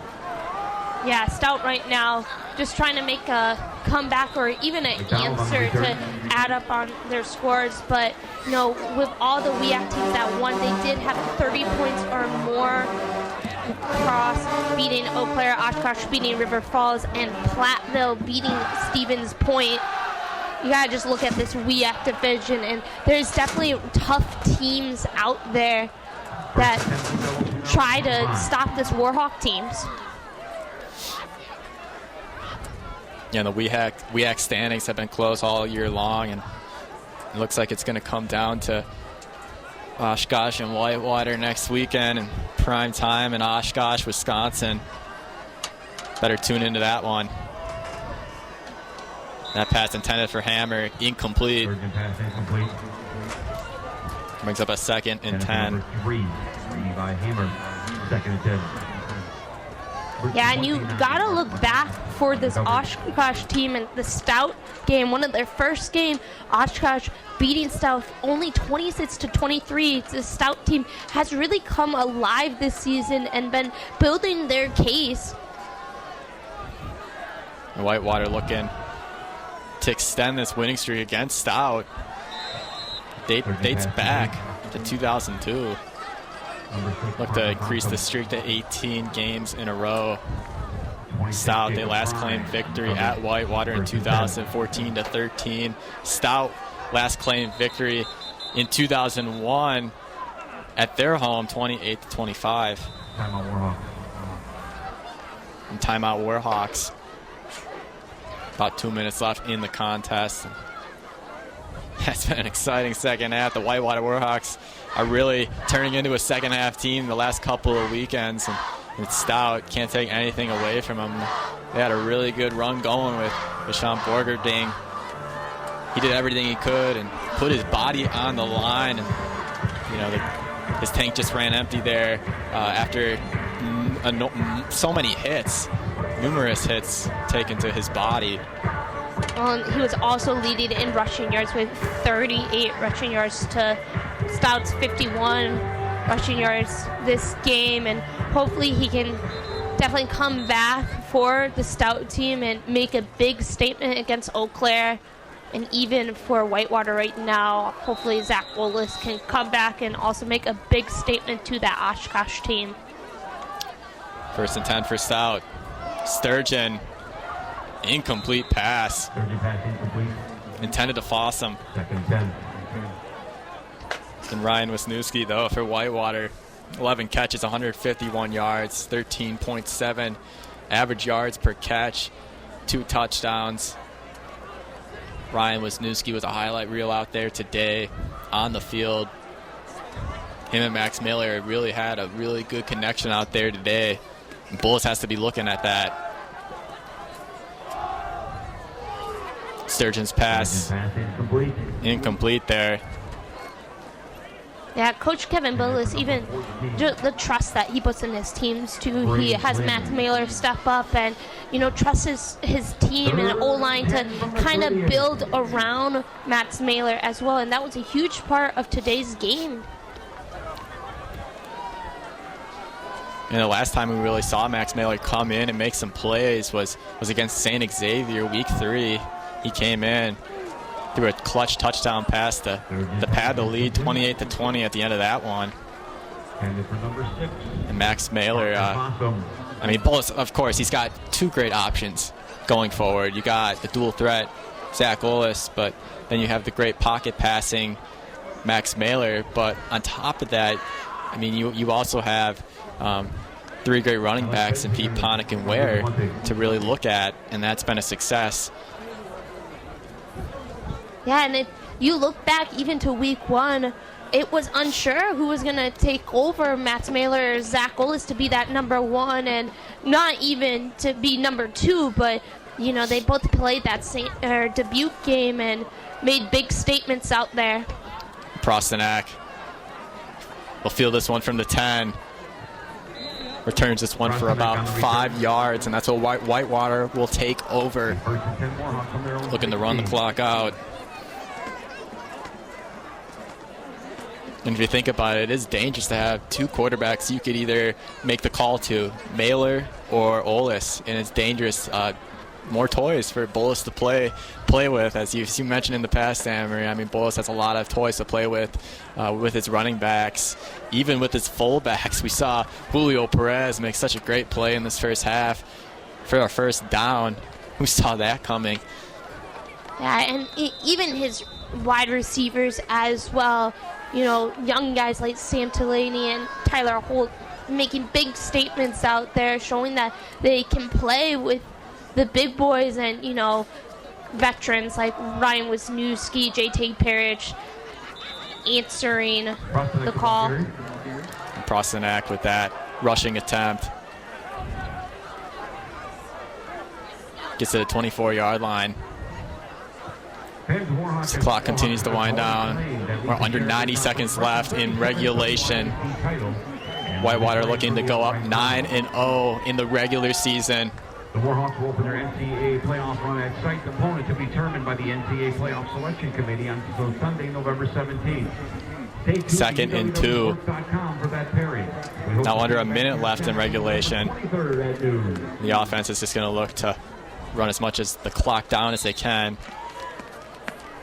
Mailer's going to take a knee, and the clock winds down. And Mailer, with his stats, Amory, says on the stat sheet here, the quarterback rating 175. Wow. 11 completions, 18 attempts, 61.1% completion percentage, 167 yards and 2 touchdowns. He did that all in the second half. Well, Tyler, like you said, Zach Olis, Max Mailer, you can put either one in. Coach Kevin Bullis trusts both of these guys, and as it was shown today, they can both make huge statements out there, and, you know, this team can adapt to whoever comes out to take that answer. And Whitewater's going to pull off a win here against Stout, 37-17. What a game. What a second half. It was a slugfest all game long, and Whitewater will take this one, and they go 9-0. They'll go on to Oshkosh next Saturday night for the WEAC championship. They're looking for their 37th WEAC title. That's unbelievable numbers. Yeah, and here today, when the sun went down, the moon came up, you know, Whitewater was able to come back. And, you know, this Stout team definitely has come back and showed a lot of pride. Sean Borgendang just doing a great job, leading in rushing yards with 38. He had a great game out there, was able to get a couple of touchdowns back there. But this Whitewater team, you got to look at this team and see how strong they are. And, you know, going up against Oshkosh as well, definitely a dangerous team that you got to come up with, because Oshkosh beating River Falls today, 41-20. Yeah, Wojtek Goshnitsa, what a game that he had today.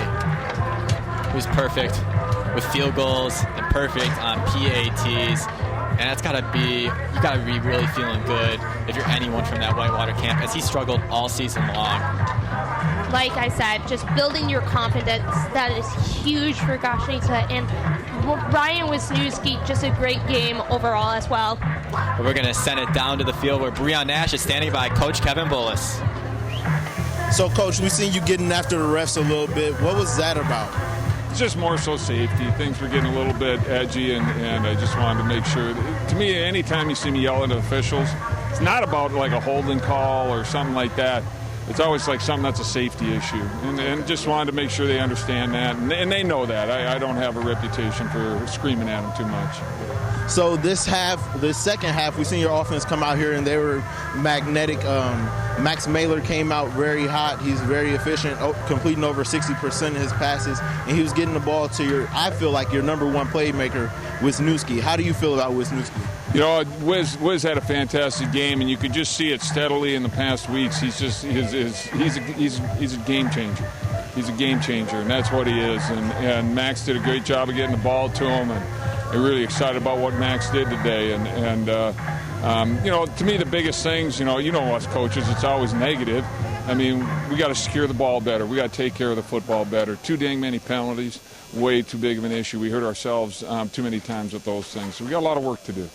On the defensive side of the ball, you guys were able to get after that quarterback 7 times to bring him down. A lot more pressures and hurries. Was that part of the game plan? Not a question. We knew we had to. He's a very good quarterback, and he had some real good targets to get the ball to. And, you know, we felt very confident about being able to shut down their run game, which, we held them to 51 yards rushing, which is awesome. You know, and we try to make them one-dimensional. And but we gave up some big third downs, though, defensively, and that's a big piece to work on for us as well.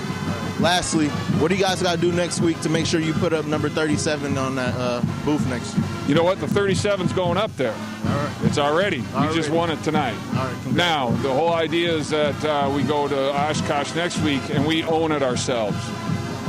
We're the only undefeated team in the conference. Oshkosh got one loss, so we got to go win there and make sure that we own that title all by ourselves. All right. Good game. Thanks. Congrats, Coach. Thanks, man. That was Coach Bullis. Back up to you guys in the booth. And Coach Kevin Bullis calling his shot right there. Title number 37 is coming home to Whitewater after next Saturday night. Your thoughts, Anne-Marie? The confidence that Coach Kevin Bullis has in his team is amazing to see. You know, he trusts Zach Willits and Max Mailer. I love the term that he used, game changer. Ryan Wisniewski, game changer. Max Mailer, game changer. These guys are strong players, and like I keep saying, toys in the toy box. He's got so many options to put in and grab out. And Ryan Wisniewski was your offensive player to watch out for at the beginning of the game. 11 receptions for 151 yards, 2 touchdowns, and his longest catch of the game was 39 yards. And Bullis showed a lot of confidence. He has a lot of confidence in that team. It's not arrogance, it's just confidence. Yeah, well, also, he does notice the mistakes, too. He says we got to secure the ball better. You know, that fumble that Derek Kumaro had, that was a big play for Stout as well. And so you got to just be careful, but mad respect to Kevin Bullis. And, you know, like you said, call your shot. Number 37's going up. And the rushing defense was great all game long for Whitewater, only allowing 54 rushing yards. But that will do it from here. Once again, your final score from Perkins Stadium, Warhawks 37, the Blue Devils 17. For Breon Nash, Anne-Marie Lavarada, Tyler Scheuerman, and our entire field crew, thank you for joining us. This has been a special sports presentation of UWW-TV.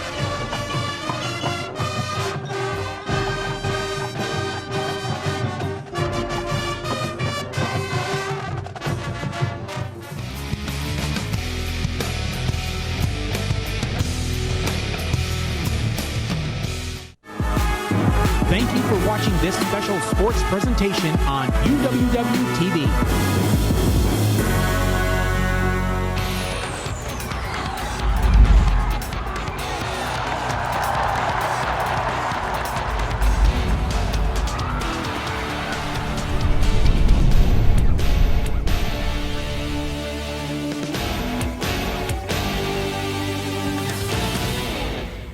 Welcome back to the studio as we wrap up this edition of Warhawk Sports Saturday. I'm Kimberly Reinders along with Austin Dowdle and Matt Bruzes. And Whitewater came away with a victory of 37-17 against UW Stout today. And what a game was that today. Oh, it was a great game. I credit Max Mailer for going for 153, had 2 touchdowns in relief of Olis, even had a rushing touchdown, which was his first career rushing touchdown. I just think he had a showing, and when Stout was about to make a comeback, he shut them right out of their feet. Yeah, he was able to make sure that his passes were on time to his receivers, especially with Wisniewski down the field. He made key throws in key moments. He was able to hit Wisniewski for 2 touchdowns, and was able to make sure that his offense was leading the way when Stout came back and had a chance. Yeah, even Wisniewski even went for 151 yards. He had a great game himself, really having a come-out game the past 2 weeks. And it's really important for Wisniewski to do well. When Wisniewski does well, the Warhawks do well. So it is important for that to happen. And seeing, as we had, Max Mailer come in, and then you saw Ryan Wisniewski get a lot more touches too within the second half as well. What were some other big moments you saw in the second half?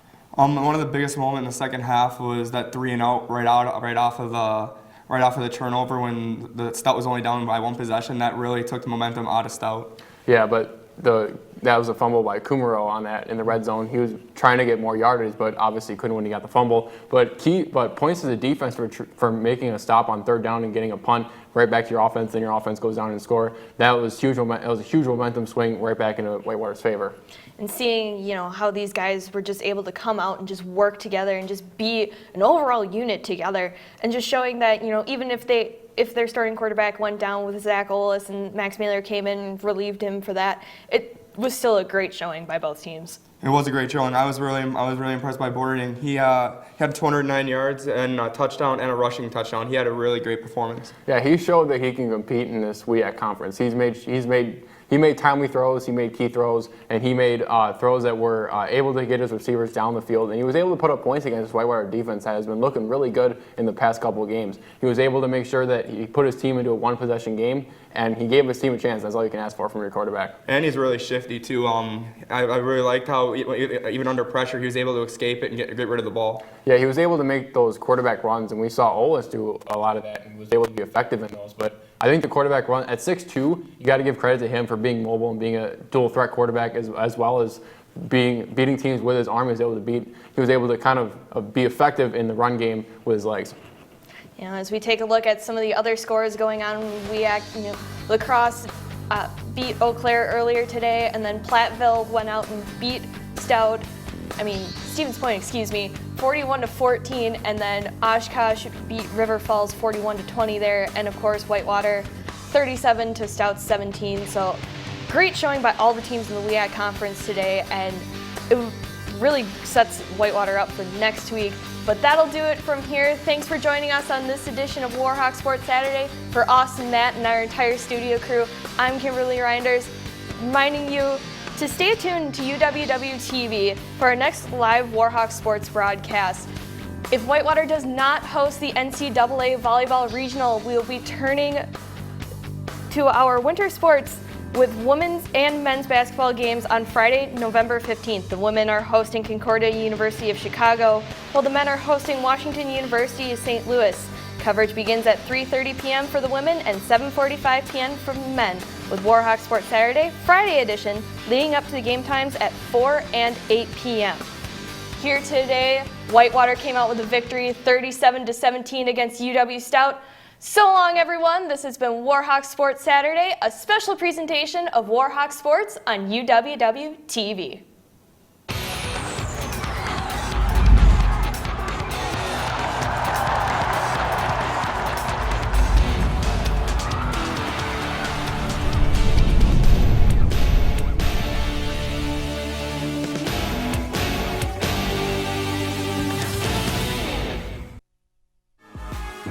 Thank you for watching this special sports presentation on UWW-TV.